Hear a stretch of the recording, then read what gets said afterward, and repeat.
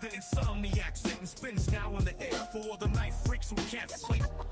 I'm the Insomniac, Juvan, and today we're gonna take a look at some of my flicks. So you're getting where you fit in. Sit down, shut up, and listen. Don't forget to like, comment, and subscribe. And don't forget to flick it. Welcome to the Insomniac Sit and Spin.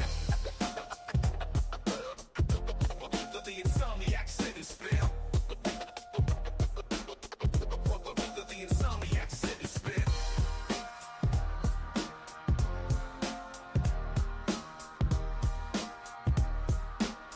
Welcome to the Insomniac Sit and Spin.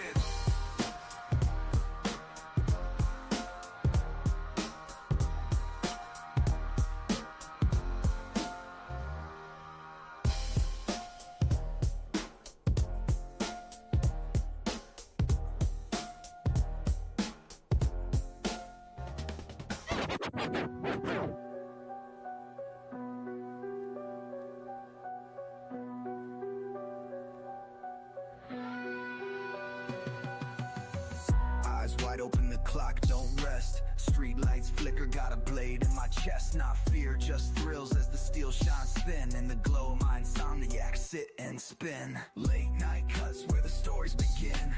Fingers on fire and the metal's my kin. Stream it live where the fearless win. This is Juvan's night flick, sit and spin. Glit in the dark, oh the dance so slick. The edge does the talking, every sound it clicks. World's asleep but the shimmer won't fade. Precision's my game and the craft's my blade. Late night cuts where the stories begin. Fingers on fire and the metal's my kin. Stream it live where the fearless win. This is Juvan's night flick, sit and spin. Under moonlight, the sparks they fly. Sharp as my wit, slicing through the sky. The rhythm of midnight, sharp edges sing. Tuned in, live to the late night king.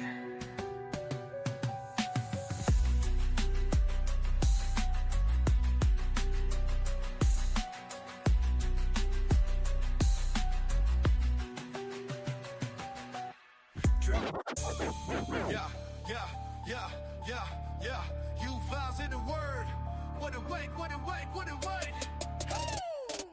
Late night creeps where the shadows grin. Juvan's in the cut, let the games begin. With a flick of the blade, we dive in the sin. It's a marathon groove, not a race to win. The clock don't sleep, the knives don't pause. Chasing thrills, no time for applause. The world spins mad on Juvan's claws, where the edge cuts deep in the night's great jaws.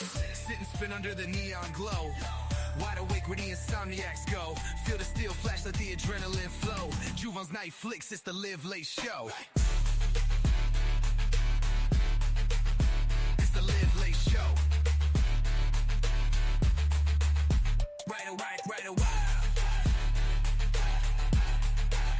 It's the live late show.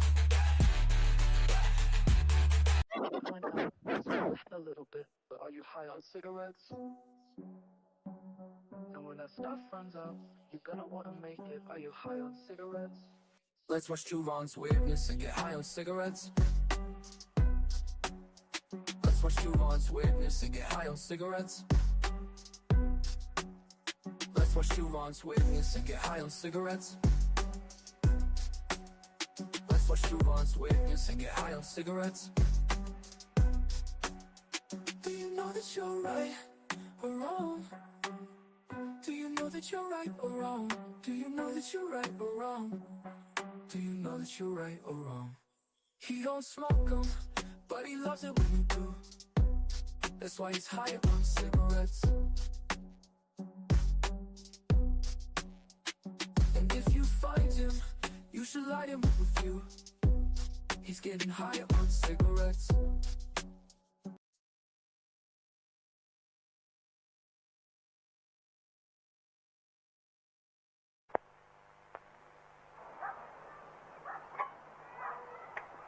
There's too much water in that kettle. And now the lid's on crooked. And that means disaster for this lady. Because she is on a boat. Don't boil a kettle on a boat. What is up, guys? I hope y'all can hear me. I did not check my mic when I put my headphones in. So I'm going with, I just hope. I think it's fine. I can hear me. Can y'all hear me? Neil, can you hear me? Brother Neil McKenzie, channel member. Welcome, brother. Want to know why? What's up, brother?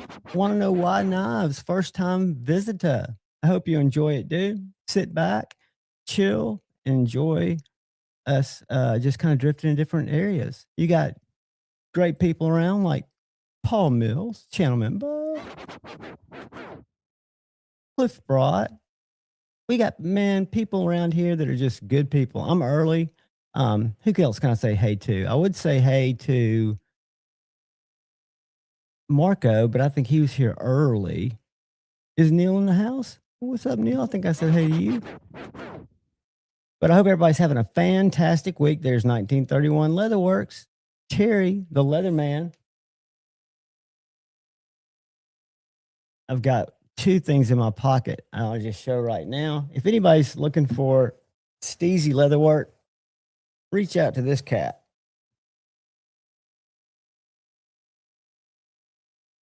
Just a simple little something I wanted. Works perfect. And then today I'm carrying my slip joint is my American Blade Works. Best slippy out there. For $158, I think this takes the cake. And I have Great Eastern Cutleries. I have case knives. This is a USA made Magna Cut, small batch, made by one dude, Michael Martin. I've met him at Blade Show. Super nice guy. He does have a CNC machine and mad ass skills on how to use it, but he is a good guy. Lions, not sheep, is in the house. What's up? Cheeto is in the house. What's up, brother? Good to see you, man. Good to see you, Bugsy. I think I said, hey, what's up, Bugsy? But yeah, guys, I was going to show off some stuff real quick. The other thing I carried today, one of my top fives, my SPK Friday the 13th edition, which I think was Friday the 13th 2 years ago, or maybe 1 year ago. This is in crewwear, and it's excellent. I love this knife very, very much. And I carried it today. I don't think I cut much with it. I've got a little pole. Let's see if it works. Let's see if y'all want to play pole. See if it'll let you interact with that. That's something that StreamYard told me to do or asked me to do, and I've always said nah. And I was kind of curious because today I also carried, I take this out when I first get home, but I carried my little TRM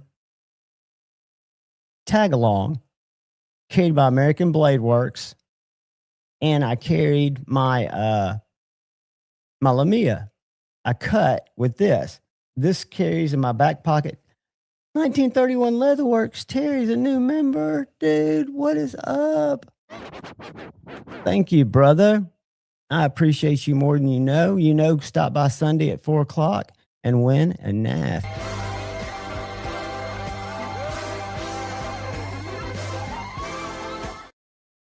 The 4 o'clock live stream, Terry, you don't have to stay there but 1 minute. You don't have to be present to win. You can hang out for an hour. It's just an hour thank you stream. And I use a StreamYard picker. You come in, you put the secret word in for Sunday, and then you go out and go back to the stream you were watching or go outside and touch grass, whatever you were doing. And then I'll track you down if you win. I can't believe it even showed it, dude. I'm glad you're there, man. And y'all, Terry is the absolute man on leather. He does, and this is early work. This, I mean, and just like Shane, they advance at a very rapid pace. But these are the sheaths, not this particular color, that come with my fret. So if you buy a fret from Edgy, which is my design, it's Magna Cut, different handle options, of course, but it's Magna Cut and 64 to 65 HRC. It's designed to be just a slicer because, you know me, I'm a weird cutter. And it comes with one of Terry's sheaths. Now it comes with a black and brown sheath, and I'm not sure if I think it can be either black on the outside or brown on the inside, but it doesn't have the upgraded leather skin. But it's a killer sheath. Has a clip so you can carry it in your back pocket or in your front pocket. You can see Terry's logo there. But we've got some very talented people in our community. Kydex is great. I do like Kydex for some situations. This knife, particularly this sheath, to me is very interesting, as is this sheath for a totally different reason, as is this sheath for a totally different reason. This is a 3D printed Kydex. It's not Kydex. It's some type of industrial space plastic. It's a little thicker, but it's not heavy. And keep in mind, I sit on these in my back pocket. This sheath is minimalistic. This is the Lynch blades, Lynch Northwest Swift 6. And the guy that owns the store where I work hates it because he likes to just grab a knife and pull it out. This one has a thumb ramp.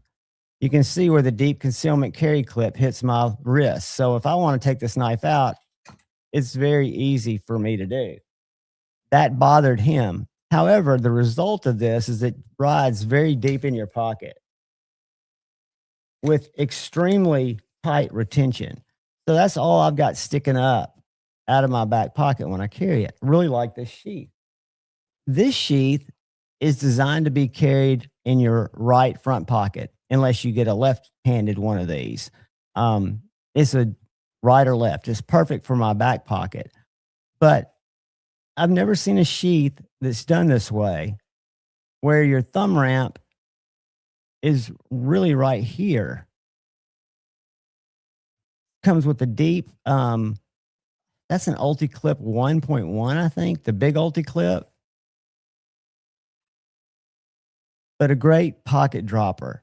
I mean, I really do give kudos to certain types of sheaths. All sheaths work. My point is, I've gotten more and plan to have more leather sheaths made because nothing protects your knife than a good leather sheath. I do it with my slips. I need to do it with more of my, I need to devise the perfect kind of leather sheath for my back pocket carry and then have Terry make it for me. That's going to be our plan. And this could be it. This could be it just for different knives, for thinner knives. I'm trying to think. This is also a great sheath. As I go off on my sheath design, yes, I notice little rant. This is the Big Idea Design Company, titanium. Comes with two sheaths, so you get a right-handed or a left-handed. The clip mounts in the center. It rides deep. Carries the knife very securely. This is a USA-made little knife, but a great sheath. It's different. It's unique, right?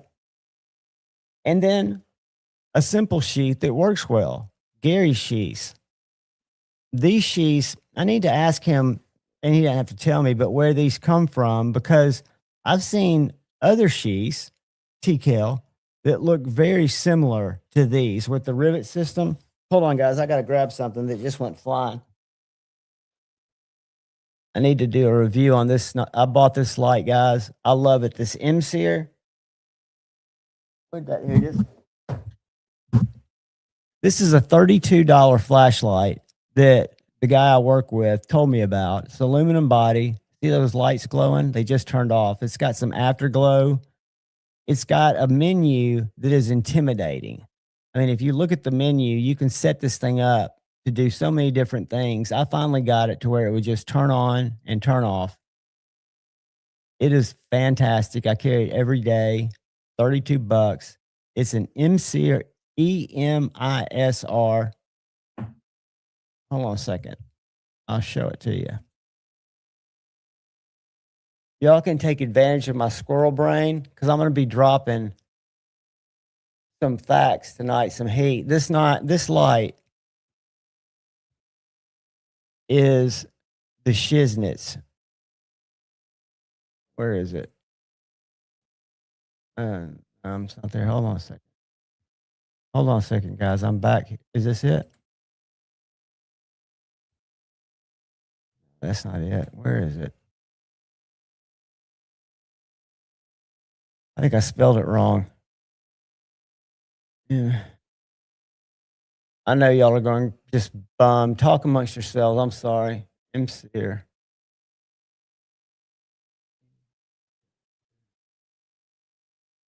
It's got a number.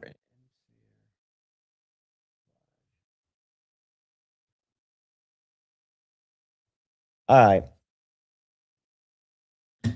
I'm going to just.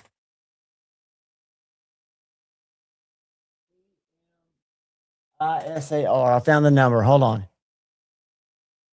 Y'all go. ISEMISAR.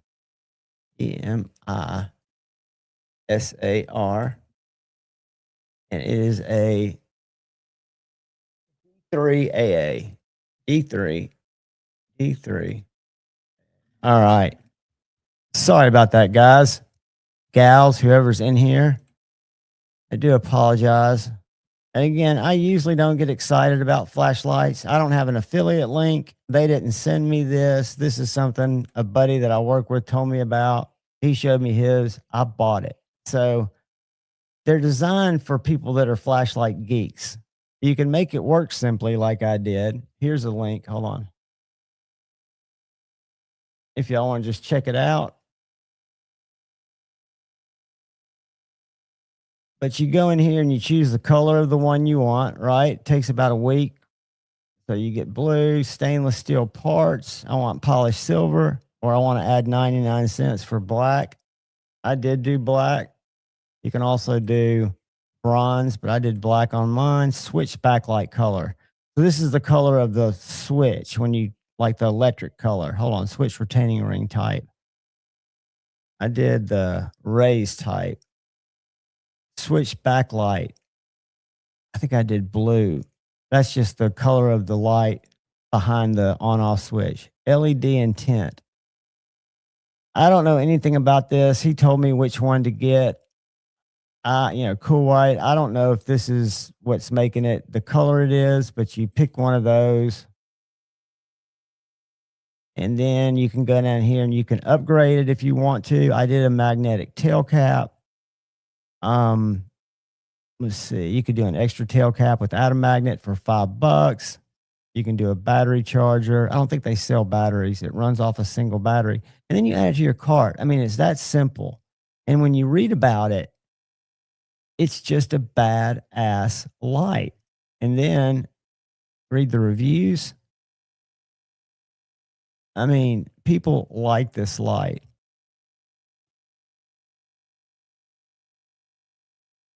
I would highly recommend. The only thing is I'll show you the size again, but it's a little bit wide. I carry it every day in my left pocket because it rides high. It's not that tall. So by comparison, here's my Lumia.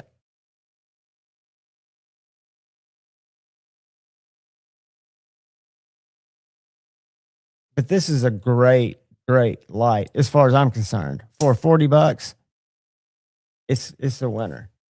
And like I say, I didn't think I'd use it as much as I do, but I carry it every day. And just like now, I turn it on to find my sheath. What's up, Maddie? And Mallory, Dylan, the Forest King himself. What's up, Dylan? Sierra Rick, what's happening, brother? I'm sorry, I've been out of the chat showing y'all a cool flashlight for $35 that I have no affiliation with whatsoever. I want to redesign the sheath. Built-in clip, or do you like eyelets? That's a great question, Terry. Let me think about that, because I have no problem, depending on what's easy for you. I have no problem using a slim 3-1, or this is the slim 2.2, I think. I forget. I ordered these from Amazon, but this one came on the TRM sheath and it works well with those two eyelets. They also offer the same clip on a pancake sheath if you want a pancake.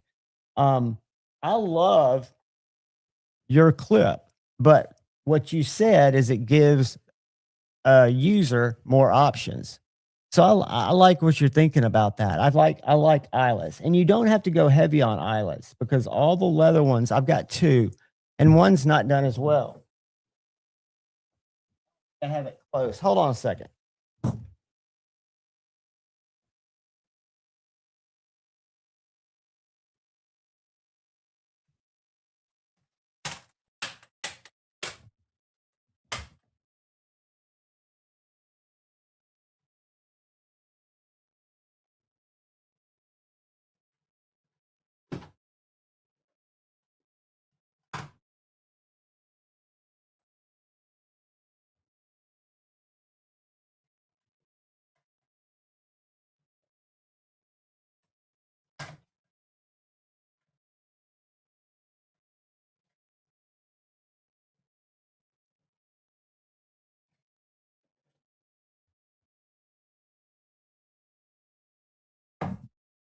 Again, use my light, my M-Seer, save the day. See, that's the afterglow. It'll turn off in just a sec.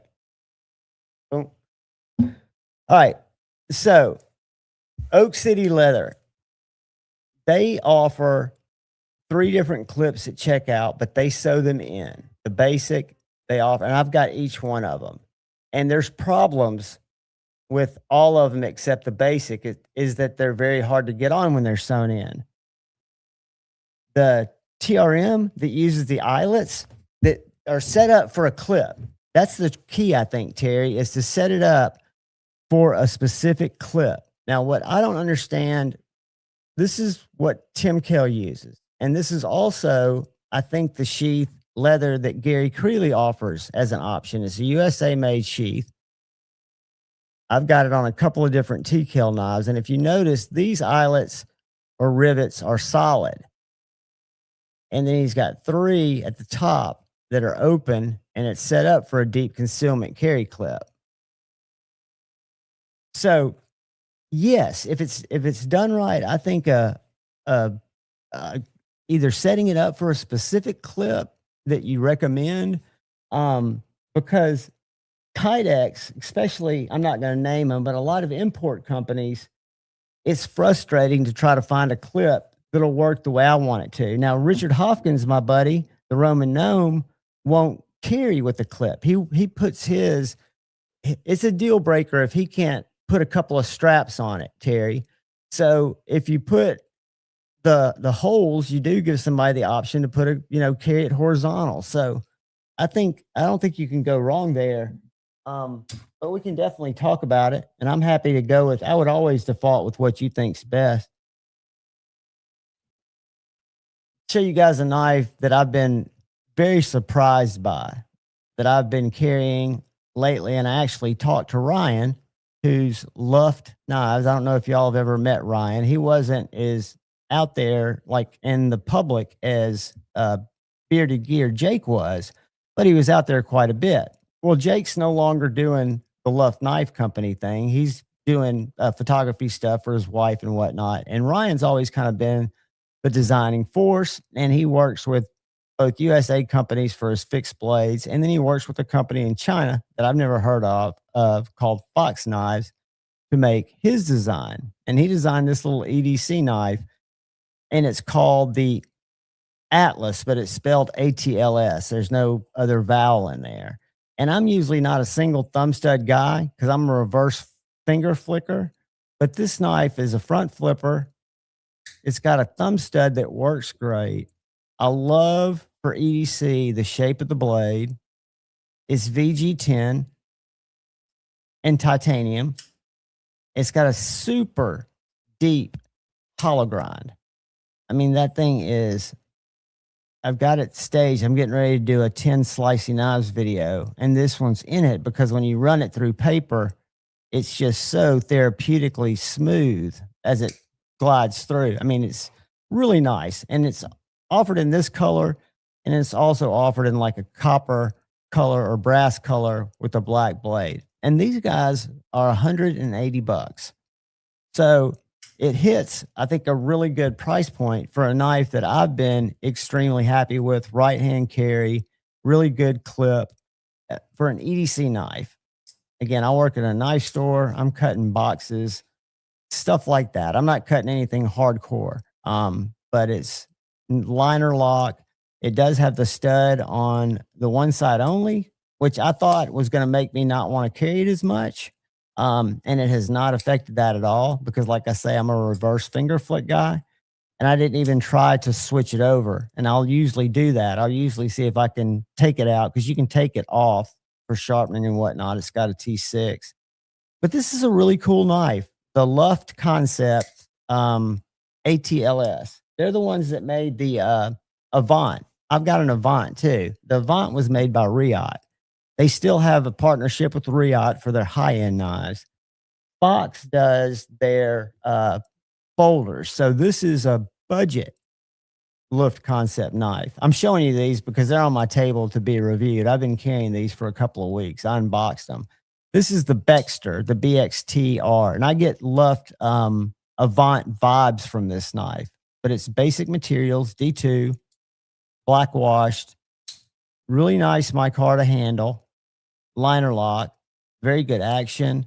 Got a flipper tab and or a blade hole. Cuts very well, and it's like $70. So depending on what type of knife you want, they've got a USA made, really nice fixed blade that I'm buying. I'm not sending this back. I've cut a ton of shit with this. It's S45. It's made in Arizona. Very well jimped. It's called the LTL. And then they offer their Riot collaborations if you're looking for that $300 knife. If you're looking for a sub $100 really good knife, this is a great knife. It might not strike everybody's style, but it's got a titanium clip. It's got really good action. It's got a nice grind, cuts well. And to me, it's a good price. I'm a fan. And Ryan is, in my opinion, a pretty cool guy. I enjoy talking to him. He's really weird. Dude, sleep. What are you doing? Go to bed. Go to bed or come on if you can't sleep. Come on and just let your tired brain dump weird stuff that's within YouTube's terms of service and enjoy yourself. But no, dude, get some rest. You're always welcome, never required. You know that. I will sit here and I can talk to myself and these guys for 4 hours. I'm still going to do a 24-hour. I'm trying to think what could be my cause. Like, should I do it and try to get members? Has anybody played with my poll? Let me take it down. Let's see what the poll's looking like. Y'all see the poll? Are y'all seeing the poll? Is anyone see my poll? Are you allowed to interact with it? Because all I can do is stop it, I guess, and then look at. And this is what you go to cut with. You might carry all these knives like I do, but which one are you most likely going to cut with? Your folding, locking knife. And if you carry a slip joint, your slip joint and or your fixed blade. So I'm going to let that run for about 3, maybe a minute. But I would love for y'all to participate. See how it works. The poll isn't dropping in the chat. That doesn't surprise me. Again, it was a new thing that let me see if I got to do something to it. All right. Reset. Let me reset it. Let me see what it's. Let's see what if I stop it. All right. I stopped it. It doesn't show me anything. So I'm gonna hide it. I'm going to restart it, reset it. I'm going to start and show it. Do y'all see it? I'm just looking. Do you see a poll up at the top right of the screen? And if you don't see it in the chat, is it on the screen, not in the chat? Okay. So there's no, I just don't know how you would interact with it. I've never tried. So I should be logged in dealing with it. I'm going to take it away. I don't want to bother y'all with again, it's a widget. I don't know how to. No, I do know how to do a poll in YouTube, but I thought they were cheesy. The only reason I was going to do that one is it threw it up when I went live, and it already had the stuff like the blanks there, and it was prompting me just to enter in a question. And I thought about it for a second. What do you use? I didn't want to say what do you carry because I couldn't really put where you have to type in an answer. I get it. I totally get it. Bob Tisman's got a poll for me. I bet you do, my friend. I bet you do. Hey, canned lids will cut. I know I've cut stuff with I don't think it was dog food. I know I've cut myself with a canned lid. That sucks. And it was peaches. And that really sucked. It was a can of peaches. And I cut into my 2 fingers and burned like shit. And it was deep. It was brutal. Can cuts are no fun. No, but if you guys have had the opportunity to cut with an edgy American Blades knife, it is a joy. And again, I've sharpened this knife. I sharpened it twice because I didn't get it sharp the first time the way I wanted it. I spent more time with it, sharpened it, because I had originally the guy that professionally sharpens knives, quote unquote professionally, in a different way. He doesn't do it on a fixed system. He does it on a mechanical sharpener, and I wasn't pleased with it. So I dialed in the angle, taped it up so I wouldn't get my sludgy on it, and I sharpened it slow, painfully, and got it good and sharp. And I've not had to sharpen it since. And I've cut a shitload of cardboard, which is probably the most abrasive material I cut. But any of his knives, I've not cut with the Thug yet. I've got a Joke Wolf, but I'll be honest with you, I've not cut or processed anything with it. It was one of his early knives, and I've more got it for like a sentimental piece. But I use this guy all the time. You can tell by the sheath. This guy lives in my back pocket at least a couple of days a week. And it would be in my pocket much more, but I have to carry other knives so I can talk about them for a couple of days, at least a few days, to just make sure. And the trickiest ones, and they haven't been as tricky lately because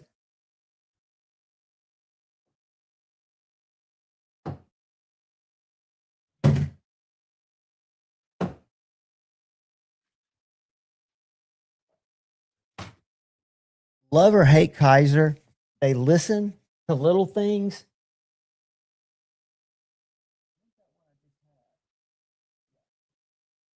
So I have no problem with the belt clip that comes on most knives. Most imported knives have that tech lock. You know, it's like this that comes on it, right? It works fine for a belt knife. For a big knife like this $37 bat, that's great. It'll go on your belt, vertical or horizontal. Well, Kaiser knew that people were liking to pocket drop their smaller knives, and they've included a basic little clip in their knives. What's up, Bugsy? Bugsy's in the house. Is your voice? Yeah, you can. I hear your voice. But they now offer a separate clip. You still get the big tech lock, but they do give you a pocket dropper clip. And that kind of makes me happy. That people are using knives like that, and that Kaiser is listening, and they would, I know it's not more than probably 20 cents to put that in there, if that. But so many people could and don't. How are you, Bugsy? Pretty good, man. How about you? Sorry, the truck's turning on. Good, man. Well, don't drive and get yourself No, I just needed to get some light going in here. Get yourself hurt. Are you on the road? Are you working? Oh man, when you remove that screen, I lost my audio. I'll be right back. Oh shit. That sucks. Bugsy's got the StreamYard curse. I have no idea why every time somebody comes or goes, it knocks Bugsy out. He'll come back. Hopefully he'll be fully heard and seen again. I think I can hear you now. I forget that, man. Are you traveling for work? Is that Yeah, I'm out of town again. Oh man, I got you. I got you. Well, I'm glad you were able to pop in, buddy. I was just telling Shane, he's been up for days and looks like he's getting ready to crash. That I only send you guys links. I have a group of people I send a link to, kind of our little crew. And if they want to come hang out for a few minutes or for the night, great. If not, never feel like that it's a requirement. It never is. It's always Yeah, just because you want to. I love shooting the shit with you guys. It's interesting. It's interesting. I've been trying to follow the chat to see if I need more K390 after a marathon SOCOM. It has to happen. Tell you some good K390 be shady, and you'll probably laugh at this. Not my only K390, but Steve's knife, right? no, I've got that one. That's my main K390. But after I did the titanium pimp out on my ZDP, I put titanium scales on my Dragonfly. I went to Blue Ridge through Knives and More, and I bought the K390 Dragonfly. Nice. And I put the titanium scales on it. So this knife is great, and it's a super cutter, and it's also have this K390, which is heat treated probably much better. Definitely too. It's maximum, Oh, I mean, cutting cardboard with this feels it to me. Most people, Gary Creeley, when I say I do therapeutic cutting sometimes. I guess if you make knives, you don't have that, but I love the way it feels. The feeling of no drag, where the knife just moves through the material, effortlessly, and the grind. The geometry has a lot to do with that, but the blade steel too. But this is a great little buy for around $113. I think with the FRN comes with powder blue FRN scales, which are fine. I bought it specifically. I wanted the K390, but I wanted a Warncliffe to match, because the first knife I bought, Bugsy, when I got back into knives, started watching videos, was my green Dragonfly. This is the first knife over a Walmart knife that I bought. I bought it at St. Nick's Knives, a little knife store we have that sold Spydercos and ZTs. I like St. Nick's. It's got forest green FRN handles, and it's ZDP 189. And this knife has been a great knife. So when I saw a mod that Tate at Knives and More had done, because we're a titanium dealer on his, I knew I had to get some scales just for this one. It was a scale swap video that killed me. 45 minutes into it, I had to turn off the video. It's the only time I've been defeated by an installation video, because I don't do takes and stuff like that. I do it. It either goes well or it doesn't. This one wasn't even worthy of putting a fire truck on there and getting people to watch. I took it in a bag down to Tate because it's real easy. The second one, I had to do it to prove myself I could do it. But I put this screw in last. I tried to the first time, which was a mistake, because it comes with that kind of integral FRN scale, right? Where the spring and the little spring latch are stuck in the FRN. Well, these scales are two sides. They even give you a washer, because believe it or not, the Dragonflies, inside that FRN scale, it's got a little raised ring. There's no washer from Spyderco when you get a Dragonfly. It is a blade, a spring, a little spring that goes in to make that wiggle on, and the body hardware. Very, very little in this knife, which is nice. But you put the washer in it, the phosphorus bronze washer, and it becomes a fantastic little drop shutty knife. So I really like this one. And I had to get the Warncliffe K390. Yeah, for as much as anybody really uses, how much of a blade do you really use when you're cutting something? Like the Dragonfly is a perfect This is size. perfect for every piece of cardboard I cut, any dog food or cat food I'm getting into. I've got a nice posture with it. It just works well. And I like the wire clip. I used to be a change out the wire clip guy. And I think I've got 2 Lynch clips, the wire replacement, that I've changed back to the wire, not because I didn't like the Lynch clip. I just like the minimalistic And you'll notice those two clips are different sizes. Somewhere along the line, this one got switched out with another one. This clip is much longer than this clip. Okay. Yeah, anytime I've ever done anything to a dragonfly, I end up losing it. So I keep them stock now. Losing the knife or losing a part? Losing the knife altogether. Oh, the knife altogether? Yeah, it'll get hung up in my rigging or something and pull out and fucking. I can understand that. I guess unless you have Hopefully it not zipped falling up. onto the public. Which at least it's not a heavy object, but that's no fun dropping your knife. I would think it'd be a great little tool though for not being lightweight, being something you can just deploy and cut with. There's definitely nothing to get your material caught in. Yeah, I use the little Salt Series one that I have a lot. I bet a Native 5 would be sweet for you. Yeah, I like the Native 5 a lot. Nothing's been able to kick the Shaman out of my pocket though.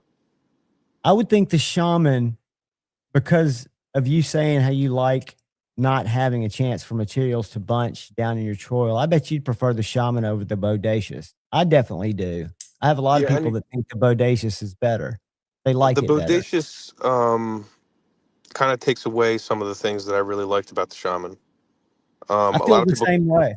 A lot of people complain about the way that the nub on the choil comes into the lock area. Yeah, when the it's little closed. nubbin that comes. Yeah, that little guy, right? But there. I actually like that because I don't have to look down, and I know the blade is in an almost closed position, and I can close it on my leg. I know I could feel it, you know. Because it gives you that tactile feel when you know the blade's dropped, because you can feel that. I guess that's the bottom of that. What would you call that part of the knife? The tang? It's like an extra finger choil, but yeah, it's right near the what do you call that? The plunge. Yeah, the plunge line. Little nubbin. But yeah, this knife to me is perfect. The Bodacious, I reviewed the Bodacious. We've had them at the store several times. I don't dislike it, but I don't see anything better about the Bodacious. I know the blade's longer. You've got a longer cutting area, so that's important to you. Yeah, I mean, like I said though, like how much blade do you really use? You know? Yeah, I mean, I would think if you're, that's a great point. Because again, I'm seeing the other side of the knife world. It's hilarious and it's fascinating. People coming in that are looking for a work knife. They're tired of using a box cutter, but they're going to be processing a lot of cardboard at work. And they usually settle on a Kershaw. You know, they're not ready to take the Spyderco plunge, even the Delica plunge. We keep Delicas in stock because we feel like they're good knives for that. You know, if somebody getting into the game that's going to be cutting, that you want to come back and want to cut more stuff, get them more involved in it. Yeah. Most people don't want to go more than, I say most, a lot of people and that come in that store go a lot higher, but I think 40 to 50 bucks is kind of that sweet spot. Do you guys carry the Tenacious line? We have, I believe, a couple of Tenacious down there. I know we have the Delicas and what's the bigger one, Indela? Yeah, we even got a Wave Indela. I would think we do. Because I personally don't really find the Delica to be like I've owned a few Delicas and sold them all. They don't last. You know what they're great for? Now modding. Oh yeah. A Delica with either titanium or nicer scales, my Carter, or even G10 scales, they feel really good. I had one with like but then you got $200 kind of wood on it. Then you got $200 in a Delica. But if you're buying the blade steel and geometry, you can build a pretty nice knife around it. The best value I've seen, we've got a MagnaCut Salt Series Manix 2, all blacked out, for $189.98. Nice. Under $200. That's the factory, you know, that's a MSRP. And I'm just telling you, that's a great knife. Yeah, I mean, I don't dislike the knife. I have issues with the locks. I've been over that, but on the Manix, I really like, if I'm gonna get a Manix, I'm probably gonna get the Salt Series. You know? Yeah, I've not put a lot of thought. I know I've taken it apart and done scales and done washers, but I don't think I've given a lot of thought, and I've got it over there because it's in my slicey video coming up. I haven't looked at how the lock really works. I'm assuming that little ball pushes up into part of the tang. Is it a does it strike you as a fail risk, or you just don't feel it's a functional, easy to use one-handed mechanism? I don't like the size of the regular Mannix with that lock. I find it when I'm trying to use it one-handed, if it's slippery at all, to be really difficult to seat the butt end of the knife in your palm, so you can like pinch actuate those locks. Um, I prefer it on the XL for sure. But even then, it's a little slippery, and I've had that lock fail on me even to open the knife because there's been shit jammed in it. Because you're out there in the wild using that shit in very harsh conditions. I would say for an EDC person, you're in the harshest of the harsh conditions. Yeah, I mean, I'm the kind of guy that'll stick it down into like wet concrete to cut something, and it'll be all full of jacked up shit, Right. and that kind of lock just it doesn't clean out well. It's not something like, or even like ice. Like when I'm out and it's really cold, if I'm doing something and I look down and I'm because a lot of times my legs are wet, arms are Yeah. all wet, Uh, that Things we lock will never think freeze up. about. Things I never think about is ice buildup on my knife. That would make a Yep. huge lifetime difference in how that knife performs when you need it to or not perform. Yep. Or even if I'm using it and I get a lot of snow packed into it, it doesn't get into that lock when it's packed full of snow and ice. It's not happening. That's a fact. So like that's one thing to consider. And and I kind of, I don't know, if it doesn't work like an AK, I don't usually carry it Simple is the best. like in the field. You want simple, fail proof. What's your go-to? Couple of knives that you My feel fall into that shamans. fail. So if your shaman, of course. I really really enjoy the Grimsmo Norseman. Your Norseman. So when you're hanging, you're happy and comfortable with the Norseman. Yeah, I can use the. I don't typically bring the Norseman when I know I'm doing something like that, only because it's very slick. And it's a nice knife.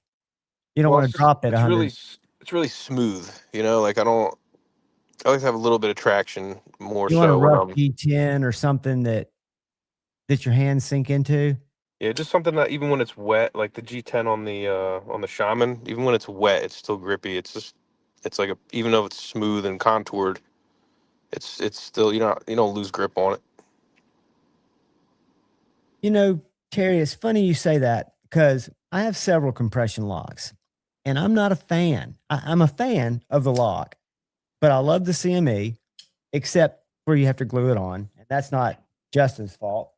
That's the limitations he's working with.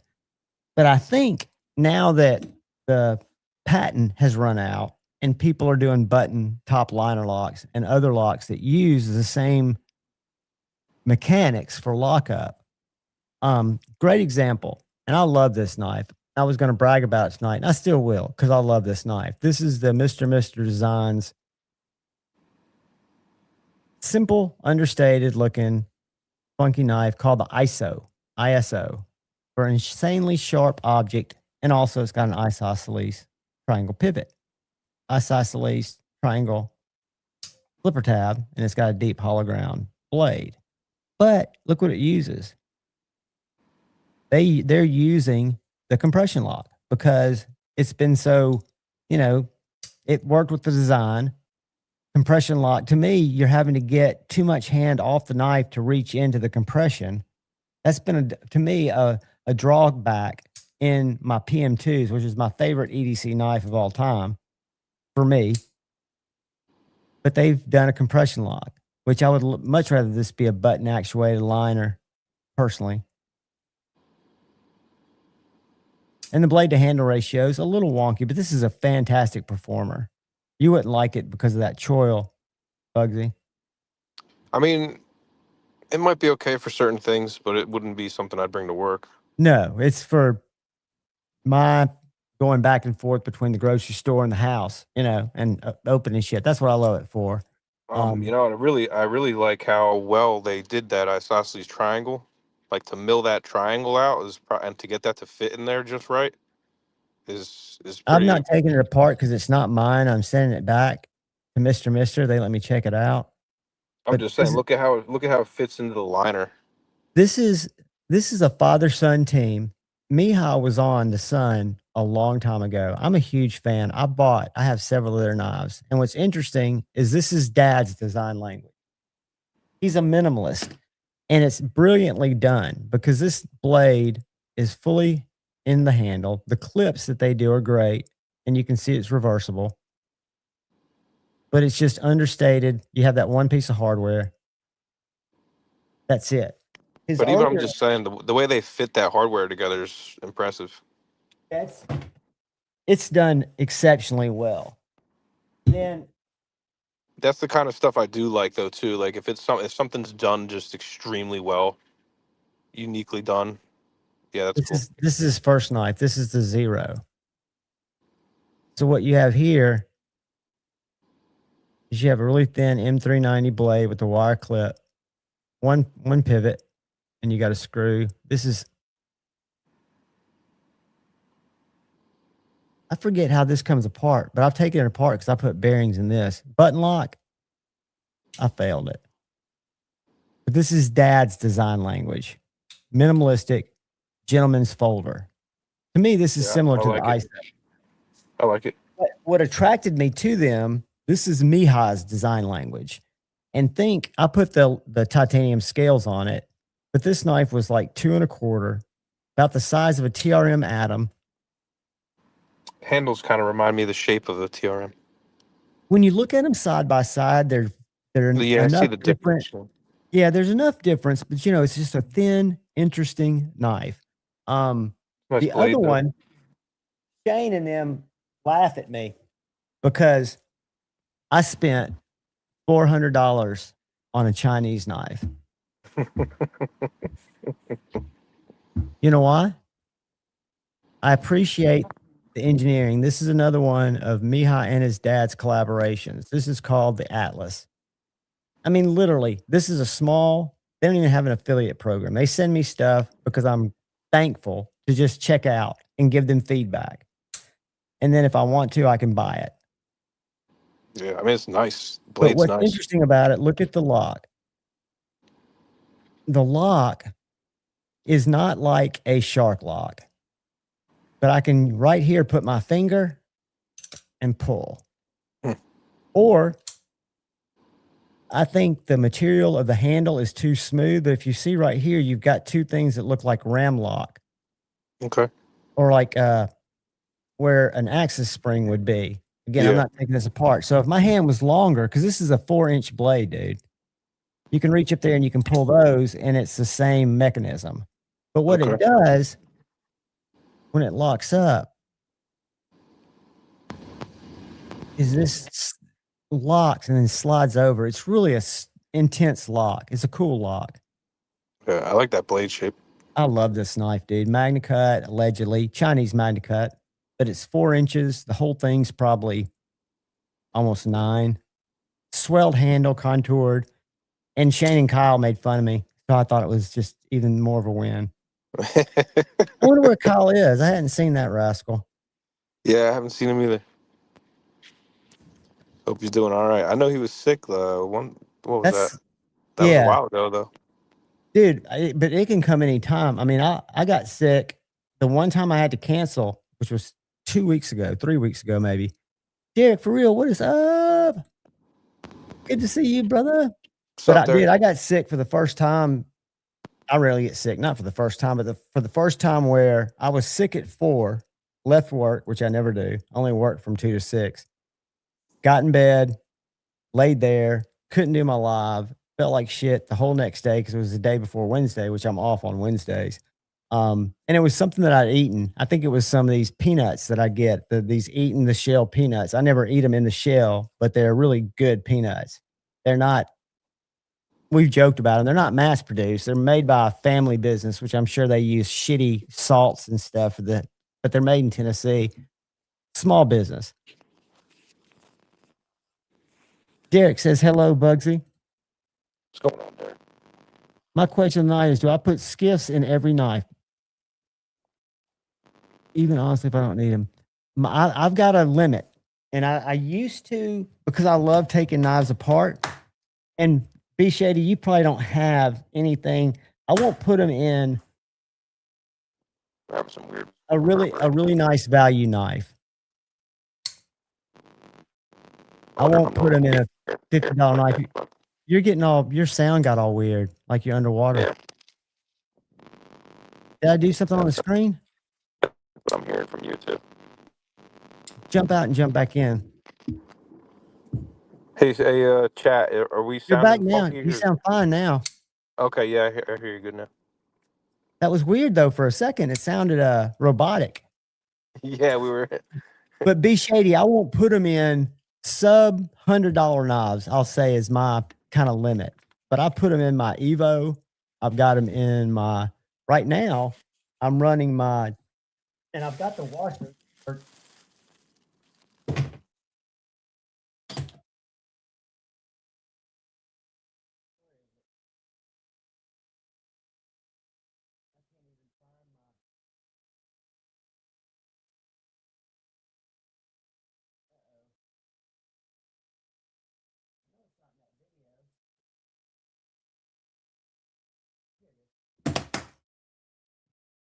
I've got my Mac 2 running on Skiff thick washers and absolutely love it. It drops. I've also got Skiff thick washers in my Civivi Baby Banter. They're less than $10. The washers are. And I wanted to see how a phosphorus bronze washer would work in a Civivi Baby Banter. Nobody watched the video, but it's out there. But I love Skiffs. If you look at them, to me, it's not about making it drop more. I think that's detent, balls, and other things in your bearings. But what I look at is the number of balls or the surface area that's being contacted by between the blade and the knife. So if I've got a 15 ball skiff bearing and I'm replacing a 12 ball press bearing where the balls are spread further apart, that skiff, not only is it a solid piece of phosphorus bronze, it's not pressed, you've got more balls touching the liner and touching the blade, which makes me think that it's going to have more side-to-side stability in addition to other advantages. Plus, I know Steve made them for their line of knives. I just love them. I think they're great bearings. What's up, Gary? How's it going? Going great, man. How are you? Not bad. You got a different view happening. Yeah, it's just a knife cam for the moment. What you got out there? We're talking about knives, so I mean, I think that's a better view than of me or. Well, one of them's a Techno, that specialty Techno. Yeah, I'll go. That Frayed and Lock. That Frayed and Lock. Did you go on their website and see if they were still available, Bugsy? I don't have the money right now, man. I'm trying to move knives as we speak for that very thing. Yeah. Not that knife, but I know what it's like. But for some reason, even though it's not big boy behavior, what is that? That's a medium, but this one's flat ground. Okay, hold it sideways. Right now, I like the flat ground better. Yeah, I do. I'm trying to think. I know you showed the medium several times. It looks. Did you change the handle at all on that one? It's the same handle. It's 3D printed. Yeah, that's what I would have thought. It'd be the same handle. It looks sick. This is G10, and this is a kind of a saber. Would you call that saber or Scandi? What's the difference? Saber. Yep, versus flat. Yeah, Bugsy's a great subject of who prefers the G10 when he picked out his Mako simply because of the weight, that it feels more hefty in his hand and it's easier for him to use. Or I guess it feels, what do you say, Bugsy? Because you explained it well to me, why you like the G10 over the 3D printed. A little bit of the weight, a little bit of the texture. I don't know. The way that it rests in your hand when you're, if you're opening your hand a little bit, putting a little less pressure on it. Sometimes the lighter knives will slip down a little bit. or just won't sit where I want them to. When I picked that one up, it kind of just stayed put for me. Because you probably feel like you're holding on to more. Yeah, A little bit. it just stays in the palm a little better. That medium, is it 9 inches, Gary?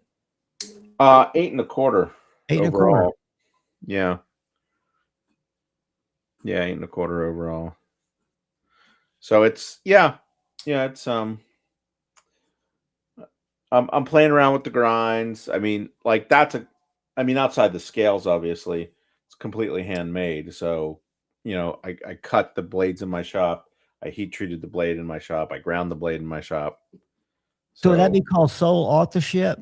That would be a sole authorship. Although the scales are G10 that are machined for me. Although the printed ones are more sole authorship than the G10 because the printed I do in my shop.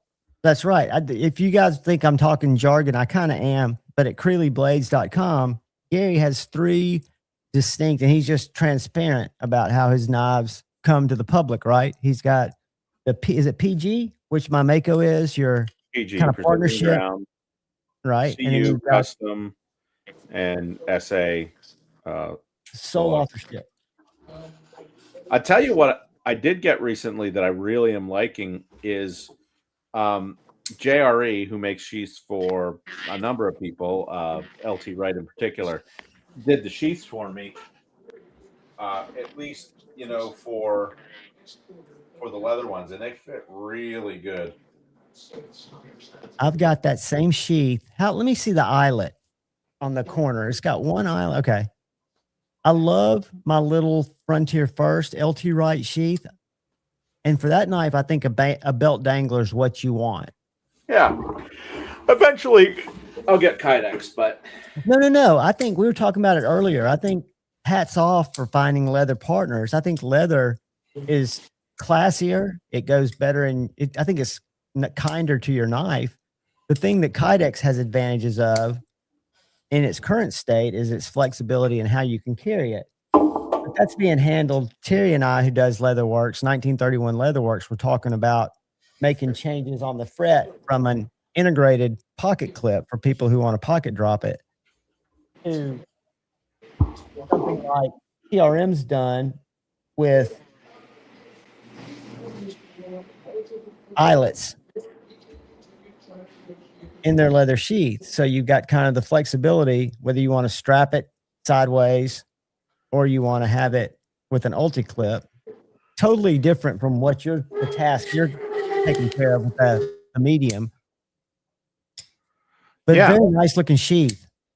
Yeah, I was very pleased with it. One of the things, JRE does most of their sheaths in a leather called skirting, which is misleading because you can get a bent shoulder, you can get a side, you can get a belly. So the skirting doesn't have to do with where on the cow it's from.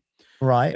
It has to do with the finish. So it's dyed, but there's nothing additional added to the finish. That, I believe, is English bridle. And so that leather has been dyed and it's got stuff in it to make it it just feels a lot more finished as a leather than the skirting. Interesting. Do you think it's the time that it's been around do you think it's the time or they both made at the same time? It's a different treatment, different chemicals. I got you.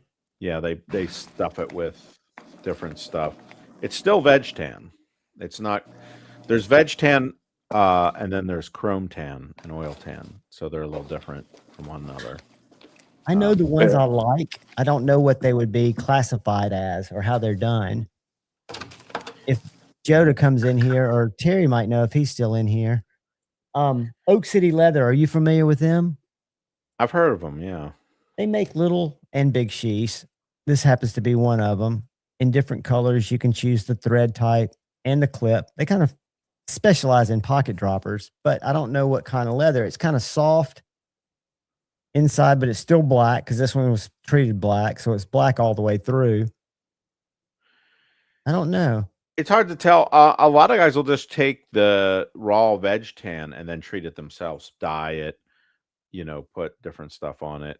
I think So that's the case with how Joe does his at Lancelot Leather. yeah, that looks like it's dyed because if you look inside, it's lighter and you can Yep. kind of see the dye. I think that's how Joe does it. Yeah, and that's that's another way to treat it. I dyed a bunch of my leather sheaths at one point, but the nice thing about the harness is it just comes that way, and it just makes a nice finished product. It does. Yeah, and I like how the welt kind of accommodates the blade down at the bottom, and there's that second, the second line of stitching. Oh, is that what they call it? String? Okay. Look at Terry dropping facts. He's the one who makes the little fret sheaths and the wallet that I carry. Where is it? He's a fine leather worker. Okay. It makes so I really like when guys make it out of this stuff because it's always consistent. And this is Wicked and Craig leather, also based in Pennsylvania. Is that the source of the leather? Wicked and Craig? So they in Pennsylvania. Gotcha. Yep. So he's in like Ohio or outside of Chicago, I think. JRE, the leather company. So he picks it up from the guy just in the raw pieces, I guess, and then JRE dyes their leather as Terry's. I think they do it several different ways, Terry. Not often do they dye their leather. He usually just gets skirting that's already colored. Colored skirting. Yeah, like the skirting comes in various colors. So I would assume that he just buys them in those colors because the colors he offers is all like natural. They come in. I mean, I'm checking this stuff out. Have you heard of Taylor Cortez or Taylor Quartz leather? He makes beautiful stuff too. I'll show you. This is definitely. There's a lot of good leather guys out there. And I actually enjoy working with leather. It's a relaxing type of when you're actually making sheaths, you mean? Yeah. I just don't have time for it now, but I used to love going over to Fred Eisen's leather shop in New Hope. Oh yeah. Yep. He had a ton of like extras and cuts and stuff he would let me mess with. Okay. Yeah. Yeah, too bad that shop is not open anymore. It's tough. Yeah, man. You couldn't ask for a better location. Oh yeah, cool little town. It's getting a little more weird now, though. It's getting a lot of money flowing in there. Where are you talking about? Because we've got the same town here, and I know you're not talking about Alabama. No, New Hope. It's called. It's It used to just be like a biker town. Like it's always been a little bit of a gay town. Like it's been like a free zone. Like everybody's safe there. Like you're not allowed to do any kind of. All the biker gangs and stuff aren't allowed to do anything there. It's like what do you call it? Like a neutral zone for everybody. It's a cool little artsy town. They got a theater. It's on the Delaware River. There's also the Delaware Canal. They have a train, like you go on train excursions. Very cool. It sounds like Eureka Springs in Arkansas. Somewhere there's just an artist kind of town. Why is my Instagram so weird? Did it change again? Javon, you would absolutely love New Hope because there's like a dive bar down there called John and Peter's. They've been playing live music every day for like, I forget, like 70 I know you something shouldn't years. do this, but I care about you guys, and I hate to interrupt you, Bugsy, but this is my daughter. She went and saw Haley Williams. She's going again tonight. Last night, that's her favorite artist, and she was like front and center. And where is she? That's her. My firstborn and only. It was funny. My ex was in labor. It wasn't funny at the time, and it's not funny even looking back on it, but she had a really hard childbirth, really tough. And she wanted a little boy, or a little girl, excuse me. And she was a high-risk pregnancy. So we had several ultrasounds. I think 3, when you're not supposed to have less than that. But each time we were told that it was a little boy. And we looked at both sides of the book. No, we didn't look at the girl side of the book. So it was going to be John Wilson Evans, which is my name. We were going to call him Will. And she was in labor for 2 days. So I had the place had pretty much covered up with people from my family and her family out in the waiting room because it was such a long process. And I felt bad for her. I mean, she went through absolute hell. Well, when it finally happened and baby girl Evans was born, anatomically correct, perfect little girl, after 2 days, my ex looked at me and was like, "Is it really a little girl?" And they handed her to her, and she's like, "Yes, little girl." She was like, "Oh, we are so done." You know, she was telling me, she's like, "I got a little girl. I just went through 2 days of hell. You're done." So I've got one. I've got an only child, but this is Taylor Quartz, who I've never owned his sheaths, but I found him on Instagram, and they look very nice also. But a totally I'll tell different. you who was one of the best leather workers in terms of like the finished product. It's not practical for me and my knives, but in terms of just cost wise or whatever, but just the finish and the work that he does is really excellent. And that is Chad Purtle. I don't know if you saw Purtle leather before, but All right, he's really good. PRD, I think it's T. LE, Purtle. Purtle. leather. Maybe I spelled it wrong. Hold on. I wonder if he's on Instagram. Probably. I would think so. Let's see if I can find him here. I'm always fascinated by quality leather because I think I'm gonna He's pull in up. Florida now. Do you own any of his stuff just for your personal collection? No, I don't. I should. As I was saying that, I was thinking, you know what? I'm going to stop by his table if he's there this year. Yeah, that's coming up. That's right around us. So here, is it still Sharon? Yeah, this is our buddy who I've known as long as I've been in the knife game, Joe, who's in Tennessee, and he makes these sheaths, and he made desk pads for people. He's made he does this clip was actually designed for him by Lynch Northwest for some of his slips. It's a little custom clip, but he does really nice leather work. Stationary covers. Do you call it stationary when you're a guy writing the rain, or journal covers? Did you find his name, Gary?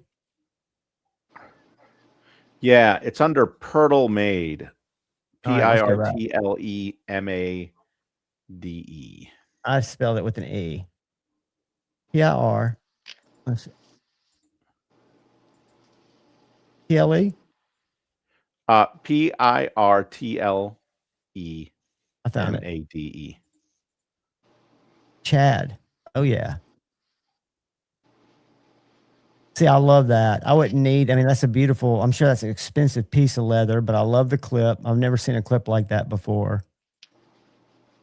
But I like, well, this looks like a pocket dropper with a little safety latch to keep it from falling out, which I think is super cool. That little titanium clip hooks to your belt, and this just falls in your pocket. But do you see how he shapes? Do you see how he shapes the sheath to the scales, almost like Kydex? Yeah, yeah. It looks like it's got a wet form or something. Almost like it would lock in. But what do they call that? Vacuum seals it or something. Yeah, static cord. These are beautiful. I've never seen these before. Yeah, I got to put one of those on all my tools now. A static cord to keep it from falling 300 feet? Yeah, it's a pain in the ass. I got like 20 cords now hanging from my right side. Well, it looks like if you ever needed a sheath that you're going to get some cordage with these. And he's a Gator. I won't even hold that against him now that I don't follow Auburn football like I used to. Oh, wow. So I guess the sky's the limit. He's kind of a commission type of maker, I would guess. Yeah. I used to have a sheath like that for a knife, but it had a brass ring on it. Like this? It stayed level on my belt. I loved it. And I don't know what happened to it. I think I ended up ripping it or something. It looks like he sets it up and wet forms it maybe. But look at that stitch work and that. I mean, that's just,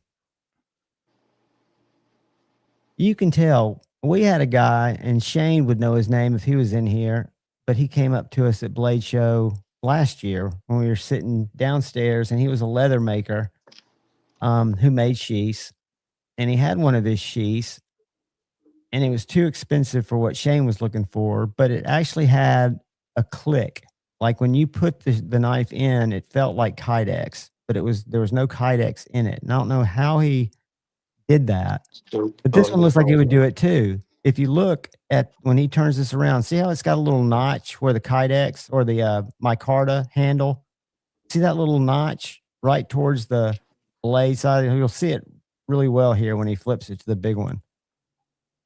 You'll see that notch. See that notch where the handle comes in? I think that's what locks them in so well. It's that little notch, because the TRM one has that little, I mean, these are outstanding. Yeah, that dagger one was sick. Here's a combo. Cyborgs. You know, that's one thing Benchmade did pretty cool, except they did it backwards for their Dacian knife.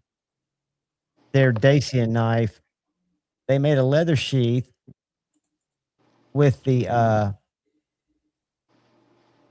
part that catches the Kydex, or the part that a little bit of Kydex right at the throat. I guess you'd call it the throat, so that it comes in and it locks on the Kydex, but the blade's never touching Kydex except when it passes it. What's it called? Dacian. But they made this sheath where you can only carry it one way. I love this little knife.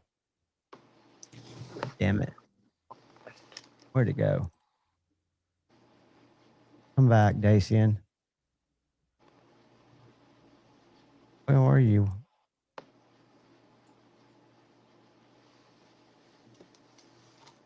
It showed me it and then it went away.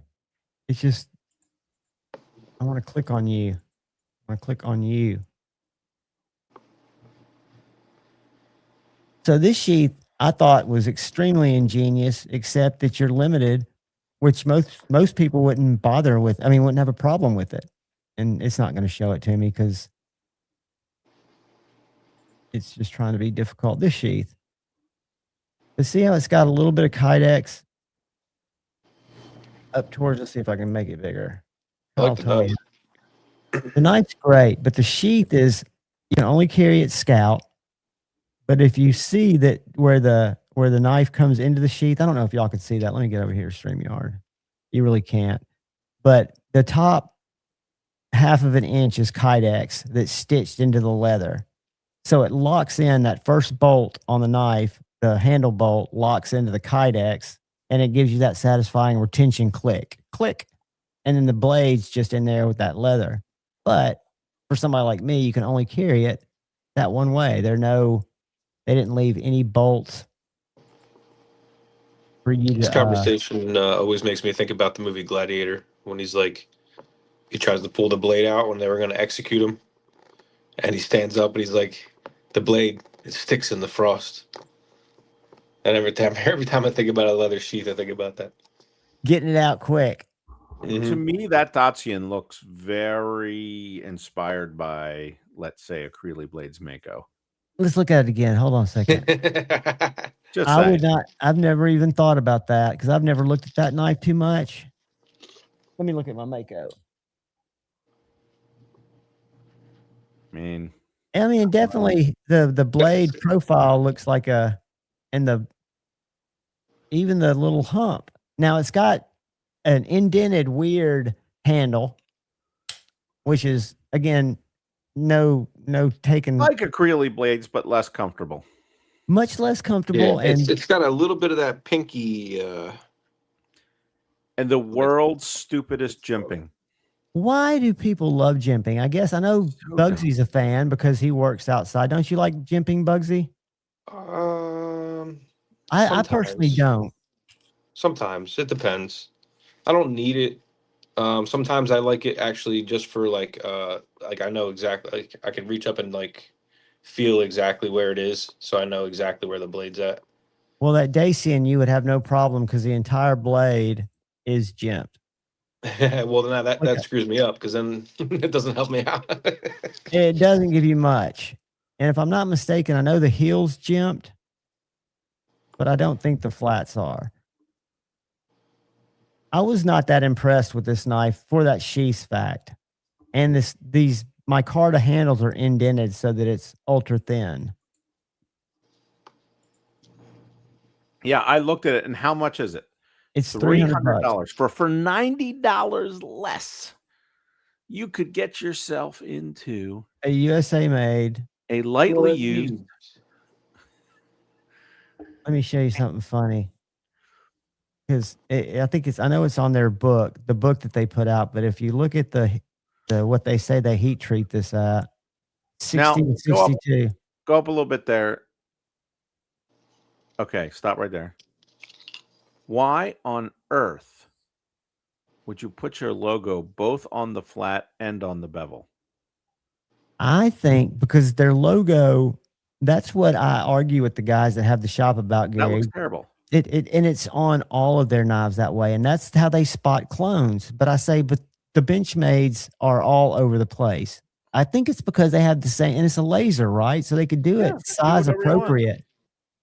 That connector's pretty neat. That lanyard, whatever. Yeah. Although this one right here. Yeah, I like it. It's cool. The It's knife's nice probably touch. too short for that, though. Yeah.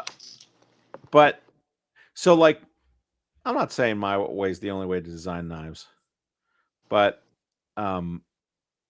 like to me, to put an element on like that, A, it's copper, not a great choice. B, I think it's copper. It could be another material that's just painted. Probably maybe aluminum. And that's specialized machining and whatnot. Like part of the price of that knife is the nature of that. Right. They're overly complicated, complicating something that doesn't need to be there. Yeah. How are they getting the juice worth the squeeze? Yeah, I don't know if you're really getting your mileage out of that. You can really see it on this one. See those 3 little rivet points? That's where the Kydex stops. So the Kydex extends past this little leather cutout. I will say I do like the blue denim micarta though. That gets points. That micarta's it's a material I really like. It's not something I need. I thought I was a titanium guy, and I've kind of gotten away from that a good bit. I still like titanium, but I don't need it. What's that, Bugsy? Oh, that's your Mako. Mako. Have you been using it like out in the job or whatever?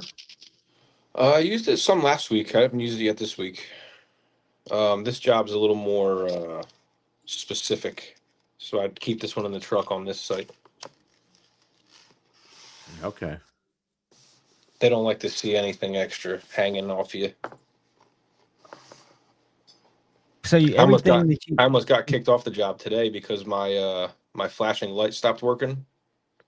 So I had to take that apart and fix it, or else I was about to be kicked off the site. Oh, a light that would like keep a helicopter from hitting you? Well, no, like the little light on top of my truck while it's parked, that light has to be on this site. Oh, and so you're up somewhere and you look down and it's not on, and you have to scamper down there and fix it? Well, no, I get the phone call. You're getting kicked off site, and I'm like, well, why? They're like, well, your truck doesn't meet standard for site protocol, whatever subsection bullshit, Oh man. And then I'm like, okay, well, what can I do? I'm not leaving, I'm in the middle of the job. Oh, well, first off, you got to get the tire chock back under your wheel, because I forgot to put the chock under my tire, but I'm on flat ground, so I don't see what it matters.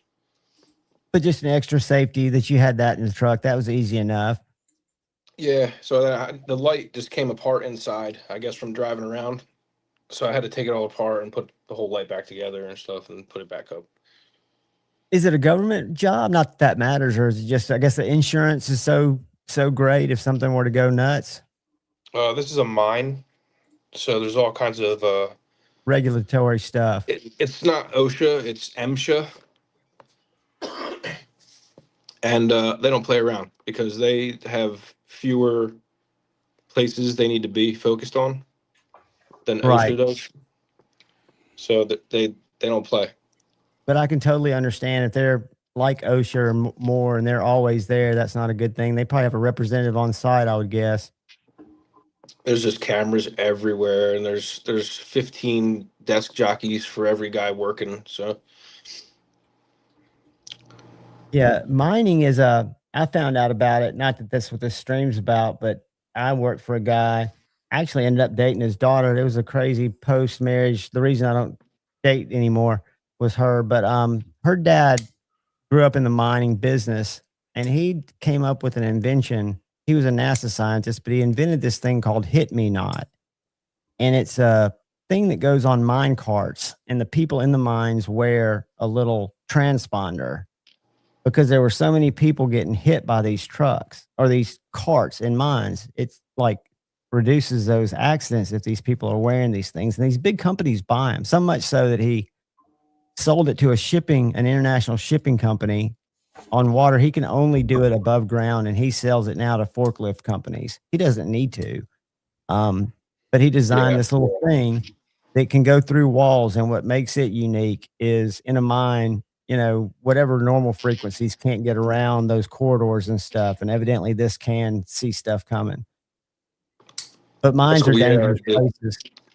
The whole safety liability field is huge if you can get into it, if you can get something cleared that's required for sites. Well, he had to have done it in the 50s or 60s, started his company, because he's, like I say, 80s, maybe 90. And he's had that for a very, very long time, over 50 years. Because I think Fran said they were 2 or so. So yeah, over 50 years.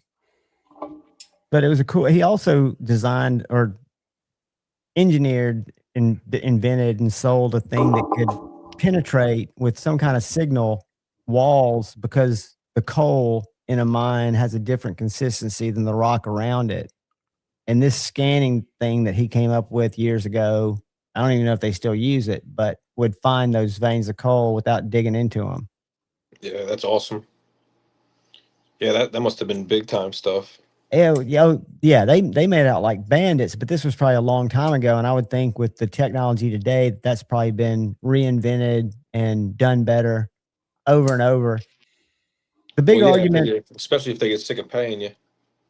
Yeah. The big argument that I've been having with the older guy at Knives and More is he's a Microtech dealer and he's still getting zero blade plays. And he doesn't think that there was ever an issue with zero blade play. Having a legal, you can't do that. And I know for a fact there was. Because you can go to Microtech's website and read about them discontinuing it and why. And I'm sure they were able to sell out their remainder. But just like anybody else, Microtech can still come out with a zero blade play knife. They just have to use a different stop pin than Gavin was. If you look at that, everything leading up to it, and this old guy won't look at it, Gavin was very specific about the parts that he felt like were a direct violation or stealing of his property. So they could come back to the drawing board and come up with a different way to make a zero blade play. I'm not taking that away from him. But he's like, no, that never happened. I go, I know for a fact it did.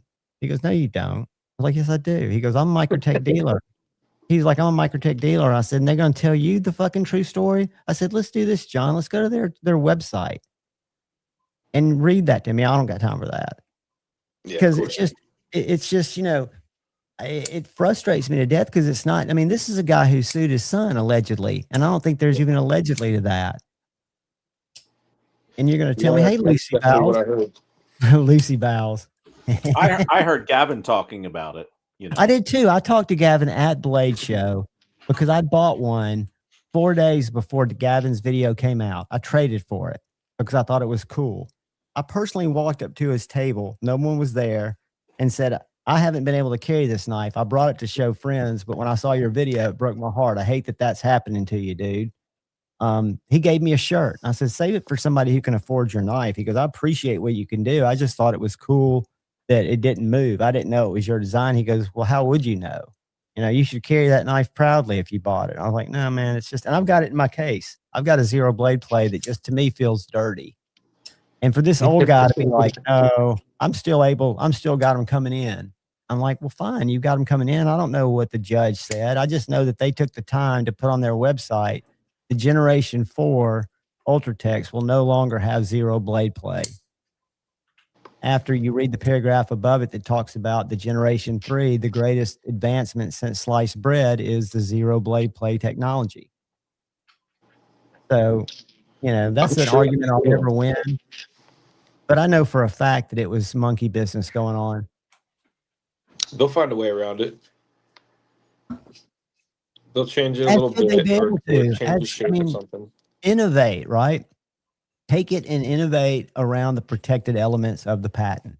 Because it sounded to me that it was very specific what Gavin called out, specific parts of the assembly.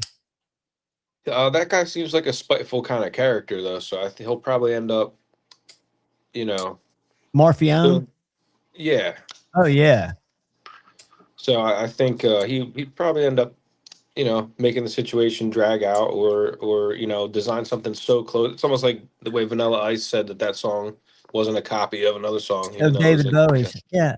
Well, I mean, the funny thing is that was his plan, because in Gavin's video, he basically told Gavin to go kick rocks. But evidently, Gavin went to the proper channels, and even though he's a smaller guy, he doesn't have the ability to drag it out. I'd heard before that happened that judges are pretty stringent about intellectual property and not letting people be bullied. So I think they put a stop on it. Because I know we've covered it. You know, all right, stop, collaborate, and listen. Ice is back with my brand new invention. Something grabs a hold of me tightly, flows like a harpoon, daily and nightly. Will it ever stop? I don't know.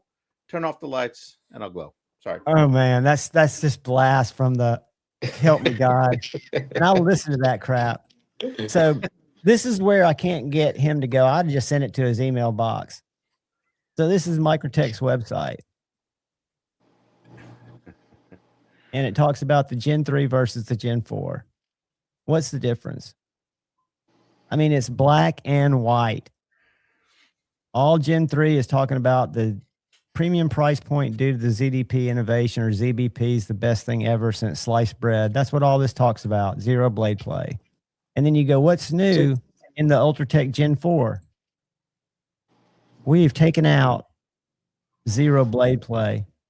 I mean, isn't there like 5 other out the front companies that don't really have blade play? Like, Not zero. They've got a little bit.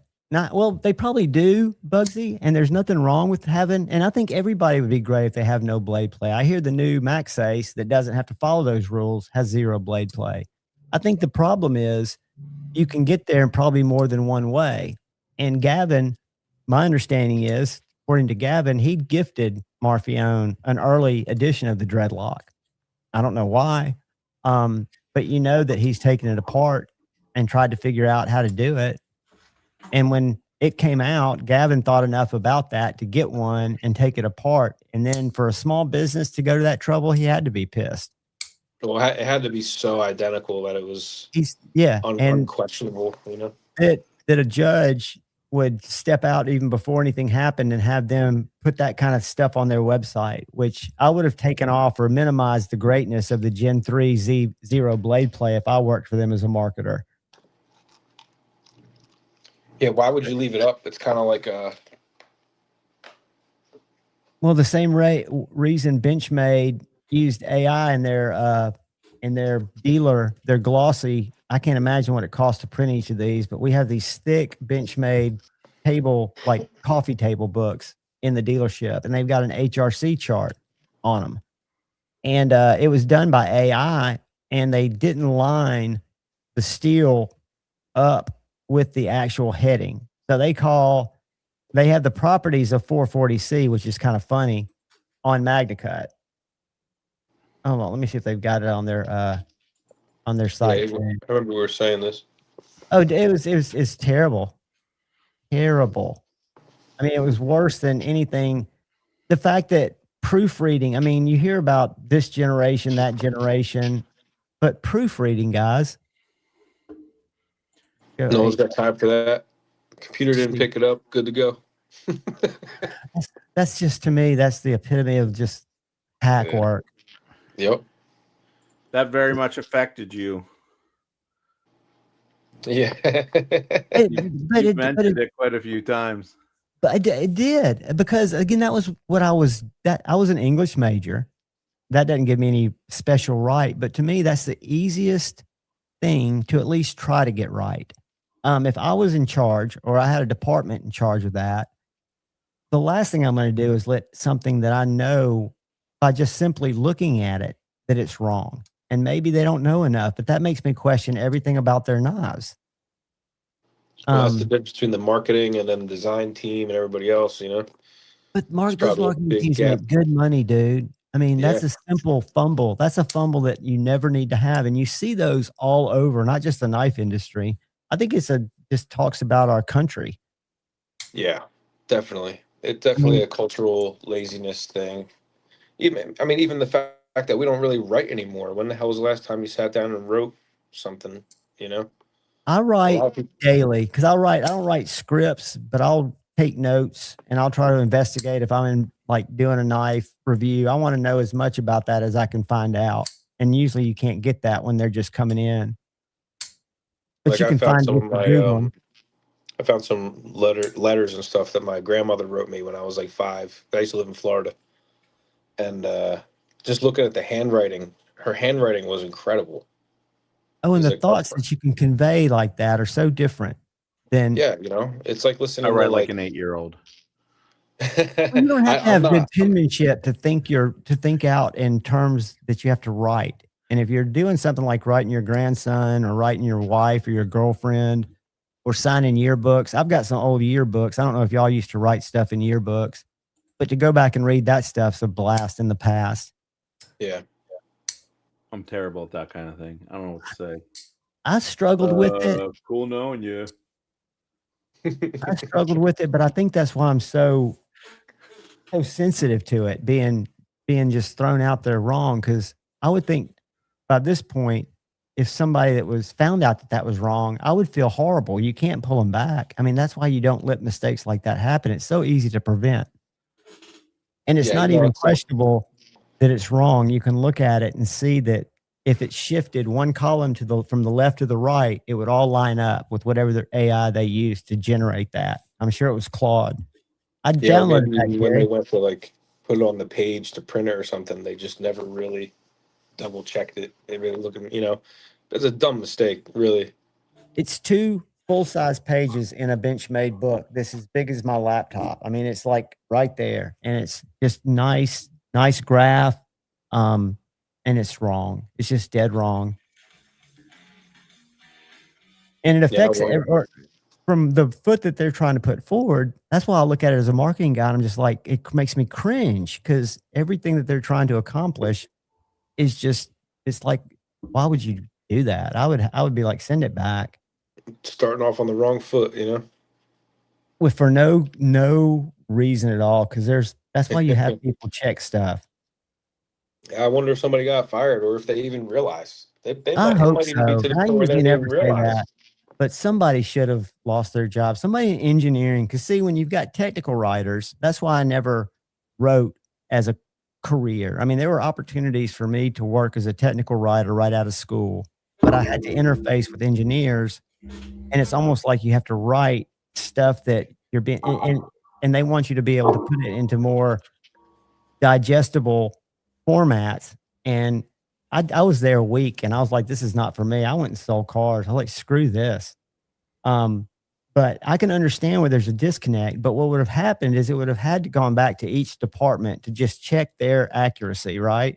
So I'm sure there's somebody that's in charge of their blades that probably looked at it and was like, yeah, it looks good to me. That dude or gal should be gone. I'm sorry. I don't think everybody should get a second chance, but that's just a mistake that I can't fathom. And I'm a forgiving guy. I just think, man, that's a huge liability for my company to have you continuing to do stupid shit around here.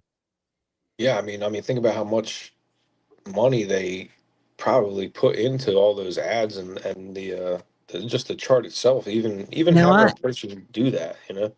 well, and I'll guarantee you, because like I say, I see those buyers all the time. There are probably very few people that have seen and drawn any attention to that chart. There are probably very few people that use that chart to make their decision on which knife to buy. But if anybody is, they're doing it off of just blatantly flawed information. I mean, if you read it, it'll tell you Crewware's strongest point is its stainlessness.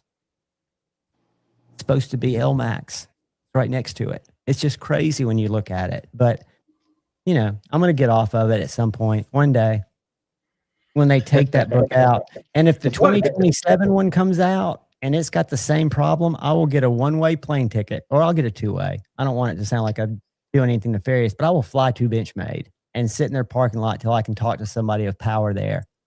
I'll even break out a suit and go say, this is, you know, you don't have to hire me, but you need at least a liability manager here if you're going to continue to operate your printed department like this. Why print that stuff anyway? I mean, if they reprint that kind of thing, it's almost false advertisement in a way. Well, yeah, I mean, the whole thing, I guess you have to have printed materials. I wouldn't think so for a brick and mortar because it's not really a customer-facing piece. It's more of a dealer pick your orders out here type of thing. It's not something that's really, I mean, I guess you could sit there with the customer if they were ordering a knife, but everything's done on the website and the custom shop to everything else. Why not cut that cost and, you know, just do away for the environment's sake?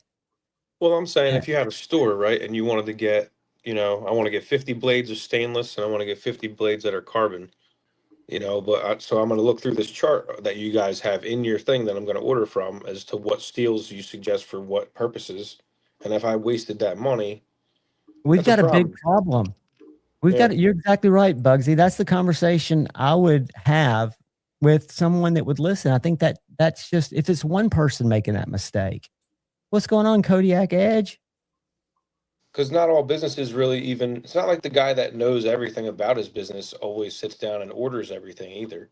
Sometimes it's just another person that, you know, I need this, this, and this.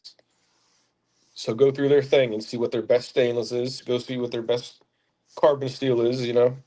Because it's presented as an instructional piece in that brochure that's or in that that's what I mean. Yeah. You're kind of being instructed in a way that can really kind of screw you over if you're buying the wrong stuff. Especially if you buy bulk.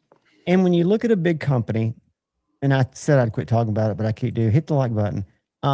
If you look at a big company that's making those kind of mistakes, it just makes me think, wow, well, you know, are they making other mistakes? Probably not. But, you know, not that I expect it from a smaller company, but it's just, to me, it's not good. If I ran that, I'd probably resign. If that got through my department, I don't think I could go to work there every day anymore. Seriously, I mean, I'd have to sacrifice myself and say, guys, I don't know what it's going to take, but we need to unwind this. It's a huge fuck up. It doesn't need to stay out there. You at least need to send a supplement out. You know, cool. But it shouldn't bother me, but it does. Well, what do you think, Gary? I mean, would you retract something like that immediately, or what would you do with it? If I put out if you put out a steel chart that was blatantly flawed to your dealers, if you had dealers all over the country, let's say you were not Benchmade size, but let's say you were half Benchmade size, and you did have a department that put out literature, I'd just tell them to throw them away and send out replacements. No, it was a dumb idea in the first place. I like that. But you've lived up to it with that. I agree. Just end it. Keep in mind, Knives and More, at no fault of theirs, because I think at this stage of the game, it's almost an exercise in futility because they haven't had it, but they don't have a website. Where I work, Knives and More does not have a website. They have an Instagram page that they use very seldomly. I've started to take pictures that they can, you know, that I collaborate with. They can build their page, and they have been. But all he uses is his Facebook group. He has about 3,800 members. and he sells the shit out of case knives before they hit the shelf. And you couldn't. I look at his business and say, why would you try to keep a website with real time inventory? That's not going to help you make money. You're making money perfectly like it is. I don't, it's interesting how, again, I still think that case buyer is going to be extinct before too long. Now he'll be retired by then or sold out. But I just can't imagine a younger generation falling in love with case knives. And that's coming from a guy who's bought his first 2 case knives at full price. Yeah, it's gonna be tough. It's gonna be really strange, I think, in the near future. I think there's gonna be a lot of stuff that we're just not gonna be able to get anymore. I think there's gonna be a lot of import issues. I think there's gonna be a lot of stuff like that we can't even really see coming. Yeah, I mean, I try not to even think about the craziness that you're talking about. I saw a blurb on YouTube and I didn't click on it, but I didn't know how many, I don't even know because it was clickbait, but pharmaceutical companies being disrupted by the strait. It's not just oil that goes through there. There's all kinds of, a lot of stuff that I guess the U.S. hospitals and stuff depend on. Yeah. Again, it could have just been sensational AI YouTube crap for all I know. Well, no, there's definitely problems. There's all kinds of stuff. You know what else is the biggest issue? I think is the fertilizer and the fuel, obviously, going to places like Australia and there's a million. There's a not a million, but there's a ton of other little countries and islands and places that we don't really think about, and they're totally not getting anything right now. They're choked off from all this.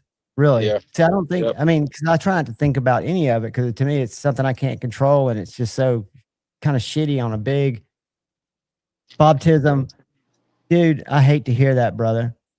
I lost my career from a major company. And I think I'm convinced I trained the AI that eventually replaced me working in it for, 8 years. But man, that sucks, dude. I have a feeling there's going to be more and more of that. I've seen staggering numbers from these tech companies like Amazon and what were the other big ones that had 18,000, 25,000 people? What was the one that was just in the news? Not sure. Yeah, I'm telling you, man, it's things don't look good. And I wonder, I try not to think too much about it. I try to just I've embraced AI to the best I can. I need to embrace it more. I need to spend time learning how to prompt it, and think I probably will. I think there's opportunities for people like me to consult with people who don't want to use it and help them be successful and benefit from it because their competition is going to be.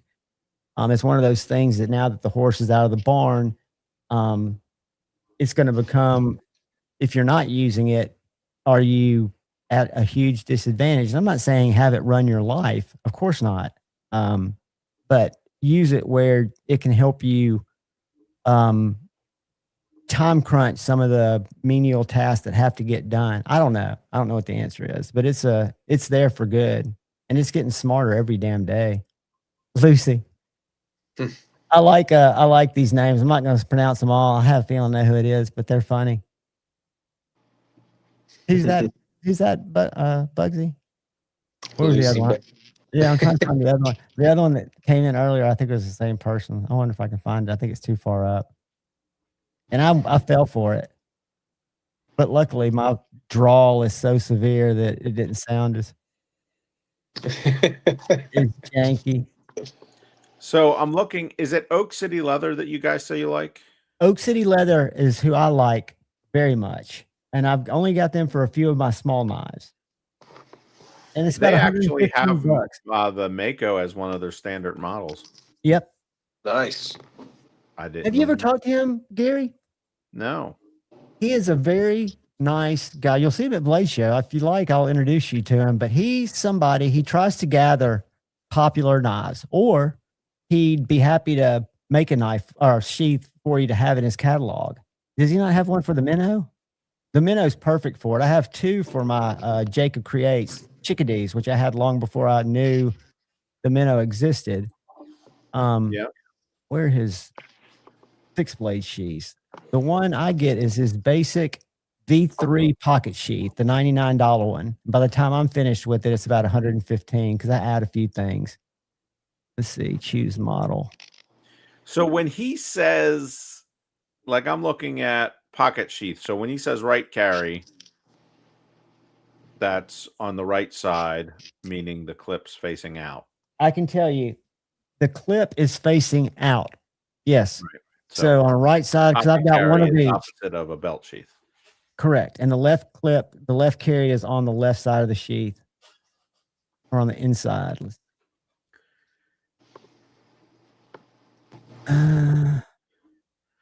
Lead time 8 to 10 weeks. It's not that long. Is it really to say that? That's a little rough. Rush I don't order think it's that 2 long. weeks. I've never it's been like 2 weeks tops for me, and I've never gotten anything in stock, but let's see. Maybe he's just a little busy right now or something. Yeah, that's surprising. Let's see. He only has the Mako. I'm looking at the knives that he's got in his selector here. I know Laughlin got into leather too. Laughlin leather. I don't know So if I he got wonder- into sheaths or not. Let me go to Jacob Creates and see if maybe he has some that he's just built some kind of inventory on. I wouldn't think so. Where's the lead time? Is it on this order page? Here, I'm gonna show you what I'm looking at. I might be looking at the wrong page. The first sheath maker for me was Jofu Leather. But he got really mad at me when I stopped buying sheaths from him. People can't take stuff like that personal. I mean, that's a lot of times your business model just doesn't make it possible. Well, like even this guy, I could never keep No, but it's nice to have this as an option for your customers. You know, if they know that it's available, because this would be what I'd consider a great strategic partnership. You don't want to offer the sheath, but you could sell the knife without a sheath and maybe send it to him. Now the Ramos custom sheaths. Now this is a minnow sheath. Let me see that. Hold on, let me stop sharing. This is the Ramos custom. I like that. And it's got, you got I think that's a perfect sheath for my use. There's also one for the Mako, but he makes these, he's hand dyeing this leather. And this is nice work. I mean, it holds the knife, it looks like securely, which is all I'd ask for. Very little sticking out. It's got a clip on it, so you can drop it in your pocket. I think that's perfect. Did I show you guys the gateway, the Jack Wolf gateway? No. This is a Jack Wolf gateway. Oh yeah, that's the 9. Is it like 99 or is it 69? Like 70. $70. Okay. Nice. Tell you a story. They had a silver series that they don't make anymore when they came out with the Gateway series, because the Gateway's every bit as nice as their silver series, and their silver series was just $100 less. That's a beautiful knife. Yeah. Is it hollow ground or is it flat? I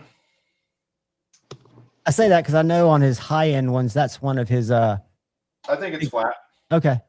And it can be. There's no reason. Yeah. Well, that's cool. It's a cool little knife. Got that in the show. I still really they're like very. He can't keep those in stock. I bet he can't. I like Ben. I mean, there are a lot of people with a lot of thoughts on Ben, but he's always been a very nice guy, and I think he's a good businessman. He did, and he corrected really quickly when he came out with the. I think it was called the Silver Series. We've got one at Knives and More. So we've got one of his premium knives, and they were like $279. You can get them a little less now, but I bought two at $279. And then this Silver Series still comes in a tube. It doesn't have his fancy artwork, and it was only in the market for I think 6 months, maybe just one knife, and it was $199 in 14C, I think. And when you look at the Gateway, it looks almost identical to the silver, but it's now a lot less. And I don't think it's the same mate. I don't know, but it was an interesting little ripple, because I think when he put out that Silver Series at $100 less, a lot of us scratched our heads and go, that's what I'd for 100, that's not a big enough savings for me to really move. And consider Jack Wolf, because 199 is still a lot of money for a slip joint, in my opinion. Right. Yeah. But he course corrected really quickly, and I don't know how many people even really noticed it. And if they did, good on him for deciding that there are better ways to reach more parts of the market and spread my brand. I haven't handled or been crazy about his collabs, but I think that's a good idea for him as a business. And I think the knives have looked nice. I've heard they're very nice. You know the ones I'm talking about? Bugsy or Gary? He's done 2 collabs on locking knives that aren't his original designs. Oh, interesting. Oh, and they sold very well. Let me see. I'll show you one.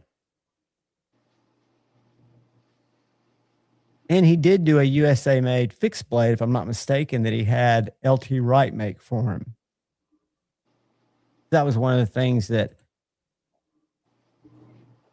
you would think you could find somebody stateside to make your knives, probably not for what his business plan. And I can't fault anybody for that. Let's see if I can find this knife. Because they look nothing like a Jack Wolf. And they talk about who the collaborator is. I just don't remember the name of the knife, or I would have just Googled it. I've got that Feel Good Jack and Love It, and I've got the Low Drag Jack are the 2 that I've got. All right. Let's go to collabs. I'm sure he's got it on here.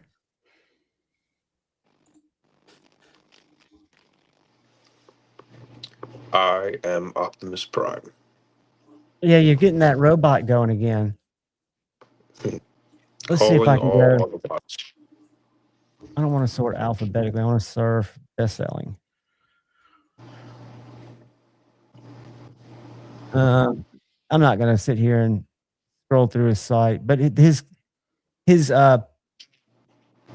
collaborations look modern. The Scuffle may be one. Let's see. It was like a flipper, yeah, because I would be into something more like that. JW collab. And how This much is is Nick it? Rogers. That's where Mixed we. Designs, but look how much it is. Yeah, it's gonna be 300. Yeah, plus that's where we pounds. run into a problem right there. Was that Huge, 350? man. I'm not- Get the techno. Yeah, exactly. It doesn't do it for me either, but there are a couple like this Tango, I think got is the one. fixed plates too, you know. If it had a really great action on it or something, like a really surprisingly really good action, and it was easy to take down, that'd be about it. Well, so this one's 22 pieces made. Chris Ortiz, Serbius Knives. I think the action is really good, but they're made by a small. I don't know who it is. I might even think it's Kaiser, but that's blasphemy. It's the fact that he won't say makes me think it's somebody that people are not going to appreciate the value from the name, which to me it just looks like a frame lock. I mean, it's nice. So I dropped a podcast today, right before the show here. Nice. What'd you call it? It's just episode 4 of Creeley Blades podcast. Okay. So Gary, when you do a podcast, you're not doing those live. You just you record them. I don't know how that works. This time I did it live and then recorded it, downloaded it, and then the podcast distribution is totally different than the the podcast distribution is totally different than the like the lives and this stuff. It's just very different. And so I use StreamYard for it. Do you feel that you get more outreach in a podcast platform? It's a lot harder to tell. Yeah. Although the number of people that it says subscribe to the podcast is high. Well, and I'm sure it is, because that's a whole. I'm trying to get to my phone so I can authenticate here. Bear with me. like, what's the difference between a podcast and like something like this? Like, So a podcast has what's called an RSS stream. And generally speaking, you have to host the audio file either on your website or a service or something. And then the RSS feed is something you have to submit to Spotify, Apple, all the different podcasting services. And then when you do a new episode, these services pick up that feed. It's like a blog post, basically, but they pick up that feed, and then and then it gets distributed to everybody. So, some people do it every day, like Joe Rogan, and many others. Some of them, like I listen to a lot of NPR, like news shows and tech shows and stuff like that. And that is like, they all have podcasts. So there's one, the NPR News on the Hour. It's like a 5-minute recap of all the news. I just pinned Gary's Spotify link if any of y'all are on Spotify to his podcast. Nice. And so when you record it, the reason I ask is StreamYard and YouTube even gives me the option. I've got a Podlist playlist with my Javon's Knife Flicks, and it's supposed to turn it into that, but I don't think it does. I did it manually. But you know how to do that. You know how to probably work with RSS feeds. And I know it's not that hard, but that's something I've never. It's a little tricky, but, just follow some YouTube tutorials. Well, see, I think YouTube has it built into Studio. I know it does. I know I have the ability to turn my content or my streams into a podcast. Again, I like now for me, I like hosting it on my website because I'm outside of their ecosystem. And that's exactly right. So if you don't have to worry about bands, so are you, when you record these, you're getting a file for each of your podcasts then, I guess, right? Yeah, I'll just download it from, like when you're done your Stream Deck, you can download an audio only version of it, throw it on the podcast. And did you have to is there a fee to join the distribution, or you just put in your distribution points once? No fee for the distribution, but there can be a fee for the host wherever you're hosting it. Now right. I'm just on my website, so I'm already paying for that. You're paying for the space anyway, right? Absolutely. Yeah. But like, what's the benefit though? I mean, is there a way like YouTube to get paid from it? Like, how does that work? Well, no, if you're reaching a bigger audience. So if you look at, this is my YouTube page right here. So I've got videos, shorts, live, podcasts. So I thought I did. I've got allegedly 151 episodes, but I don't know where any of them live besides on YouTube. Yeah, that's weird. Does that make any sense? I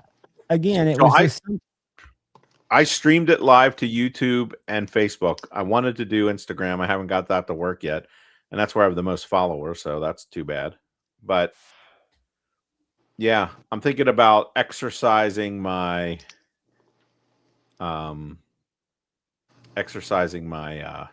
Worried about missing the April tax deadline? Don't worry, we can help. Stop, This edition Dad. of Tax Tips.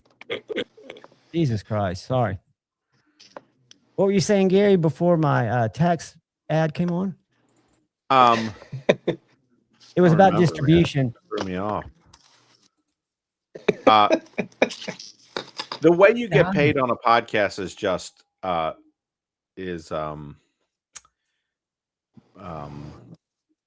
sponsors. Kind of like a radio show. Yeah, so you have to think of it more like a radio show than a YouTube. Yeah. It's radio, and that's what I listen to in the car, Spotify. And I have all the podcasts I like, and that's what I listen to traveling exclusively. Were podcasts. Either Search Engine Journal had one. I listened to Knife Podcast. I listened to Tim Dillon, who I didn't realize at the time it was coming from YouTube too. but I listened to him when he was just, I thought, a podcast. But the format was the same when I saw him on YouTube. Yeah, I really like the long form. I really like the long form of the podcast. You know, they're an hour and a half. And so yeah, I enjoy listening to them, and I enjoy doing them. I'm fascinated. I'm gonna go back and have to listen to some of yours, Gary, and just see how you how it goes, because that's fascinating to me. I listened before it was political, and I don't think it's political. I find him very entertaining, and I can listen to 3 hours of Joe Rogan talking to the weirdest person about the weirdest thing and be captivated when I'm on the road. And I know there's a lot of stuff about Rogan now, but back when I was listening to his stuff, he was talking to people about aliens or talking about other weird shit. Oh, You know? okay.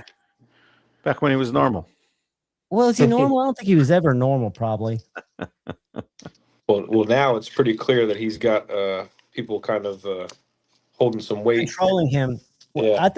I don't think you get that big organically. I don't Yeah, you're probably I think something got, I would think, for you to have that type of pathway. Now, again, I understand that there are no ring ropes allegedly on that form of media, and he was very captivating, but I still wonder if he was not helped along all the whole time. I don't know. I mean, he's got a lot of connections, and he's He blew up friends with a lot of Montana people in a Knives. lot of high places.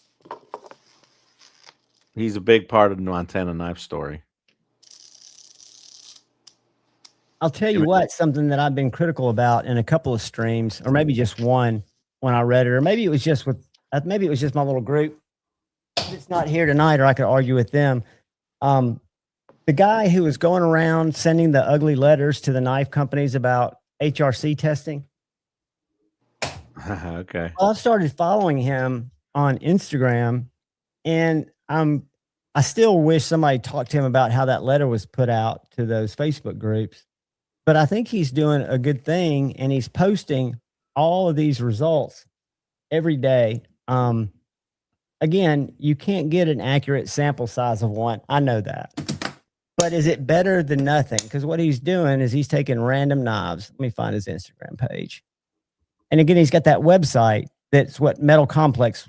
I was talking to, the reason my brain went here is we were talking about artificial injections that help people blow up. And Metal Complex's video about this guy's website is what gave him the confidence to write the nasty letter. And Metal Complex is washing his balls on every post, which is fine. But he's a good follow, because every day you'll get a list of knives, all prices, and what they tested, his sample tested at. Let me see if I can find it here. And he's using a Mitosola or something. Let's see, it'll show it, because every one of his posts shows the test results. So it's not Is this the same guy that said that the humidity or the temperature added like 10? Now, somebody was saying that. Somebody was that. I don't remember hearing that from him. And my Instagram search isn't working the call. Let me look him up.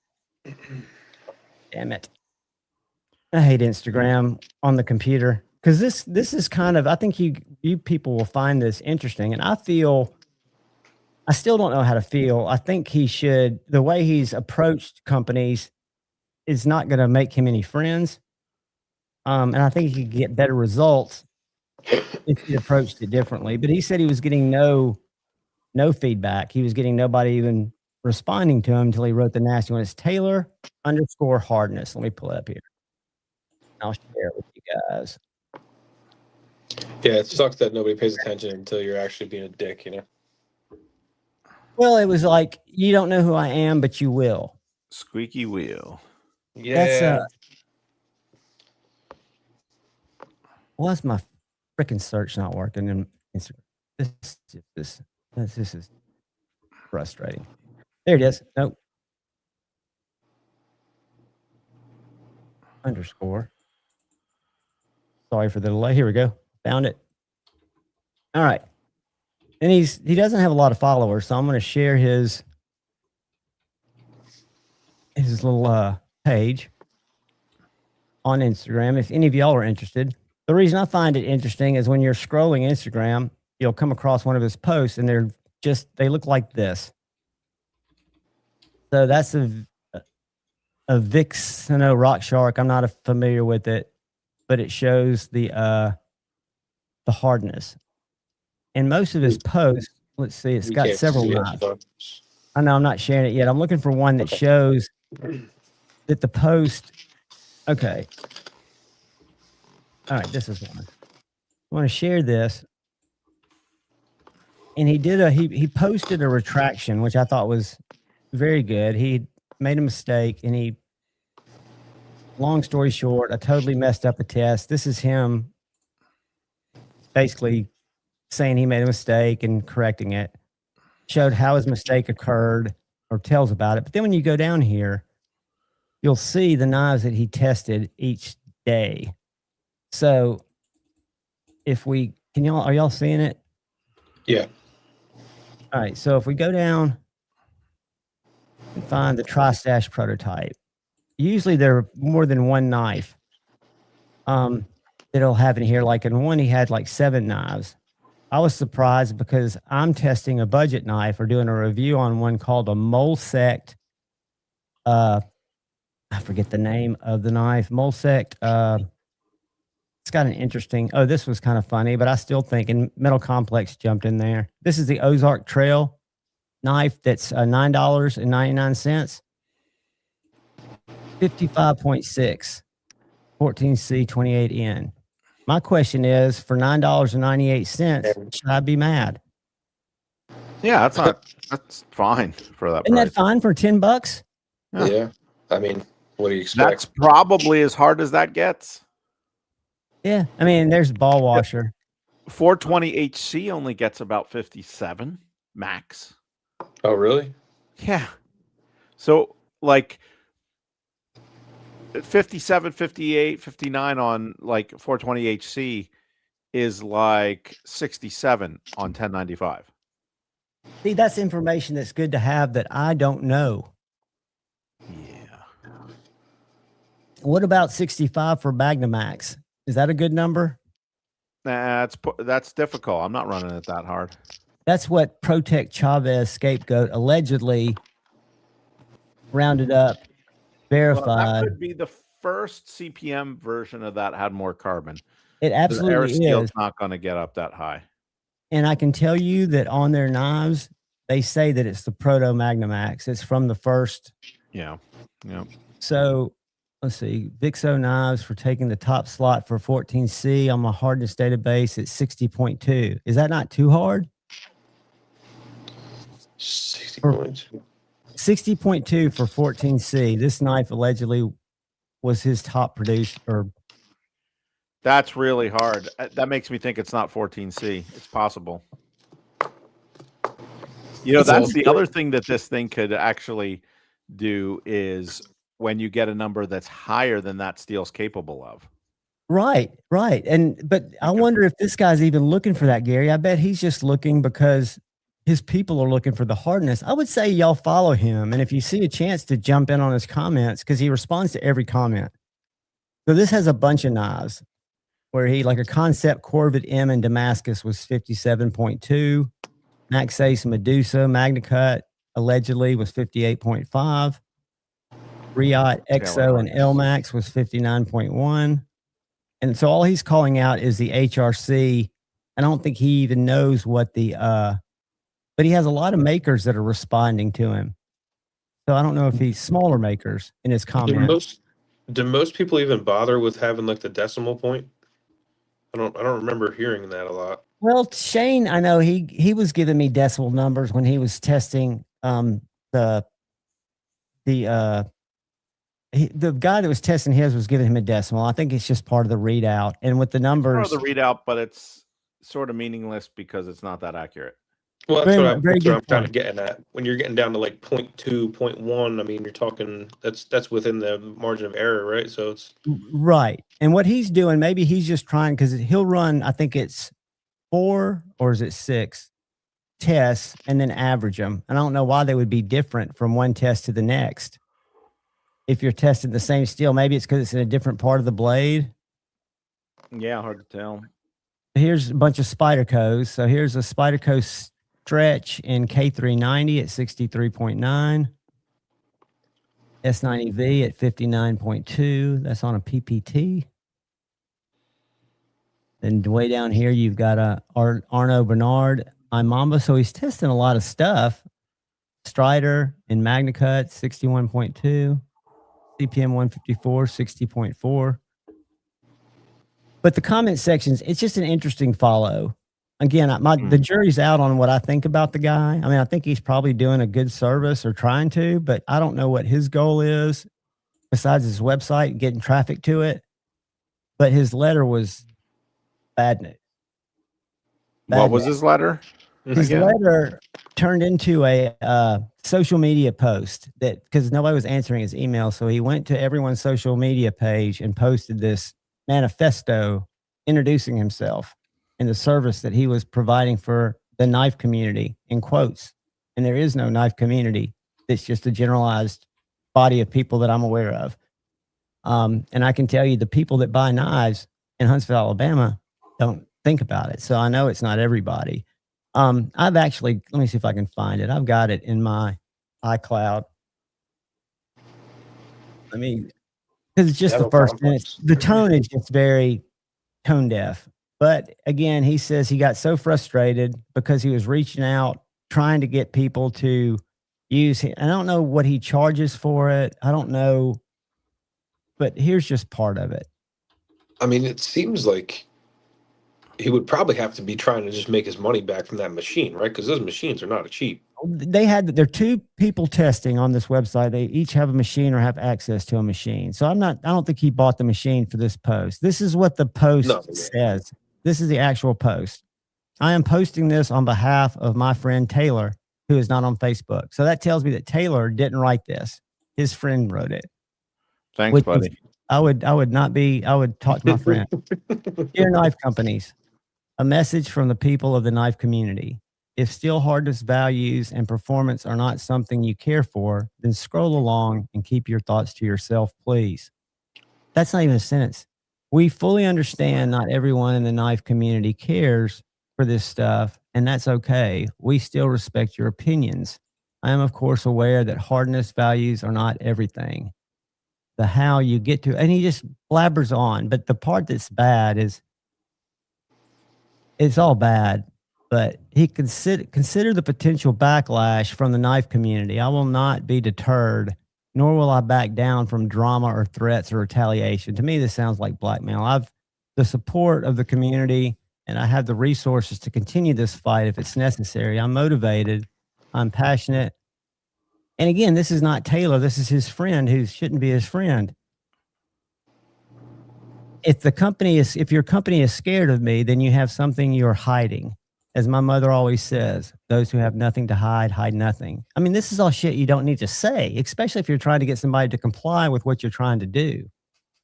It's just, to me, it read in the comment section. I'm not on Facebook, but it's in several Facebook groups.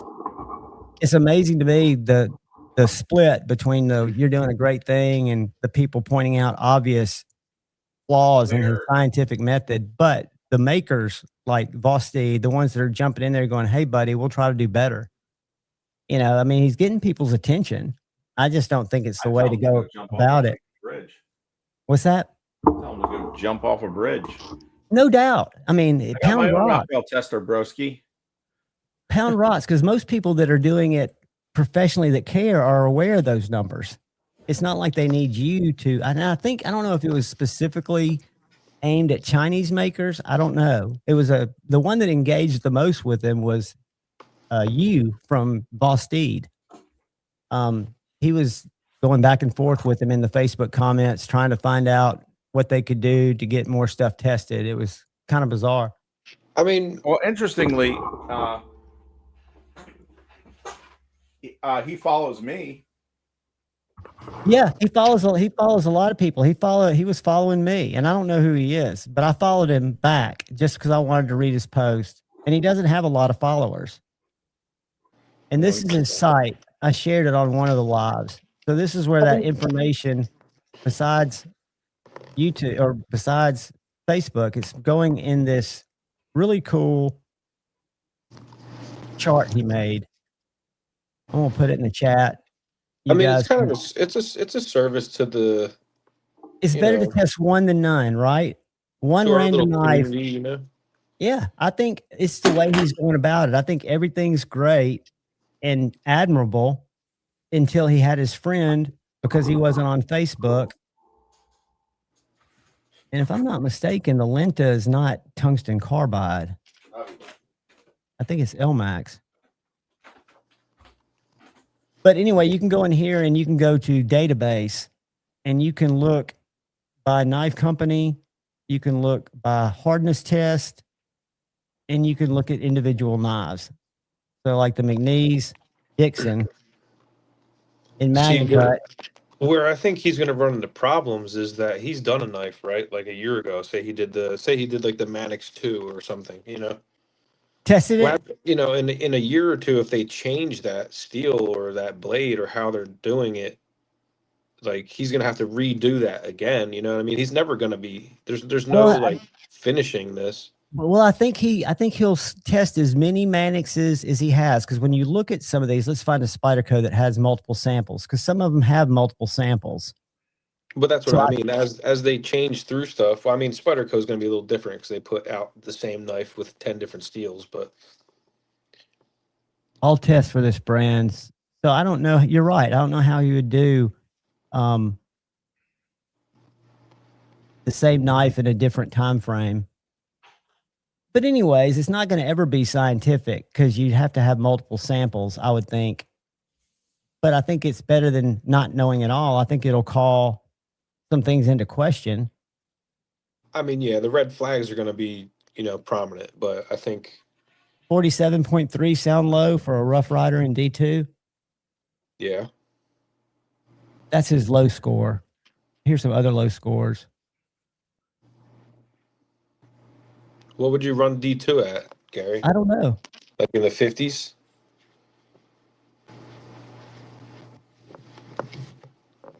Is Gary still there? He might have walked off. Paul cares. I care too, buddy. Yeah, you know, I mean, I think it could be a helpful thing. I think he's just got to be, you know, you got to be a little more gracious, maybe. But, yeah, I mean, then again, you get fought over I mean, people fight you over everything now. So, Well, he should have known that he was going into a third rail type of situation where it was going to be very passionately. You know, that's like going into a gun group and talking about, I don't know anything about guns, but trigger weights or something, whatever it would be, right? Yeah. It's going to bring out people on both sides. I think, and I can understand the tone coming off wrong. And then his explanation in subsequent posts didn't make it better. He shouldn't have been the guy communicating for Taylor. But, you know, we'll see where it goes. I think I'd like for the guy to keep testing him. Again, I don't know what his end game is. I have a hard time feeling that he's just here for the betterment of spreading information. I think this sting will wear off and he'll keep doing his thing, hopefully. And then eventually it can because that's going to be one of those things that just gets better over time, I would say, if he continues to do things correctly. But that's the other thing, you know, he could potentially bomb on one of your knives, but at the same time, how do you really know he's doing the Well, right he made a thing? mistake and he corrected it. I thought that was huge. He made a huge post. That's good. And I guess if you had your knife, because I know that Vosteed asked him to retest it, and he did. And their conversation in here, change your mind on buying certain knives now.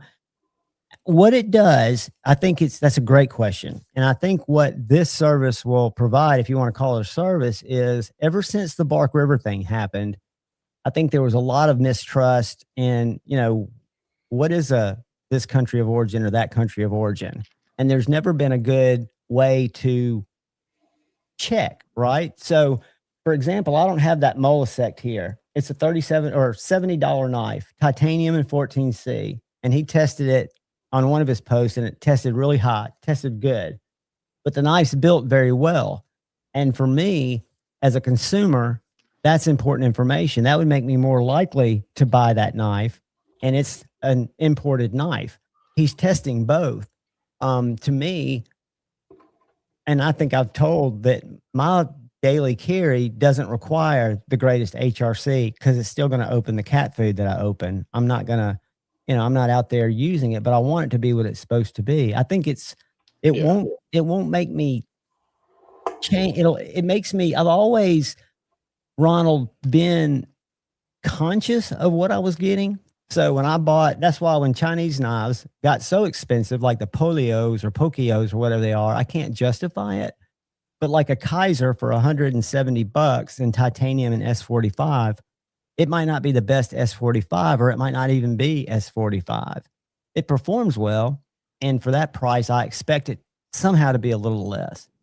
But yeah, if I saw a knife test and it came off really badly, because the maker would then, if I was the maker, say, hey, test it again or let me send you another blade. Something was wrong with that knife. If there was no answer from the maker and that test stood, I would very much stay away from a knife that I might have liked before, not even knowing the validity of the test, because I do trust the equipment.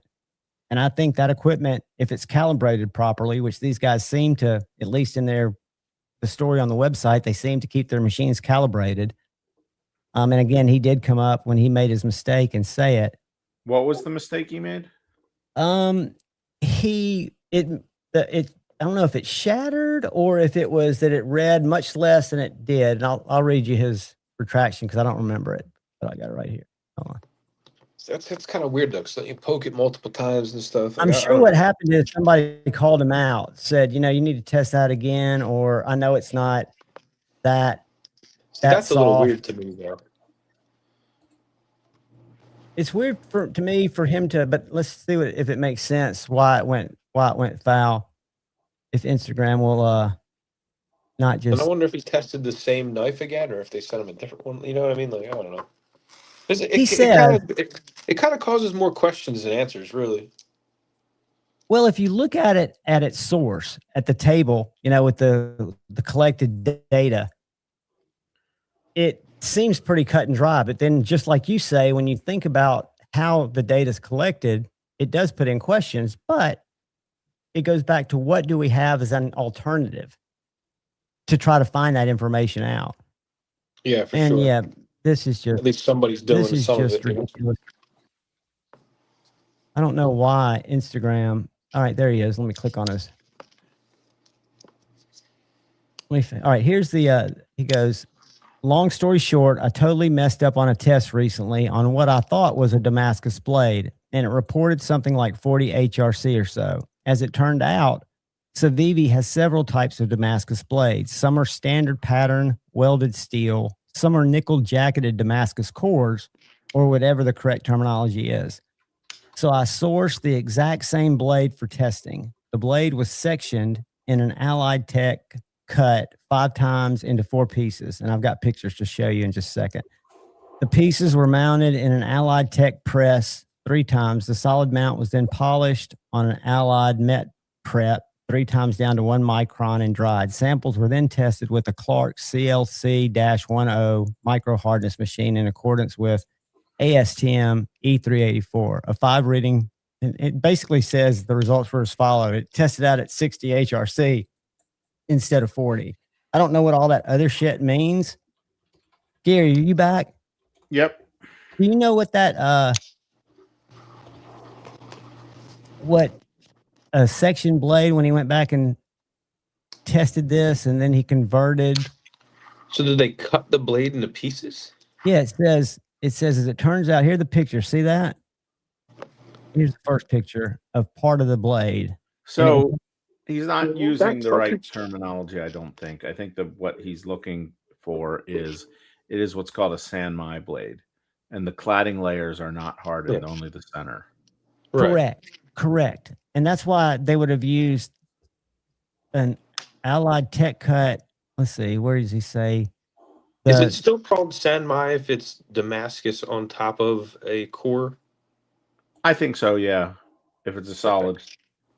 he says samples were then tested with a Clark CLC 10 micro hardness machine in accordance with ASTM E384, whatever that is.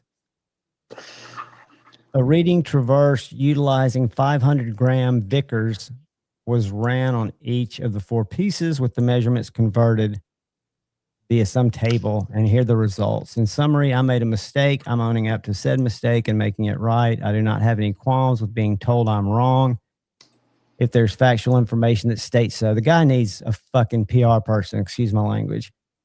I'd like to apologize to Wisa Vivi Sinquat for reporting an invalid test. So we... Oh, I'm glad he's so willing to be wrong, but what damage did he do in the meantime? Correct. Well, Like, my question the is, apology is great. I'm so moved. But could there but- not be liability there? Could be. well, you I know, would the other be- thing too is why wouldn't he stay away from stuff like clad steel? You know, you're not going to get a good reading on it. Because he doesn't know what he's We doing. all froze. You know, Like broadly. that seems like pissing in the wind, doesn't it? No, I mean it's definitely harder to do. It's not impossible. Because how are you going to get past the soft stuff to get to actually find out what the core is? Like the cutting edge It is sounds going to like be on the totally second different. time, that machine that they scraped or whatever converted to it or whatever. But it sounds like Savivi or we had to tell him that. I agree with Gary that there's, I think he's going to run into trouble. Tenma basically means sandwich steel, a core with an outside jacket to support the inner core. The outside can be a mono steel or Damascus. All right, cool. Very Yeah, I good. didn't know if there was like information. another terminology for that. If it was Damascus on there. It's just, yeah. I don't think Oh, he's. sorry. I But was yeah. doing your business. My bad. And if Yeah. you look at the way he approached him, it was kind of like this wasn't, and I don't think it makes it right, but it's almost like it was directed at the import business more than the domestic business. If you look at the people that he's testing, yes, he's testing a lot of domestic knives, but it looked like all the correspondence on that Facebook post, and I only read it for like 45 minutes. I got sucked into it. Then I got off of it because I don't want to be on Facebook. And that's one of the things about Facebook is it shows other people you're on there.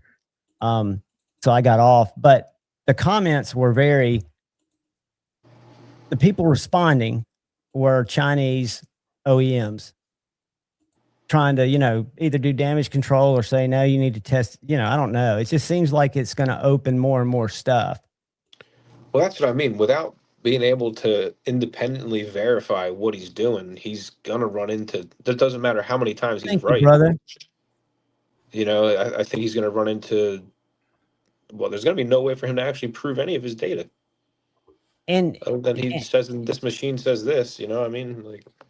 And it's great when you're getting readings that you expect. And when you get things that are so far off, I think to throw dirt in a big company's face is maybe it's admirable, but I don't think it's wise. I don't think I think there are better ways to, because I don't think he's looking for gotcha moments more than, hey man, we've got an issue with this test. It came in a little low. Do you want to take a look at my, to try to have a conversation? I don't know that. Just judging by his letter, you would think that he's not, it's more gotcha stuff. But he did come back and correct himself, but it didn't help the damage that was done. And I would think we would be a good one to test. What do they call it? FAFO? I don't know. The whole thing, it kind of seems like an exercise in madness, Hey, I think he means, I agree with that 100%. I think he means well, and that was a simple mistake. I think, Derek, the issue is admirable of a task as it is, even with him testing hundreds of knives, it's going to open him up for mistakes. And some of those mistakes could come with liability claims. You never know. The road to hell is paved with what? Good Good intentions. intentions. Good intentions, absolutely. Again, it's got to be a passion project, I would think, because I wouldn't want to go there. But y'all go give him a follow on Instagram and just see what he, it's You know, I'd like to like chat with him in person. You know what I mean? Because it's hard to kind of get a feel for somebody. Like if you didn't know Steve Kalari at all, and you just like came upon some of his videos and some of his data, you think you'd be he's an like, asshole. you'd be like, fuck this guy. You know? But you know, you got to get to know him maybe a little, and maybe I don't know. I'm defending him only because he's not here to defend himself. I'll tell you what, and I get shit from Stevie and all my buddies who call him Scuba Steve. I think Steve Clarey is an excellent human being because I've taken the time to get to know him and know it, but again, he's going to be judged on the way he's carried himself because your persona is going to be what people come after. Well, But you he's aware of present that. you kind of if you don't realize that not everybody's going to understand your presentation at first, I'm sure there's people that don't like me from stuff I've said, so it's like, and I wouldn't think it would piss anybody off, but I try not to get too hard into the drama on in the knife, but there was a couple exchanges with that Steve had that were, did not reflect well on him. I I think agree with Witty, that 1000%. And then he had his big issue where karma came back and got him.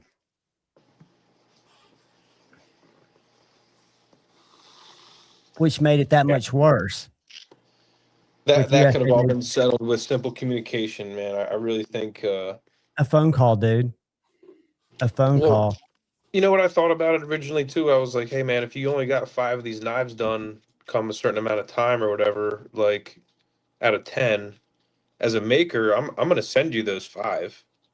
And it probably would have been a mistake because, like he said, he messed up that batch, and he's lucky he caught that they were messed up. Yeah. Well, But at the same time, if you communicated that either way, it probably would have just gone a lot easier. Because Whitty didn't seem like a guy that would be completely No, like, Woody seems you very know, reasonable to me. yeah. He seems that way to a degree. any critique I would have would not have been on the original issues. My critique would be on more how those issues were handled after the fact, and the way in which, you know, respect was shown or not shown, Good point. that sort of thing. So, yeah, that's just some personality stuff. And things that I think could have easily had Steve stepped up and not just hidden from the fact or whatever he was doing, been more upfront and humble about it. It could have been prevented, or at least not as, I know Whitty didn't feel comfortable making that video. No, he didn't want to do. I don't think he wanted to do that. No, nobody would want to. And He's at his wit's end. that was, that mistake was born of trying to run the steel at its absolute limit. And how many other times did that happen when you didn't find it? So it raises a bunch of other questions About chasing that extreme HRC. It's not, there's two sides of this coin. The one is guys like Steve really chasing the super high stuff. And then the other side of it is, manufacturers running S90V at 57 Rockwell. Right. And so that they both have their, challenges. And like I said, when you get a steel to its maximum hardness, you're probably giving up a substantial amount of toughness. If you just bring that down 2 points and stress relieve that with a temper, just like 2 points, that's giving you back most of that toughness and keeping you in a nice spot for a steel. Now, do you find that to be a standard amongst the steels?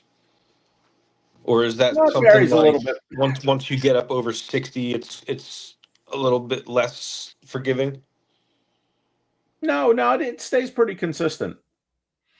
So if you take something like Magna Cut, you can probably squeeze that up to what? 66, 67, 66 maybe. Like if you absolutely squeezed it. But at that hardness, you're going to have maybe a quarter of the toughness you'd have if you just brought it down 2 points. And Well, by for bringing it down example- 2 points, your edge retention is not going to be probably noticed as Yeah, you might lose efficiency. 10% edge retention, maybe.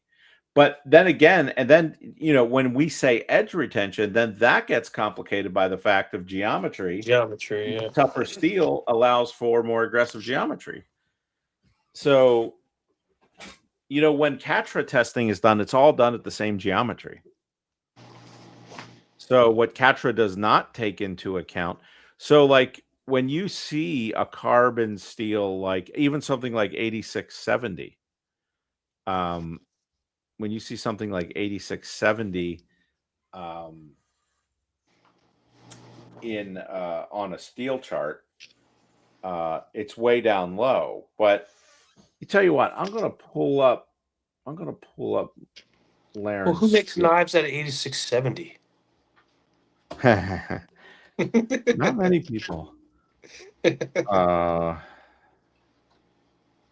see. I'm so green. I don't even know what 8670 is. No, that's the one that Gary's been using, right? For his Yeah. For your It's medium. nothing super I was just busting his impressive, but chops. No, I knew you were, but I was just, it's funny that I don't sit here and have the conversation, but my brain does just not absorb technical stuff. Okay. I'm going to present. Where I always get hung up is why do they choose to name certain things? And then I get like in the weeds in my own brain about stupid stuff. Doesn't matter. I Like, think why do they call it 8670? I think because that goes back to, let's see. Ooh, what you got there? Okay. So if we look at this chart, 8670 is all the way down here. But you see how all these steels move this way? To the top right? You see that, like a little better than a 45-degree angle going up? Yeah. Okay. So here's 8670 here, right? At 59.5. But Gary's running 8670. I think I'm going to run it at 63. So that puts my 8670 here. I don't know if you see my arrow. I don't see your arrow. We can't see the cursor. No. Oh, you can't see the cursor. No, it's not showing us the cursor. Son of a monkey. So, but you see that there's a dotted line just above the 8670? I can see some dotted lines and I see the trend, but I can't see on my screen the specific steels because it's a little small. So if you go, hold on a minute, maybe I can help. Oh, there you go. Hey, isn't it cool to have somebody who knows how to use a computer? I sure don't. Yeah, now I do either. see it. I'm fine. So if I can't work it with a hammer, I'm not going to be able to do it very well. It's crazy to me. They don't let me show you the thing. But if you look at the 8670 dot, then you can see now. Can you see the dotted line going up? I see the dotted line going all the way up off the page. So if you look down at 64 Rockwell and follow that line up to 64 Rockwell, okay, you see now you're above a whole bunch of steels. You're above 1095. You're above V Toku 2. You're above. Now, I don't know. I'm going to get it to 65. I'm probably going to be down here. But this puts me in range of like edge retention of 52-100, at least as tested on this chart, because 52-100 is tested at 61. Why, Gary, would they not, like, I see some of those, like AEBL is spread out, right? And then some of them, why does 8670 stay at that 160 or 58? It's because they only did one test. I got you. Okay, so they never tried to run it at a higher HRC. That's just a projected. At a higher HRC. They tested it at 59.5. So, I got you. At 59.5, well, none of these steels are tested that low. So it will actually have a little better edge retention, substantially better, running it higher. And then add to that, compared to Super Blue or Super Blue or 1095, it has much better toughness. So you can run a leaner edge. You can run better edge retention. You add that to it, and you start to outcut a lot of these steels above it. That's fascinating. I never thought of it that way. Now, And And what looking is at this that? chart, I don't think many people would know to. What is that Apex Ultra? That is a carbon steel that Laren developed. Oh, no way. Pop's Night Supply sells it. It's pretty neat stuff. It's a carbon steel, though. It's a forgeable steel. And it can get obviously super hard, but I think it's going to have relatively low toughness. I don't know where it's at on the toughness scale. Yeah, it just seems crazy on there, too. MagnaCut is at 60 Rockwell isn't so great, but then you run it up at, well, they got that 65. Now you're above a lot of pretty good steels. It jumps considerably, doesn't it, when you look at it from that first test? But every steel here has a line something like that. The higher the HRC, it's just where do you max that out for performance? Right. Let's take 3V. So I'm going to do the Creeley Blades Gamma heat treat on 3V. And so I'm going to try to get it at around 64 Rockwell. So 64 Rockwell is going to put my 3V above S30V, above D2. It's going to put me right around 4V at 60.5. I never considered that. I never considered that those lines at the bottom were different HRCs that you could actually chase, that the steel would get there. A lot of people look at this chart and has no idea what they're looking at. I'm that person. That's a lot. It's most people. And so now just moving this direction, it's not on here now, but let's see, S90V. This where S90V is going to be about the neighborhood of Magnamax. You see S90V there. Magnamax, you see 10V. Magnamax is basically stainless 10V. Okay.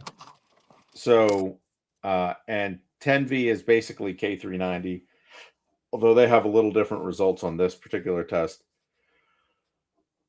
But so look where you are. Let's just take K390 and then move it up the chart a little bit. You know, you're going to be above ZDP and whatnot. Look where you are compared to all the, you know, the Spy 27 Crewwear, S30V, all that. So anyway, that's that. What would you that say is out the of most overrated steel out there right now, Gary?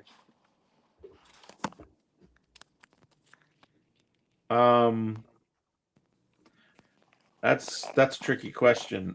I would say in some ways, MagnaCut. Just because of the way it's presented? They just don't understand it. They think it's Magnamax. They think it's like Magnamax, but it's not. It's different. It's a tough steel. It's a great steel, but it's overrated might not be the best word. I think maybe the better word would be misunderstood or misrated. Okay. But Magnamax is going to be a big deal. You will notice the difference. If you had an S30V blade and a MagnaCut blade, I don't think you'd notice a big difference. In edge retention? Yeah, you wouldn't notice a big difference. You could it's probably measurable, and it depends on the S30V, depends on the heat treat, depends on the MagnaCut, depends on the heat treat, depends on the geometry of the knife. There are many of these factors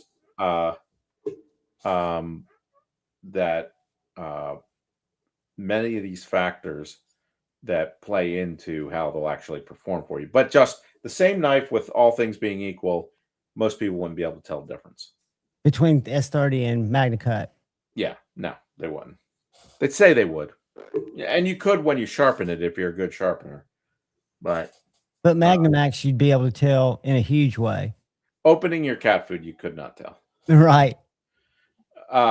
So the weakness of Magnamax, it's not really a weakness. It's less tough than MagnaCut. You're giving up toughness for edge retention because of higher carbide volume. And so you're giving up toughness, but Magnamax is considerably tougher than the other steels in the category with that edge retention. So it's a net gain when you look at that. It's a net gain. It's like S90V, but with better corrosion resistance and better toughness. And Todd Carr, the man, the myth, the legend, says basic carbon steels are way overrated and overhyped by many. Thinnest kit at Fat Camp. What's that? The thinnest kit at Fat Camp. Correct. That's what carbon steels are. Like, is there any steel though that you've worked with that you're just like, this really doesn't need to exist? Like, I really don't understand what I'm doing with this. Like, why even bother with it? Like something that's too much of a headache, or like so Honestly, finicky it's not worth it. S30V.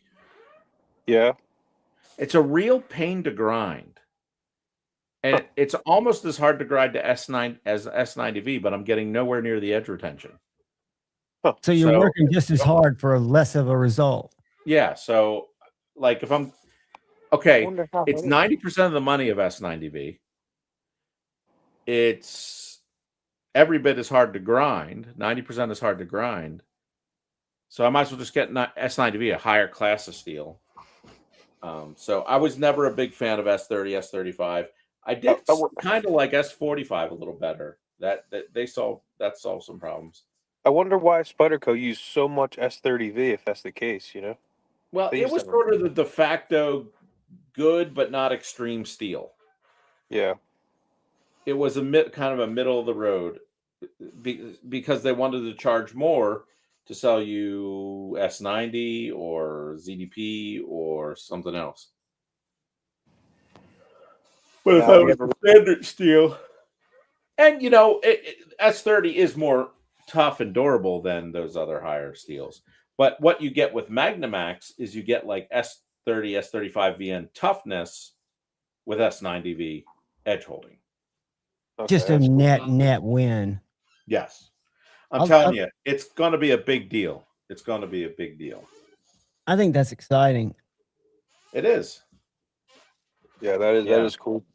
Now, I've seen that Apex out the front. Who makes that? Because it uses Magnamax. Is that a Heretic? I can't remember. I don't know.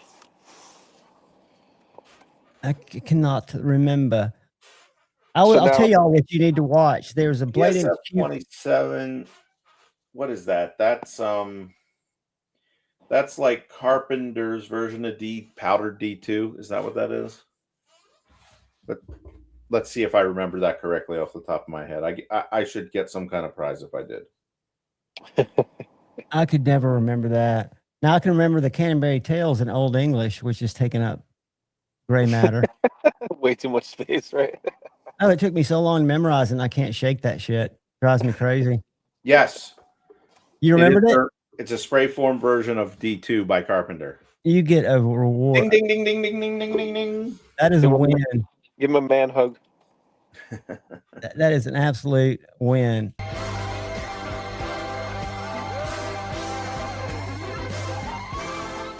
Deserved. The win. Because that is some random steel knowledge. I don't think I don't know of any knife that hasn't. There was a video that I saw today. I don't know if it was put out today or yesterday. I think Blade HQ put it out, but it's Dave at ProTech, and they're going through his shop, his factory, looking at all the machines. Was it not fascinating? What is that, a burger grinder? Made me want to give up. No, it shouldn't. Yeah, that's a burger grinder.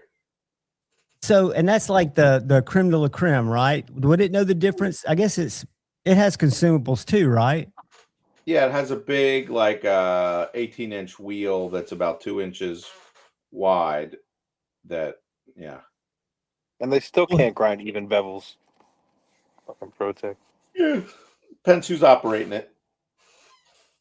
I thought it was just a neat. I thought it was a neat video and the specialization of some of those people, it does matter who puts your knife together.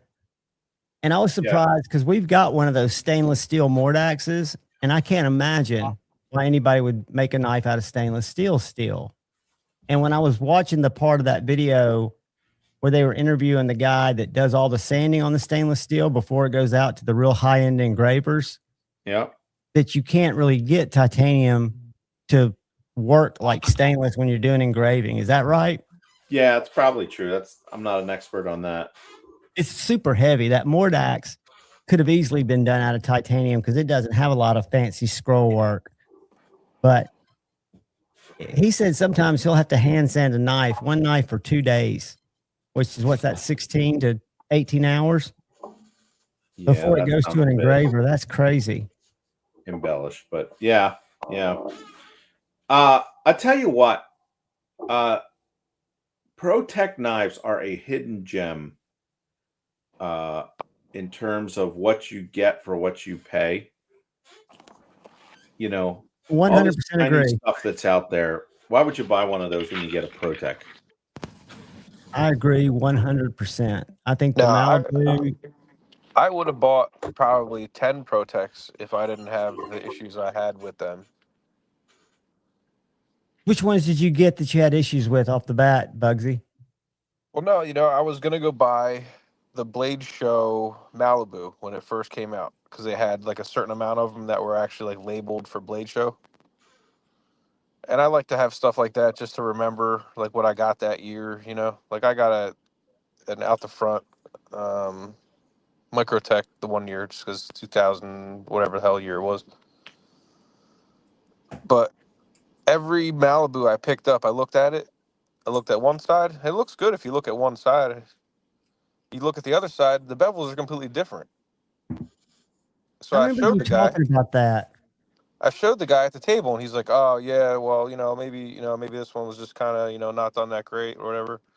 I looked through maybe 10 different ones, took like 10 different ones out of the box, all the same problem, completely uneven. Like if you look at one side, and then just look at the other, like try to remember it, and then look at the other side, you'll see it's different.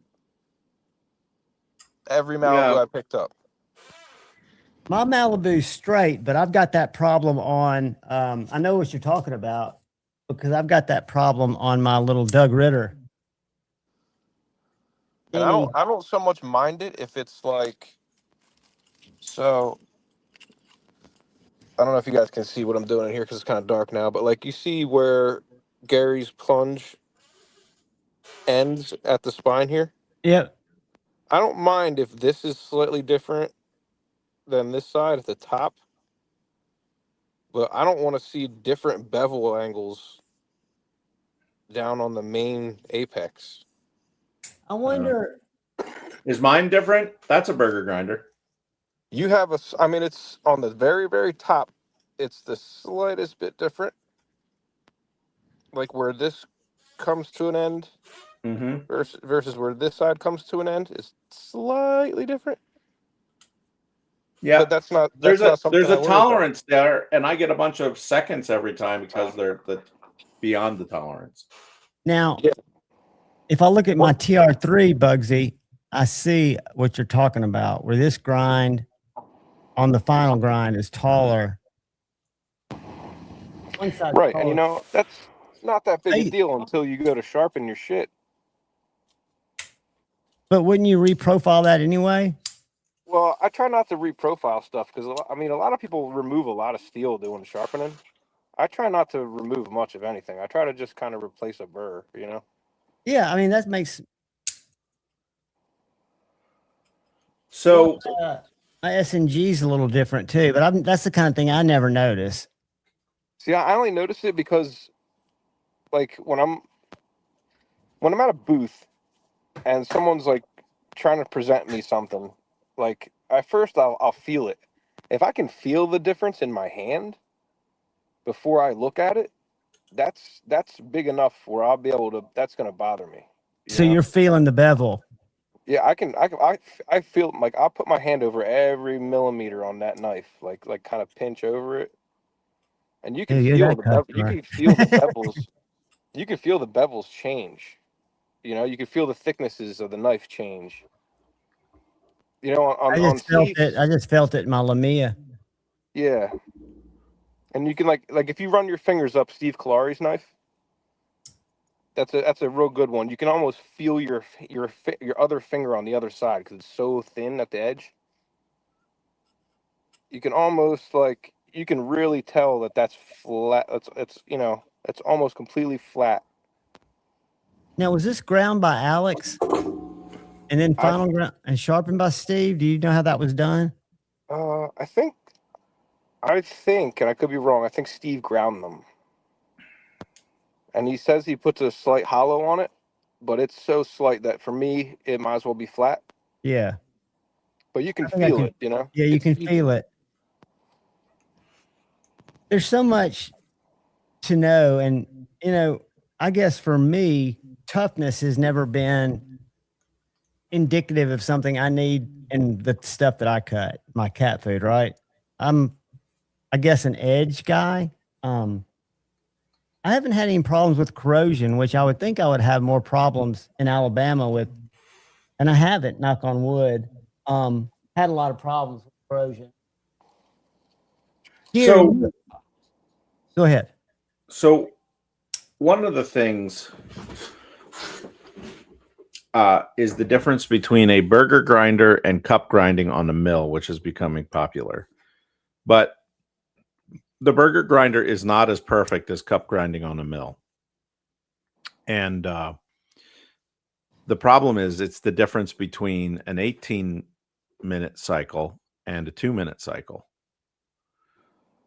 So the burger, is just way more cost effective. I And don't. and I'm then trying these to envision companies a doing cup. when you need 20 minutes or 30 minutes in cycle time, you're just not going to get a lot of blades done, without having a lot of machines. Right. So you've But got to make that. You've got to, not a sacrifice, but you got to make that yeah, determination of which you got to make business sense decisions. yeah. right. But I got to go pick my boy up tomorrow. Well, I probably won't get there tomorrow. I'll probably get there Thursday. You're But driving down to Nashville. I got to go down to Nashville. So Well, be safe, buddy. Are you taking the Tesla? I'm probably gonna take the truck because he's got stuff. Gotcha. That kind of sucks. But Well, less snaps on the way, I guess. less stops for sure, but more money. It's not a diesel, is it? No, it's a 24 Silverado with the 5.3 liter V8. So, I'll probably get 20 out of it. It'll be a lot of 80 miles an hour. So 90, 19, 20. That's going to be about it. Gas is cheaper down there in the South. So that'll help some. But, It's all right. It's a little cheaper out here in Maryland. yeah, it's like $4.19 here right now.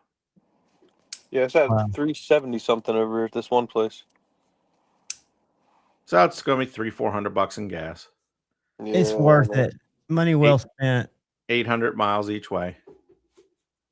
So you'll do it in a whole day? I mean, y'all drive back in a day, just switch up the driving? I'm going to drive probably 10 of the hours or 9 of the hours tomorrow. Maybe more. And then sleep, get a hotel, and then get down there. Early Friday? Early Thursday. Yeah. Or mid-morning Thursday. Well, buddy, drive safely, and y'all have a good bonding session back. How long is he going to be home for? The whole summer? Whole summer. Nice. He going to be helping you? You got him making knives? He doesn't do too much of that. It's not sort of his thing. But he will be coming to Blade for the first time, which he's wanted to do since, for years. Nice. Oh, that'll be cool. So he's going with me and the 2 other guys that work for me. Nice. That's Very cool. nice. And so it'll be a fun trip. We have for Blade, we have a whole, what do they call that? Airbnb house Y'all So love that. That's the that'll way to go. that'll be fun. We'll be cooking our own food, and yeah, it'll be fun. Be a fun trip. Yeah, it's cool. So I look forward anyway, to seeing you guys. Well, buddy, thanks for jumping on. I always appreciate when you come share knowledge with us and share yeah, your cool knives. good to see you guys, and yeah, we'll catch you on the next one. All right, buddy, be safe. All right, Okay, see you around. we'll see you. Yep. Bye. Bugsy, you'll probably have to jump out and jump back in. Actually, I think Can it you hear worked. me? It did. Holy shit. But no, man, that's cool. Yeah, I like having Gary around. He's got a lot of experience that, some of us don't have. And he's willing to share. That's what I like about it. He doesn't seem to guard any of it. I'm trying Yeah, to find out what that's, Shady then we're talking about. I'll tell you, man, that's what I really love about this community, man. Like, I'm in a lot of other hobbies too, and you just don't have the help you have in this hobby, man. Like the shrimp thing, man. People will run you in circles for months. You'll kill batches and batches of fish and shrimp and stuff because people just won't spill all the beans, They won't just give you the formula. Man, I was it was Sunday last year at Blade Show, and I went over to Very Good Knife Company's booth. I hadn't made it over there yet. Jacob's young. He's probably in his low 30s. I'm probably getting that wrong. But he used to work for his dad for 10 years grinding knives. His dad makes really expensive, like decorative handle knives that are 5-figure knives. And it was really an ugly split when Jacob wanted to go out and make knives on his own. It was a nasty thing, kind of like it just didn't make sense to me. But I asked him, I told him about Shane and would he be willing to talk to Shane about sheaths, things like that. Cause I'd watched. He's like, dude, you have him reach out to me anytime. And then he walked around his table. This is at Blade Show. They were almost sold out on Sunday. He goes, I'm just going to share my philosophy with you. I didn't ask for it, but he said, the way I've brought up in this business is not the way that I'm going to perpetuate going forward in this business, because I could walk out of here today and get hit by a truck and everything I've learned over the last 10 or 11 years is gone. He goes, but if I share with Shane or with you, if you're interested, areas where I made a mistake to keep you from making that mistake, why does that hurt anybody? And I just thought, dude, that's the perfect attitude to have. Yep. And then we found other people like that. There's some that aren't like that. Yeah, for sure. It's just, and it makes a for difference, me, it was just so common to run into people like, I forget the guy's name. He does some of the knife competitions for Spyderco. Real big, heavy set guy. Big beard, wears like a cowboy hat. It doesn't. I That can't guy's remember so anything. nice, man. He's so chill. He ended up giving me. I was telling him that I was going to start making some stuff, and I was asking about like, geometry for impact and all this other stuff. And he was going over the knives he's designed, and he walked me over to this other table and had me pick out some material. And he actually bought me the handle material. Some of that stuff that I'm going to send to Shane. Dude, Like that's so cool. The Kieranite and something else. Yeah, I was like, dude, like that's awesome, man. So I went and I made sure I caught the little competition that they do at Blade Show. When, is that Saturday? I think I always miss that. Or is it Sunday? I think it's, what? I think it is Saturday. And I run into issues on Saturdays because I run out to go get food at lunchtime. right. And that's about, they do it at 1, I think. Yeah, that's when they run all the little giveaways and everything too, pretty much. And I miss out on like half that stuff. But yeah, but I'll tell you what, man, if you've been at Blade Show for 6 hours, nothing feels as good as sitting down in a restaurant. Yeah, and especially at Fox Brothers for me. I mean, that place is insane. But I'm gonna have to try that this year. We always do that little pizza place. Shane would know what it was. I don't know the name of it, but it's a really good little pizza place. Yeah, it's gonna be tough for me to do pizza anywhere down south. Yeah, I mean, why, right? I'd be barbecuing it up too, and I'm all for it. Well, for me, it's just that I live in like the pizza capital of New Jersey, so there's some of the first pizza joints ever are within my area. So have a good night, brother Shady. Keep posting cool shit. Do you follow B Shady on Instagram? Or you're not on Instagram much, are you? I am. I just don't. I always forget who to follow and what's what their names are on Instagram. I'm gonna only because he's one of my favorite posters. That I think our knife. I think it's because our knife vibes are very similar. He has a lot of knives that I've got, and he's got he. You'll see his color scheme, but he's got some cool shit. A lot of people have cool shit. Yeah, I mean, like I'm the kind of Let me guy I need drop like a Shady. list. Need like a list of All right, people to here's follow, or else I fucking forget. I can send you these on IG. I'm gonna share it because we're gonna look at some IG posts real quick. I've been getting a lot of weird friend or followers. And he takes good pictures too. You know what? I did see that picture. I might follow him already. I think I saw that picture.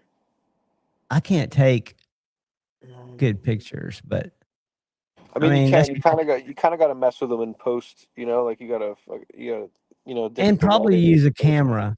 Probably not just use a phone. The phones are incredible, man. Sometimes. Yeah, I mean, I run everything. My channels run with an iPhone, an older iPhone.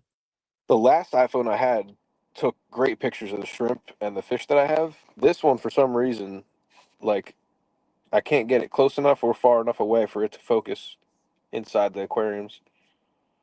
What's that little guy? What's that little guy to the right of the Microtech? It doesn't look like a nip. It's got a thumb stud. I can't tell. B Shady, he's already gone. But yeah, he's got some really cool collection. He takes good pictures. Look, there's a fret. There you go. That's Is one he of not? Cherry's. That's one of Cherry's sheaths. It's Shane not doing them anymore. Yeah, yeah. They Oh, don't. We don't sell a lot of them. I mean, I would get one. He's got a tuxedo cat too, like Tippy. A But little yeah, B gentleman. Shady's a good follow. There's so many good follows. If I just go to my homepage, make sure I'm following me, and make sure I'm in there as me. It's weird what it shows you. It shows you stuff you interact with. I don't watch a lot of Ray's stuff, but he's a really good content creator. If I He was a was knife company, he was at Lehigh. yeah, and he was at he did a really cool thing at Texas, smart thing. He live streamed it the whole time. He had a backpack and live streamed it and let the audience tell him where to go I like those. for super chats. And dude, he monetized the shit out of it. Look at that Aurelia. That's cool. That's very cool. Is it a Damascus blade? I couldn't see it. It's the Damasteel. Yeah, nice. Damasteel and an engraved handle. Yeah, the handle's dope. Yeah, that's a knife I've got to get at some point. And then they're just, I get weird shit too. Have you ever Hinder handled a Fletcher. Holt? A Holt? No, a haptic I have not handled a Holt. Dude, you got to definitely feel one of those things. Do you have one? Yeah, Are you going to bring it to Blade Show? yeah. But I have like an older model. Their new stuff's really nice too. I like the frame locks versus the liner locks myself. I've seen some issues though. They had a couple of them that would fail under like a slight tap on the spine. But I think that's because they have like an adjustable detent. That's why they failed. Paul Might. Do you know who Paul Might is? No. I don't know if I know him from YouTube, but I follow him. I'm going to drop him in here too. He's got some bangers. If you like just looking at custom, interesting knives that you don't see every day.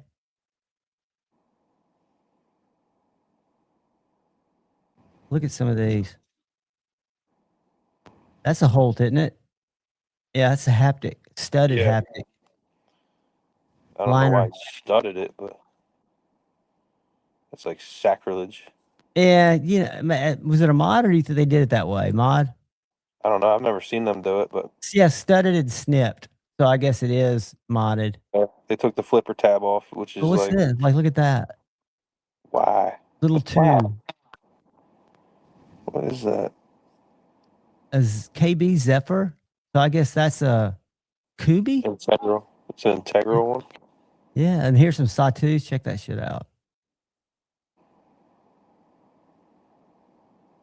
He's got some really different knives. Knives I've never seen before.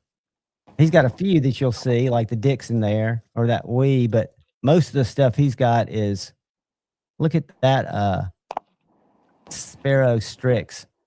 I don't like holes like that, but I can appreciate it. Yeah, Not my that's jam. the one. That's the one reason I'm avoiding the Fjell or the Fjorn or whatever the hell it's called from Grimsmo. They put Because of the openings. Yeah, they put the holes on like the blade edge side when it's closed. If you have And that's anything in there, you're gonna get all that. kinds of shit on that the way you use it, right? Well, I mean, just even in regular pocket use, you're gonna get a bunch of crap in there, and then you're gonna close it, and it's gonna be right where the blade edge is. Look at that Aurelia mod. I'm picky about shit like that, though. Look at that. I like that. That's Mangana steel, but he modded it. I like the color of that anodizing. Backspacer and clip. Yeah, Paul's got some really cool stuff. Really cool, interesting stuff. I know he's a guy. I just don't know if I don't think his screen name's Paul Might. But I followed him for years, so I know him. I just don't. I'm so funny to walk around with at Blade Show because I don't know nothing. It's just like people come up and go, "What's up, Javon?" I'm like, I have to hear a screen name. I get all this weird. I went to Blade Show last year with my wife and my son, and we were walking around. And a few people, that know me recognize me and stuff, and then. It's the same kind of problem. I don't know who anybody really, what their like YouTube handle is versus what they look like half the time. So me and my wife were sitting there, we were thinking, eating lunch, we were like, we should get a table next year and just do like nameplates for people. Just print out like people's name tags basically that they can hang on their screen name on it, dude. That's brilliant. Yeah. And you can do it I'd pay $5 for that. Well, that's what I mean. I was like, charge, some small fee, and then people can pay more if they want something a little fancier. Maybe we can do like a better print job. If you wanted something with like your picture on it or something. Or if like, you want the Javon symbol on there. Instead. Yeah, you can just have that. I was thinking about it, but I was like, I don't even know how to. I wouldn't know how to go about all Thank you, that. Palmer. I thought I'd seen him in chat. I just don't. I'm as much as chat runs, I can't read it even with reading glasses. I miss so much. And as you guys, anybody that leaves comments, that I'm terrible. I'm trying to get better at that. But man, that's something I've got to really change my behavior in a big way to get into my comment section. And I want to because I know there are good, valid questions in there besides all the shit. Problem is, I put out so many shorts. I attract so much I have more. It's been at least 1,000 times that people have said it's not a fixed blade, it's full tang. That's the comment. It's not a fixed blade, it's full tang. And I have to come back if I comment, well, to me, a fixed blade is not folding. It's a solid piece, which, yes, it's full tang. Well, but you can get a fixed blade that's not full tang. Right. But it's nuts, man. And what's funny is I used to post, and I got these on Instagram, but also on YouTube. When I was at my office, I would post a lot of knife pictures. Like I'd be walking down the hall and I'd shoot a reel of me opening and closing a knife. And I would get so many European comments about, that's reckless. How can you, exhibit that behavior at work? Because I had loafers on, and I'm like, it's a knife. I don't think of it as a weapon. It's a fidget toy. It's a tool. That's all it really is. People get bunged up about tools. I have more dangerous tools on my tool belt all day long than I do with my knife in my pocket, I would tell you the funniest story. I would tell you the funniest story, Todd, but it would be me being mean. And I'm not going to be mean, but I'll tell you offline sometime of a YouTuber I bumped into in 2022 or 2023. And I went up, it was before I was doing YouTube. I was in the chats all the time and I wanted to say, hey, and we said, hey, for a second. He's like, I got to go. He goes, I got to get over and pick up all this stuff that they're giving away so I can use it for my giveaways. So he told me, you know, I'm going to pick up a bunch of free shit so I can give it out to y'all at the live streams. I thought that was funny. Yeah. Yeah, It's all about that for swag. me as a YouTuber, it's I call myself a YouTuber. I'm not really, but people will recognize me, and I know them when they tell me what their screen name is. It was like Derek for real. When I met him last year, it puts you in kind of a weird position of kind of, I almost feel like I should know, but I don't know people I went to high school with anymore because my brain's kind of dead. But that's just another problem. But yeah, You can only know so much shit at once, you know? well, I mean, yeah, and I do think that your brain, like any other muscles, gonna, you know, I think for me, I have to, like, there's certain names like Monster Racing.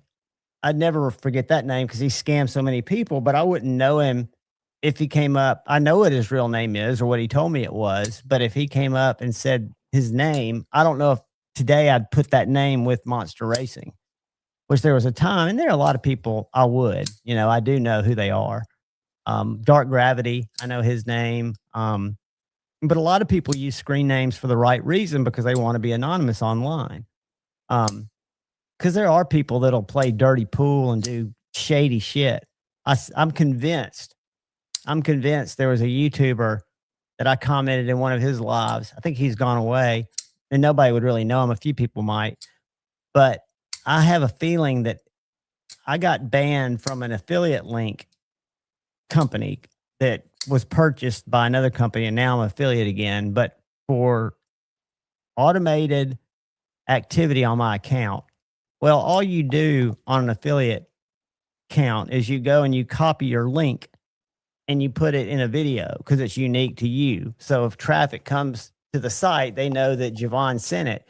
There's no way or no reason to manipulate a link site. And I logged in one day after having this little comment exchange. He was live and I wasn't, and I was just offering him a venue because he was catching a lot of heat in the live stream because a lot of us went over there because of comments he'd made. And I'm convinced that he played dirty pool and somehow got me screwed. I don't think it was just a coincidence because he struck me as the kind of guy who had that kind of ability. He seemed very savvy, tech savvy, because if you looked at all of his metrics, they were bizarre. It was a bizarre analytical look. Like a lot of it was done. And then he'd been in the gun community, had a really big channel, left and came over here and instantly had a very big channel. It's just weird. And I know from some of the crazy Dabbleverse stuff I watch that these people, if they get mad at certain people, they'll go out and try to screw with them in real life if they find out their real name. I mean, it's just, I think it's best practice. We trust too much in this community, which is a good thing. But in best practice, anonymity is kind of a good thing too. Because again, you just never know. Yeah, that's and I'm why not worried about my appreciate safety. when Kyle kind of polices some of that stuff, you know. Yeah, exactly. I mean, and the whole thing is you just never know. And I forget who it was. I think Bluminati was part of it who uncovered that big giveaway bot network, that big scam that was scamming tons of giveaways by having a bunch of, like a little mini bot network that sent bots out to register for these giveaways. And then these creators started looking and they all had the same shipping or offshore address where they ship to somewhere that ships shit overseas. Yeah, So there are people out there that prey on kindness of others, right? It's just, and on the internet, it's a lot bigger opportunity. That's why I quit doing giveaways on all my live streams. One, I never advertised a giveaway on any of my thumbnails, so I wasn't pulling extra people in. But if you ever watch like Metal Complex's giveaways or B's, the numbers jump like 30 minutes before the giveaway. And a lot of that's artificial traffic, not because the creator's doing anything suspicious. It's just that there are people out there in the internet world It doesn't matter if you're giving away a food dehydrator or a pair of socks or a knife. They're people that just do that. That's their whole goal, is to try to win those giveaways, and they Yep. do it with little bot networks and shit like that. So You should see the damn Pokemon world. I can only imagine. It's pathetic and insane all at the same time. Are you into that, or do you have kids that are into it, or? Yeah, my son got into it for a little bit. You know how kids are. They're into it for 3 months, Sure. and then. But I wanted to kind of like so. I want to play the card game with them, like the actual game. Right. But we make our own little way to do it. So now I got them doing like addition and subtraction, and like rolling the dice and learning how to lose, how to win, and Yeah, the things that matter. So like I kind of use it as like a little bit of a learning tool, like instead of like flashcards, because getting them to do flashcards is like damn near impossible. But to play a Pokemon, he'll do that, pretty much anytime. So I kind of got into it like that. But like I'm kind of an art sucker, Mm-hmm. so then I started looking at the art on some of the cards and stuff. So then I kind of got into a little bit myself on some of the artists that do some of the cards. But it was a mistake because it's not like the knife hobby where you can like find the shit you want. Everything is so overpriced. It's absurd. Like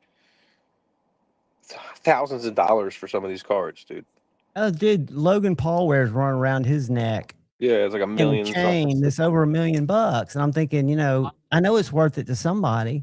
That's the thing about like Case Knives. If I had a card like that, don't you think you'd sell it? Do you worry? Because I would worry if I was a case guy and I had $500,000 worth of cases that I've collected for the last 50 years, that at some point the value is not going to be as good, that Yeah, it's like the stock market, man. You kind of have to have like an 6 cents. you kind of got to know what you're doing, but at the same time, you kind of have to have like a little bit of a lucky streak, Yeah. to make it. Your timing has got to be perfect. What's But blown me away is the crypto. I don't know how much of it's a scam. I know the whole premise is kind of a scam, but the money that people have made, Maddie's a great example. He hadn't made millions, but Maddie has a wallet where I think 10, 11 years ago, he bought, I don't know, a tiny amount of Bitcoin, and it's gone up considerably. I was going to do that. And I know it's recently crashed, which is probably a buy time, but there's so many young people. I'm sure there are a lot that have lost everything, but that have really parlayed crypto in a huge way. And I'd be nervous about that. If I had a wallet with crypto in it, I don't know what more tangible or what better investment to put a windfall like that into, but I would not want to keep it in crypto. If I made a bunch in crypto, I would not want it to sit in the crypto wallet. I would want it to go into real estate or something. yeah, like I don't know if I'd ever really be comfortable with digital. Like I know, like I get my check, sent digitally, and I use my card for stuff like that. But like, there's something about not ever being able to hold something in your hand that to me makes it valueless. Like I just can't. I agree, dude. And it makes it's harder to turn loose of a 20 than to scan your card for a 20. Yeah. Too. I mean, it actually fosters kind of the whole game that I think we're being sucked into as a society. Yeah. It's just it's bizarre, but you think about it. Carrie made me this wallet, and I wanted the center section to put cash in. I don't think I've ever put any. I don't carry cash. I will Yeah, at Blade Show. I'll carry some, but I don't on a daily basis. I don't use cash. It's weird. I'm aware of where what it is, but it's very rare to see it. I never go cash my check and then deposit it. I never have the joy of holding that dirty cash. I do play with a lot of cash at working the register, which kind of gives me the creeps. Yeah. The whole thing is crazy, man. There's gonna be so many changes soon that I don't know. Like I'm worried because like I'm not a very tech savvy guy, man, and the near future is looking pretty gloomy for people like me, you know? No, for someone like you possess hard skills. For someone like you, I think it's scarier for someone like me. AI and all this technology can't replace the know-how and the skill that you possess. Skills, the things you've done. You know, you're very adaptable. Technology, dude, it's not that hard. They make it, if you look at the people that use technology with the things that you've learned in your life, the tasks that you've been able to master or be able to work in, technology would be a breeze for you. You just have to dive into it a little bit. Learn how to use the software that gets you. You don't have to know all technology to have a tool that helps you, be more competitive in whatever you're trying to do.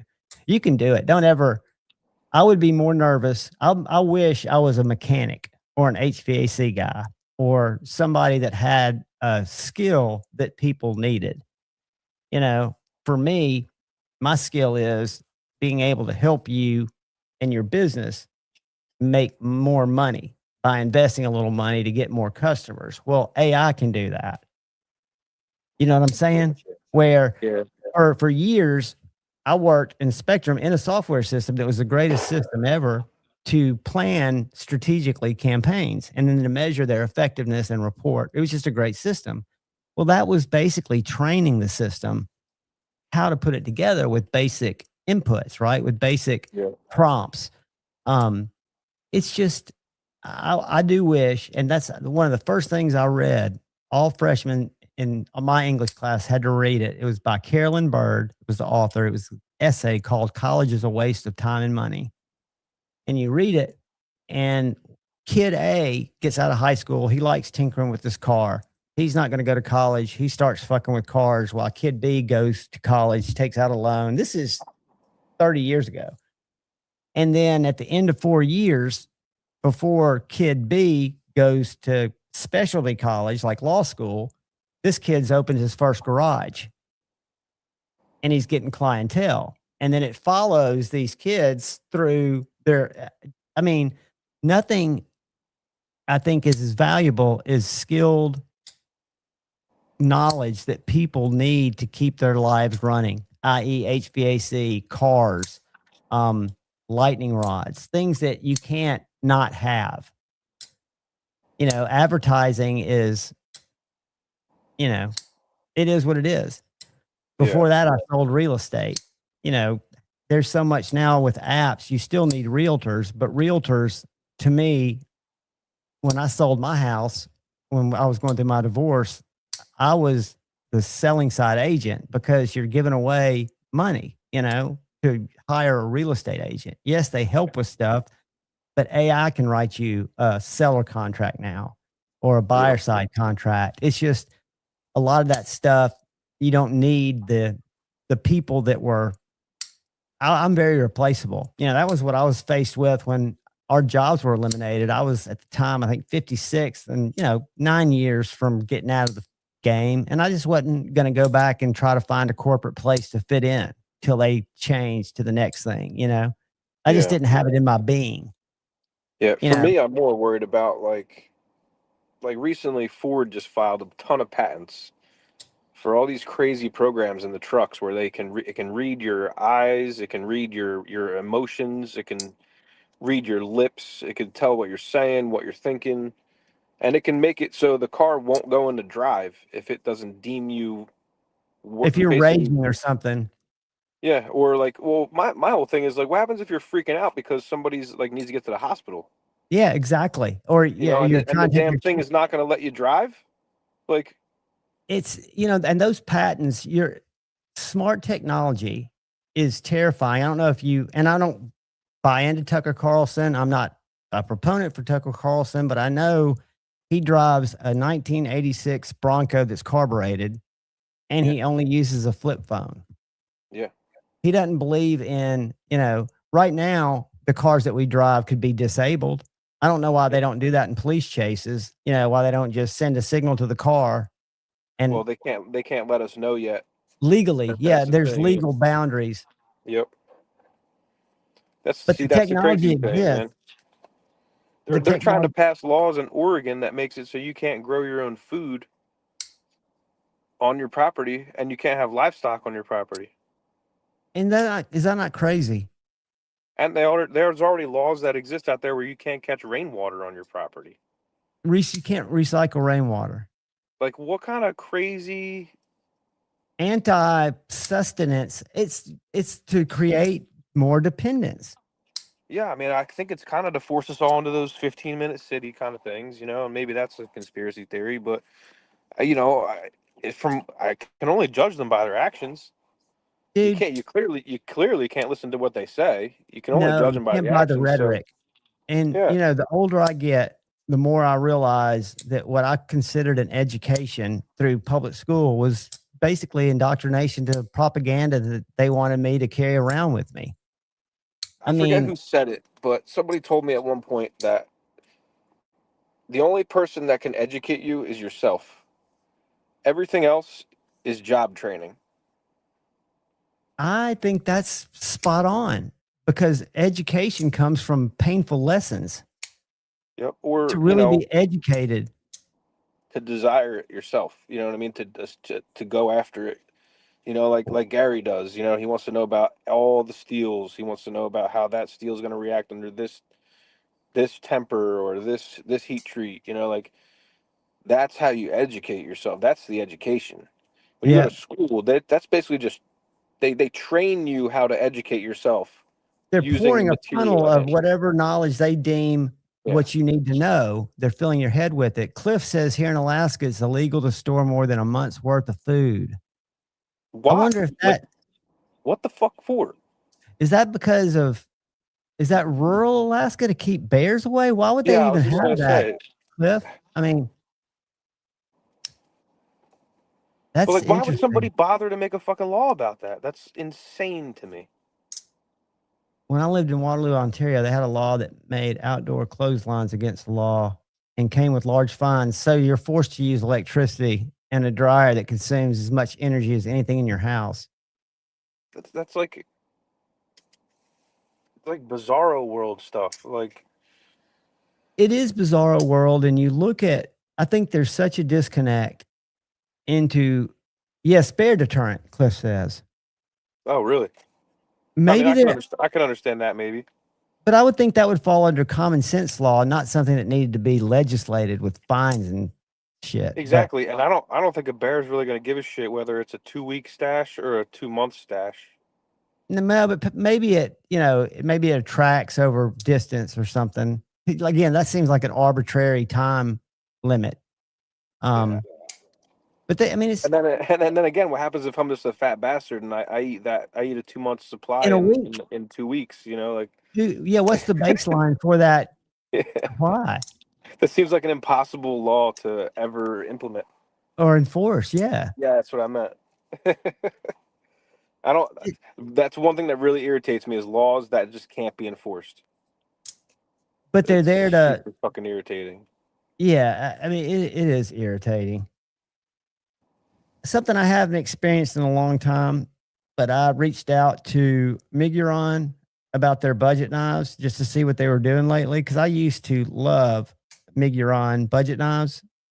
I had I think 2004, the Miguron Moirel was $37 on Amazon. And it was my budget knife of the year. They sent me 2 knives to look at. One of this one's like 50 and it's G10 and 14C. Has great action. I think it's a cool looking knife, titanium clip.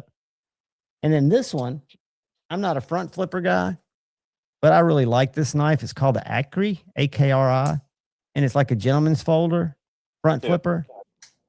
$37, 14C, G10, great action, a solid knife. It's not a light knife, full liner. I just can't, I don't hate that. Under $40 is. Well, it's kind of hard to argue with the value, If that's what you need, right? I mean, this knife's not as much my styling as this one, but that's just purely subjective based on what I like over somebody else. Yeah. Again, there's so much out there. I think what sets a good knife apart from other knives all comes down to the design of that knife, whether that's the design of the practicality of what it's going to do. Because if you look at all the great knives, the haptic, if you look at your classic, even the Rat, what made the Rat 1 and 2 so popular? It comes down to design. And the value, like when you're talking, people buy the shit out of those Opinels or whatever they are, those wooden hand things. That's a junk knife. That I wouldn't fucking use that knife with any kind of force at all. But for slicing cheese or slicing food, yeah, I think they work for great. a cleaning spare fish. blade in your bag, yeah, it's how do you argue with it?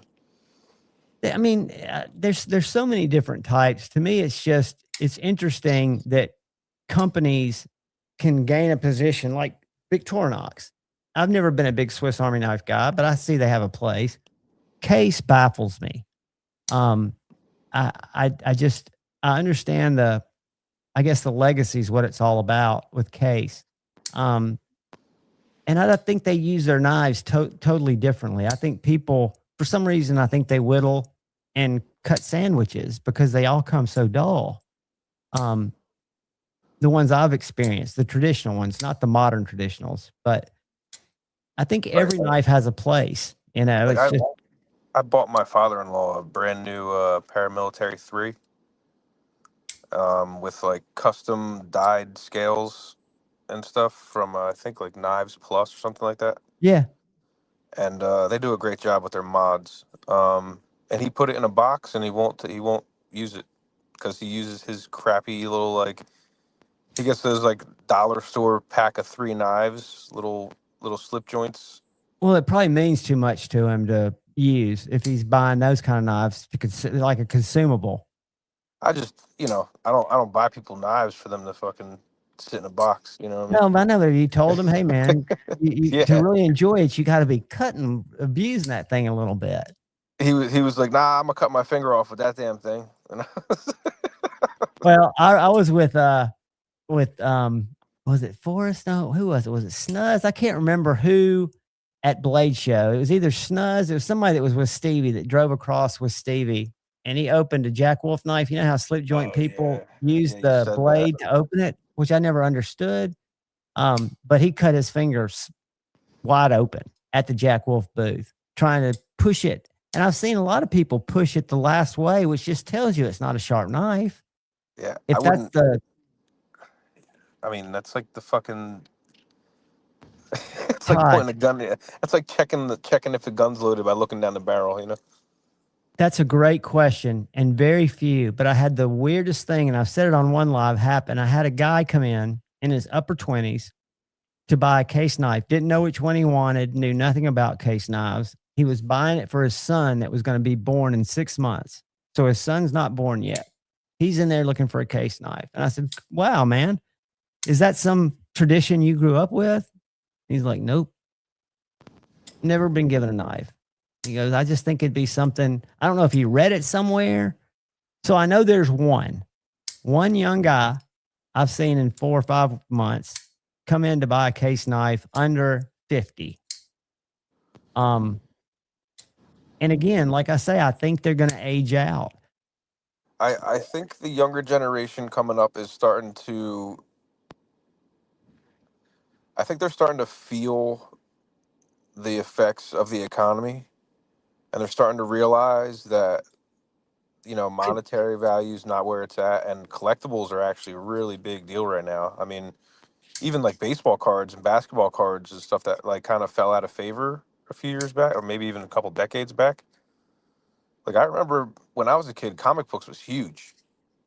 That's something Ryan Ellis is really big in sports memorabilia collecting. Yeah, but recently that's jumped up like a lot. So that's a whole new generation getting into it. And then same thing with the Pokemon stuff. Everybody's been saying forever that Pokemon's gonna crash and it's gonna be not worth anything because the new people coming in, there's new Pokemon and it's not as nostalgic and all this other shit.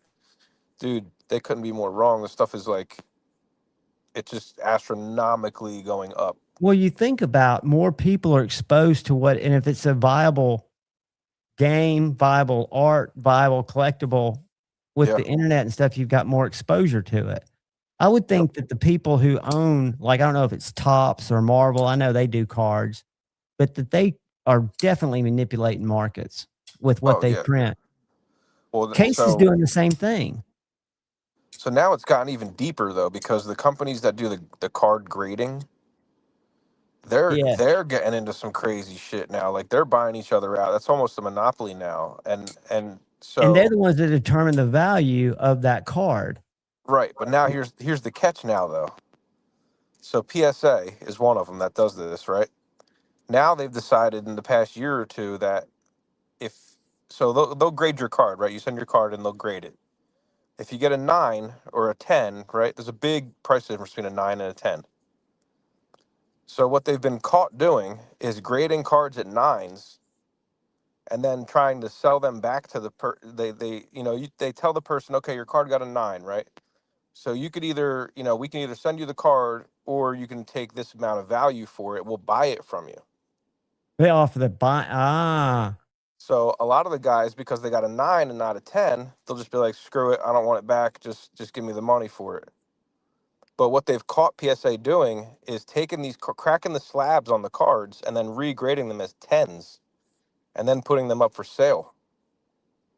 which in turn is taking that huge bit of profit and just roll. That's scamming the whole market, isn't it?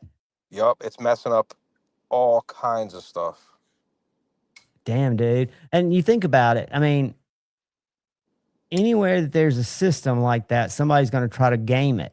It's just, it's disheartening because you would think if those people were really into the collecting, which they're not, they're into the quick money, they wouldn't want to adulterate that system either. Yep, but there's a lot of guys that are. So it's the real collectors that are actually catching on, because they're the ones that'll trace down the serial numbers, and they know Are the they exact numbered? card. And Are cards like that numbered, like baseball well, cards and Pokemon cards? the Pokemon cards are not numbered, but like the Magic the Gathering series, I think they have numbered cards. There's a bunch of different stuff all Right. throughout the series. That's what makes it really hard for like forging, and like there's so many And there's fakes. probably different grades of cards. Some might be like a numbered set or something. Yeah, there's a Makes whole bunch of different stuff that gets released all over the place all the time. So I mean, honestly, I don't even know how the grading companies really keep up. I mean, it's impressive that they have such a handle on all the different aspects of every different set of every different company. would Like, 10 be like brand new, not circulated, and they grade down by condition of the physical card, or is it the value of the uniqueness of the card? Is there more stuff taken into consideration than just the condition? yeah, because there's like, I think it's like, so the thing that kind of bothers me though about, like, again, PSA, that company, like, if you send a card in to be graded, right, that's usually like a $20 charge to grade the card. But if your card scores like a 10 or like a pristine 10 and it's worth like $10,000 now, they'll charge you like $500 to get that card back to you. Because they make it where they want to game it to where it's easier for you to sell it. Well, they say that you wouldn't have the value on the card if we didn't grade it. So we're going to take our part of it. Todd, that's totally interesting because I've heard that Blade Binge has changed. The way I bought my Lamia on Blade Binge, and the guy was asking way too much for it. So I messaged him, and I said, would you consider closer to table? And he went $50 over table, which I thought was fair. I hear you can't do that now because I think he took it off Blade Binge, and we just did a PayPal friends and family where he didn't have to pay fees. And Blade Binge can't, I don't think, keep you from doing that. Because I always say the reason I say that is they are always priced higher because the seller is figuring fees and shipping, but they're usually open to taking much less if you message them. Has been my experience. I've never gotten any great deals. I've gotten knives that were hard to get. So I'm probably I won't sell stuff. I've got these 9 finches I've got to get rid of, and I haven't made a video or put them on Blade Binge or anything. It's kind of like eBay, you know? I've got the first, It's kind of like eBay. You know? I've got the first, I've got the first 9 finches I've got to get rid of, and I haven't made a video or put them on Blade Binge or anything. I've got the first Well, and that's where my buddy, I'm probably going to get my buddy A to Z to put him on eBay because he's been on eBay for 20 years and has a great seller rating. And he's done great selling his finches on eBay. Yeah, but that's another place you're not really going to find deals like you used to, unless you're real No. savvy, Well, I thought it was more, I thought that you could, as a buyer, it was a buyer's market now because everything, was sitting around so long that hinders you could get cheaper than you usually could. The secondary was right for the picking was the thought that I was under. That's the crazy thing though. What I don't get is like a lot of stuff is just not going down. It's just sitting at super high prices on shelves. Yeah, that doesn't, There's a lot of stuff like that. there is. And Like I was at Home Depot earlier, and near us in Jersey, it's really hard to find like electricians screwdrivers. Like there's a specific one that I like, and I just can't find it near me unless I go to a specific electrician's store, like a supply house. But up here, they have hundreds of them, and then I looked up on the shelf. There's hundreds of them up on the shelves up above. And a lot of people don't buy that one screwdriver because it's like a $25 screwdriver instead of like a $10 screwdriver. But it just baffles me how much product is literally sitting at high prices. Like, isn't it more valuable to just sell the shit at a I little bit always lower? thought that the longer it stayed there, it was costing you money. That's why you have sales, Right. to liquidate aged product. Yeah, and you just don't really see much. Like even like a sale now is kind of like Underwhelming. you get like a rebate or something. You don't really get like a deal. Like it's like a runaround. Where you wonder if Amazon and stuff like that, even though we see inflation, so we don't really see it, has cut the margin so much that there's not a lot of wiggle room. For example, I know that there's wiggle room on Benchmades where I work more so than there are on cases by a lot. Oh yeah. And I don't know. Yeah, I don't know how that works. For example, if you walk in, you don't have to ask. You can take off the box price of Benchmade 15%, and we'll pick up your sales tax about 20% off of box. On the others, that's not there. Benchmade somehow has built a different go-to-market plan, I guess, or it could be because he's the highest tier of Benchmade dealer, which means he has to buy more product. Because that's something I didn't know either. It's not like the car business where it's floor planned. You buy all that shit. Yeah. So if you want, 20 PM2s, you buy them. And some companies will limit how much you can discount them, or they'll pull your dealership. You can't discount certain stuff, where some you can. Now, They're do you trying. guys have stuff at the shop that just will not move no matter what? Like you could drop the price in 50%, still not going anywhere. I'm told no. I've seen stuff sit there as long as I've been there and seen nobody look at it. And John swears to me, the owner, that for every ugly knife, there is somebody that's going to buy it. So he picked up, this happened today. He showed me this knife that he'd come in on a bunch of trades. It's ugly as shit. It's got this like funky colored handle. It's a fixed blade. How long do we think, how long we think it'll take to sell? And I asked him where he was going to put it. He's going to put it up front. I said, well, I bet you if you put it right there, which is kind of in the center where people walk, and put it in the corner, I bet it sells by the weekend. Deal. If it doesn't sell by the weekend, I'm going to move it up front. But the difference is I'm showing everybody that knife because I want it to sell. It's $25. It's a $25 knife. But he's challenged people before. He tells this story to go to Blade Show and pick up a knife that you're convinced won't sell. It can't be over $200, but a knife that you don't think we can sell. We'll put it in here and I'll show you that somebody will buy every knife. That I don't know why it is that way. Why somebody's looking for a crazy Bowie knife that's from, it's got a stag handle, but there's somebody for it. And there's knives that we've had like Bark River. We've had the same 4 Bark River knives, 2 Bravos, and a Essential 2 and a Little Creek.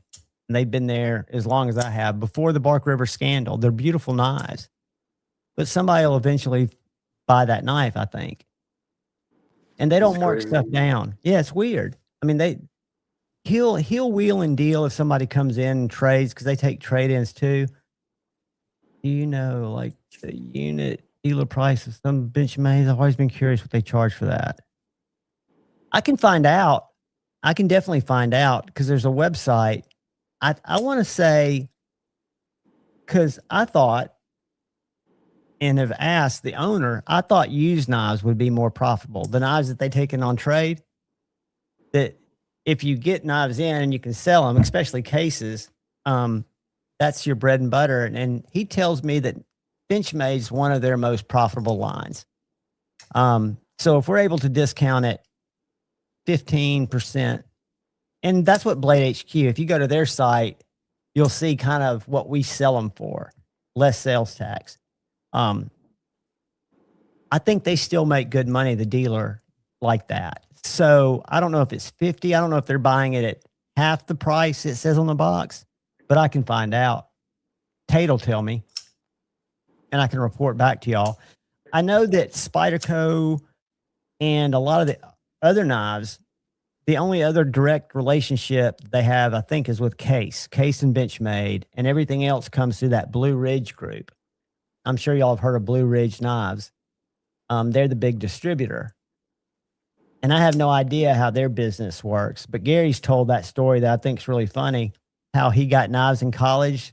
They signed up for a dealership to Blue Ridge, he and a bunch of his buddies, and they just put up together orders to get their knives for cheap. Yeah. Which is pretty cool, Yeah. but it's you see that catalog, it's that thick, literally, and it's alphabetical. So you start with Almar or something even before that, and then you go all the way. I mean, it's literally, you have to hold it with two hands when you're opening it and closing it. It's like a And then damn phone book. and all it does is shows list prices, and then there's another book that's about a third of the size that's just got numbers and prices. But their website's allegedly a lot easier to use. You log into their website, you click on it, and it shows you all that without having to go to another source. It's just, there's so much stuff out there, though. It would be hard for me to go through a book like that and find something I like unless I was looking for something specific. No, and like I say, that's why I think dealers, it's more, Blue Ridge isn't there to service the public. They're there to service knives resellers. So, You know, like, people- how much research does your owner do, like, on like Spyderco drops and like new stuff? Like, does he pay? Is he up to date on that kind of stuff? Like, Tate, the younger guy, the guy that's 26, that used to work at St. Nick's Knives for years. This guy's been in the knife retail side and goes to Blade Show every year. okay, He's very knowledgeable. What John is knowledgeable on, which I think, and he won't tell me this, but I think it's the majority of his business, is the case stuff. okay, So we have people come from as far away as Oregon, but we had a guy 2 months ago come from Chicago with the collection. On Easter Sunday, when everybody was doing Easter, John was meeting a couple from like 4 hours away, and he was buying a collection that he spent right under $30K for. So I think his focus is, because he also has a service, you don't have to sell him, he'll appraise your knives. He doesn't have like a PSA grading system, but you can bring him your collection, and he will go in and research it for an hourly fee and tell you what your collection is approximately worth. Or he'll buy it, you know, or make you an offer or tell you he's not interested. But I have a feeling that his focus, he knows the new knives are going to sell, and I think he trusts Tate on that. But what's weird is when a knife drops, a dealer doesn't have access to it necessarily. yeah, It's like it's weird, because I've asked him about the PM3 salts, the Magna Cuts, like the one that Blade HQ had. Well, that's a special Blade HQ exclusive. That one's not going to be available. yeah. But he can't order the Magna Cut PM3s yet. When he goes to try to click it, it's not even where he can put in a number of knives. So I don't know how it works. I know it's it's different for different companies. I know we picked up Flytanium since I've been there, and they also have the arcade, and they bought a couple of models from Arcform. Blade HQ owns Flytanium. I didn't know that, but that product moves fast. We get a lot of that shit, and it seems to sit there on the shelves a lot because people don't. The people that are coming in there, I think the Arcform theory. Now the ProTech, excuse me. Now a Flytanium theory. This knife, it has a blade hole now instead of the thumb studs, is a great knife for $199. M390 titanium, very slicey. We haven't sold one. We've got 6. We've got 3 black ones and 3 that look like this. But because if we get a Chris Reeves in there, they won't stay for more than a week. Chris Reeves sell as quickly as they come.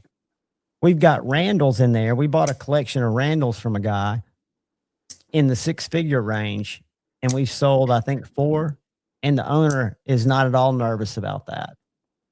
He knows that those are going to eventually sell, and he's going to do great on every one of them. You know, because they're museum type knives. They're all 1,100, 1,800. You know. Yeah, it was. I used to go to my buddy Fred's shop in New Hope. Me and Gary were talking about it earlier, and he was left-handed, so he would get all kinds of shit left-handed that you wouldn't even. I didn't even like all the Chris Reeves, all left-handed. I didn't even know they made them left-handed. Oh yeah. But all that stuff would sit for so long because You're not as many only people dealing with looking 10% for of the left-handed population. stuff, you know. Yeah.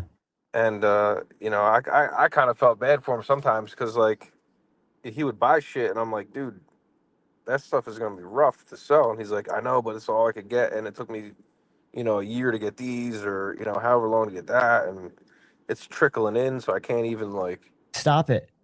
Yeah, Chris well, he's Reeves like, for 5 years thing, I think, to wait for him. yeah. Now I'm sure it's even worse than it used to be. So, but you know, he ended up. He was at the Lehigh show after his stroke. He's in a wheelchair now. But I would think if he was heavily stocked on stuff like that and he had a pretty decent network, social network of knife dealers, he could probably help those guys out and keep his inventory moving. I'm sure they I have think people. he's kind of a hard guy to and I might have even said this before. He's a tough guy to be friends with. He seems a little nicer now. His edge is a little smoother now, you know, since his Stroke. since his stroke. But He doesn't seem like the networking type, is what you're kind of saying. yeah, I mean, he's the one that started the Lehigh Knife Show, so he can definitely do it. It's just that I don't think he plays well with others Yeah. as much as some. And there are a lot, and they're both types, I think, that prevail in the knife community. Those that don't play well with others, that are kind of their own island that they set up, and those that, you know, like to cross populate or pollinate. Yeah, and I mean, he's definitely got his connections, but he never really, you know, honestly, I think he was more into doing his leather work than he was with the knives. I think the knives were kind of like a second thought. Yeah, well, it's tough to say because he's really into them, but like he did some really great leather stuff, man. I mean, you go in his shop and he's got all the purses and jackets, and I mean, he made everything, hats, boots, and everything. So I mean, I think he was more into that when it came to like networking. I think with the knives are more of like, these are mine, these are my hobby. I like this, you know, myself. Right. Well, that's But yeah, how a lot of cool stuff. John supposedly started his store. He said, I asked him how he got into a knife store 21 years ago or whatever, and he said his collection just got so big. You know, he just decided to give it a go. And it's really rare for somebody like that to be in business in the same location. He's moved 3 times, but it's in the same strip mall. So he's only moved probably less than 300 yards over that time. But I think he's just figured out a good formula of knives to carry. And case is something I would have never even thought about. But I realize I'm a minority in the knife community because I think about hardness. I think about HRC. The people that I see that are buying knives, they don't. They don't know. And they're smart people. They're just coming in to look for a knife. It's bizarre. I had a guy, and I have no problem with him. I guess a lady. I don't know what I identified him, but first time I've had a young man with a 2-day beard with full breasts, and they were prosthetic because I could see the neck part. Yeah. It's bizarre, dude, and absolutely just all kinds of people are buying knives for all kinds of reasons. And she bought an out the front, and she was very candid about why she was getting it. Stab somebody who's going to take my bitch. I was like, I don't know if I can sell you a knife, cut down the rhetoric. I don't know how this shit works. Sounds cool to me. But an interesting person today, I had a guy, this is the second time he's come in. He's in a wheelchair, and he'll sit there and look through. We've got a box of $10 knives and a box of $25 knives. And he's can't see very well either because he'll hand me knives and get me to read off what they are.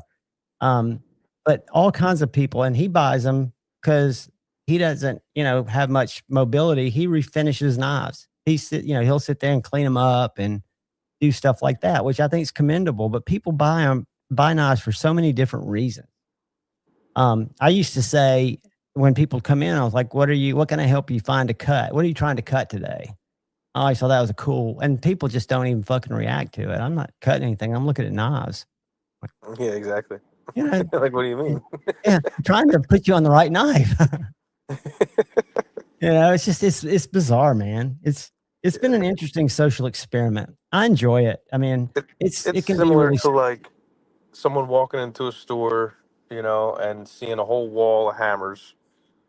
They just came to buy a hammer. They don't know what the difference is between the sledge and the fucking electrician's hammer. And great analogy. Great analogy. Or they know it when they see it. They're not even considering. I think more than 50% of the people that buy knives in Huntsville, Alabama, are buying them based on the way they look more than what they plan to ever cut with them. 100%. That's my thought. 100%. At least until they get into it a bunch and they do use them, and then they're like, "Oh wait, I don't like this. I don't like the way this feels, or I want something a little longer blade or a different blade shape." And I can tell you, I don't know.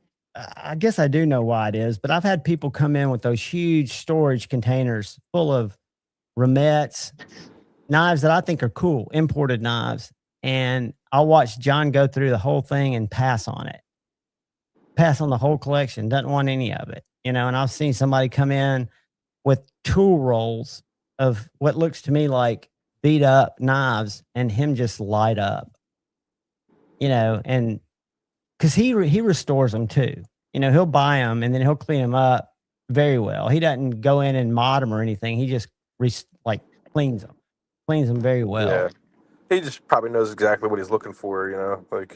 He does, and he says, and what the funny thing, and I can understand it, I asked him what knives he collects now, and he's like, well, I've got a few in the safe. He goes, but I lost. That's one thing that having a knife business is taken my joy of collecting away. I can't look at it as a collection. I have to look at it as a commodity, which if you think about it, it kind of, I was like, dude, that's super cool. Are you going to keep that? Because I think we got in a couple of Halo 5s, the Microtech single actions, and he was playing with it. He's like, nah, man, I'll just play with it here for a little while. And then, I guess it changes the way, if you've had everything come through your hands, what good's it going to be doing sitting in my safe when I've got a store where somebody can appreciate it? It takes something special, that's kind of where I'm at. Like, it takes something kind of unique to get me to really over that hump, of like thinking about how many days worth of work it's going to be to pay this off. Exactly. What am I giving up to get this? Right. You know, that's like I have a lot of the stuff that I love already. You know, and it's I don't know. Like I said, it takes something special, man. I'm the same way. It's mine's changed a little bit because since I don't work for real anymore, I will only trade for knives. So I have to have something that I really like to want to sell knives to be able to get. Um, and there's still those that come around. This is one right here. I'm going to buy this knife before I send it back to Ryan at Luft Concepts. And it's not that all that. It just to me, I've bonded with this knife, this little American made LTL, funky looking. It's just a great knife. I like it. I don't know why. I can't tell you why, but every now and then something will come across that I'm like, I've got to find a way to get it, and I'll trade or sell knives to get it. But I'm not buying knives per se. And Yeah. I bought 4 knives or 5 from Knives and More, and those have all been straight across trades. Like I traded my Medford MIDI Marauder because I never carried it for my Zero Blade Play Microtech.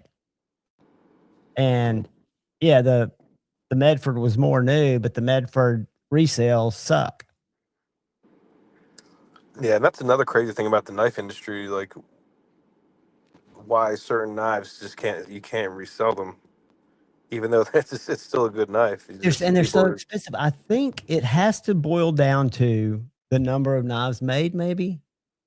That maybe there are more Medfords for the taking than there are Chris Reeve. I don't know that. Well, I just know that Chris Reeve does not stay in our showroom for more than 2 weeks because there are a couple of people calling people to let them know that there's one in there, right? We've got 1, 2, 3, 4, 5, 6 or 7 Medfords in there. We got a butterfly knife Medford. It's allegedly very rare. We've got one of those little Medfords. I don't know if you've ever seen that little pup. I forget what it's called. We've got an old, forget what it's called, that big ass one. A slim MIDI. My MIDI Marauder, the one I traded for the Microtech Zero Blade Play, sold. The guy came back 2 weeks later, traded it for another knife. So we bought it back. It sat on the shelf. It sold again. It sold twice.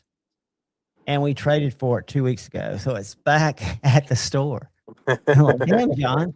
You know, he's like, yeah. I was like, you can't give me a hard time for that sticking around. I've watched it leave twice. You know, I rung it up once.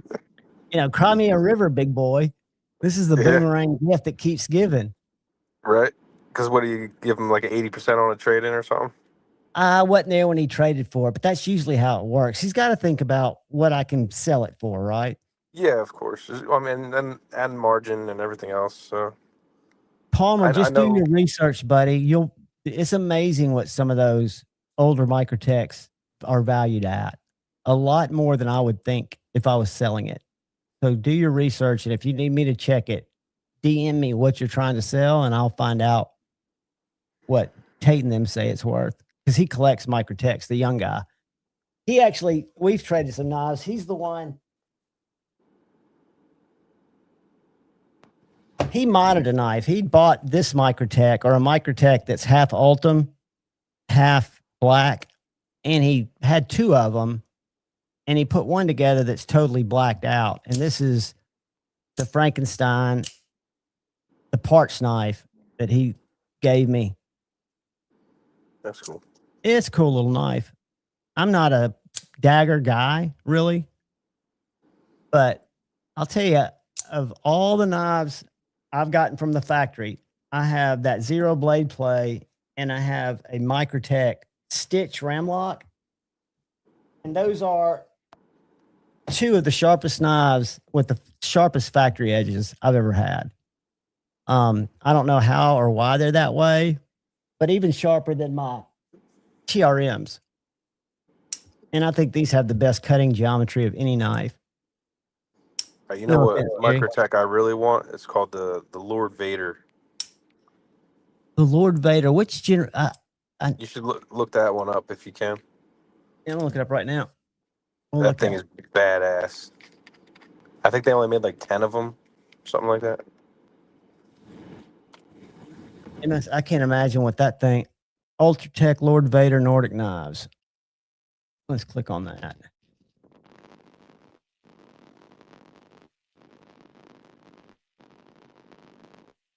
Serial number 55. Is this it, Bugsy? Hold on. Let me pull it up.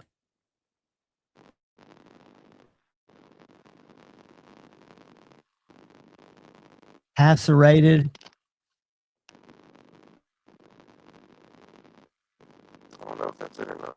Is that the Lord Ultratech Vader? Lord Vader. Maybe it's not. Hold on.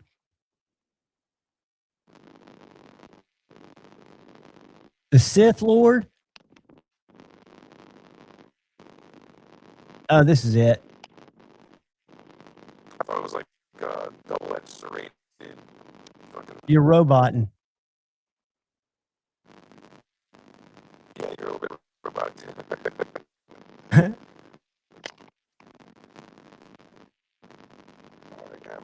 Optimus Prime. Oh, we're about to shut it down in a second anyway. I think it's the Sith Lord, dude. I think this is it.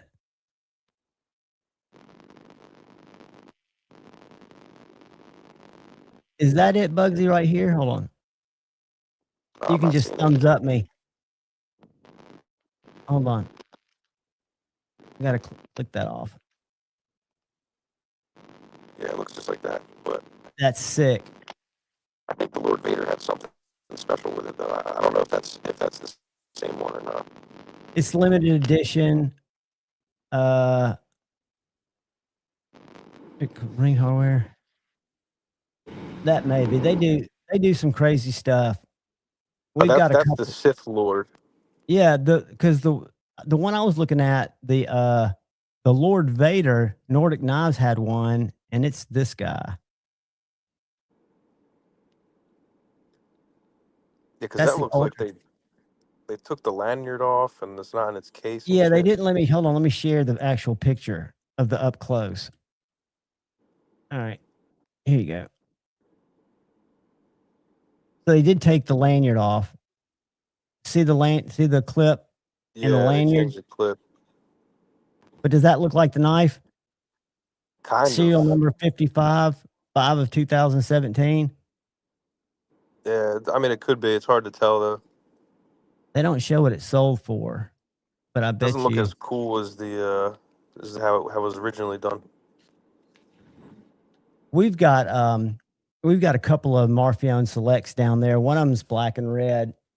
It's badass, but we've got a black UTX 85 with that Baker's Forge Copper My Damascus.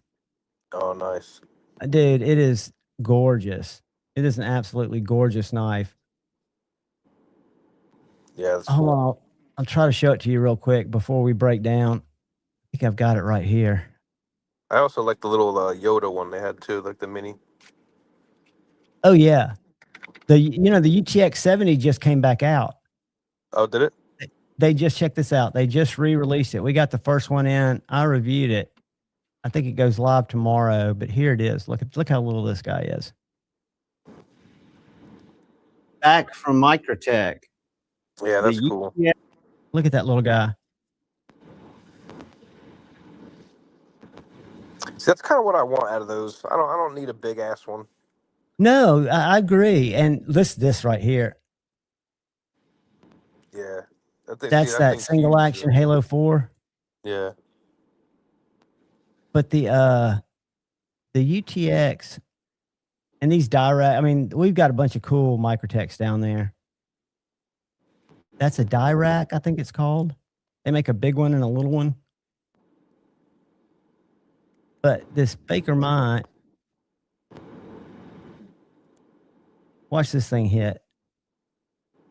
Here is a rare one. Microtech, Marfion Select. Listen to Halo 4 Tonto, single action. Listen to this thud. Thud. Kicks like a mule. Push the button, pull it back, cock it. Ready to go. Listen to this. Thud. Yeah, I those love things that are thing, crazy. dude. I love it. It's just, I mean, again, It's just wild. And I know Heretic makes one too, I think, in single action. We'll do this 1:30. Are you No, working tomorrow? It's 2:30. 2:30 there? Well, let's break out of here. Guys, I love each and every one of you. Bugsy, you got any parting words?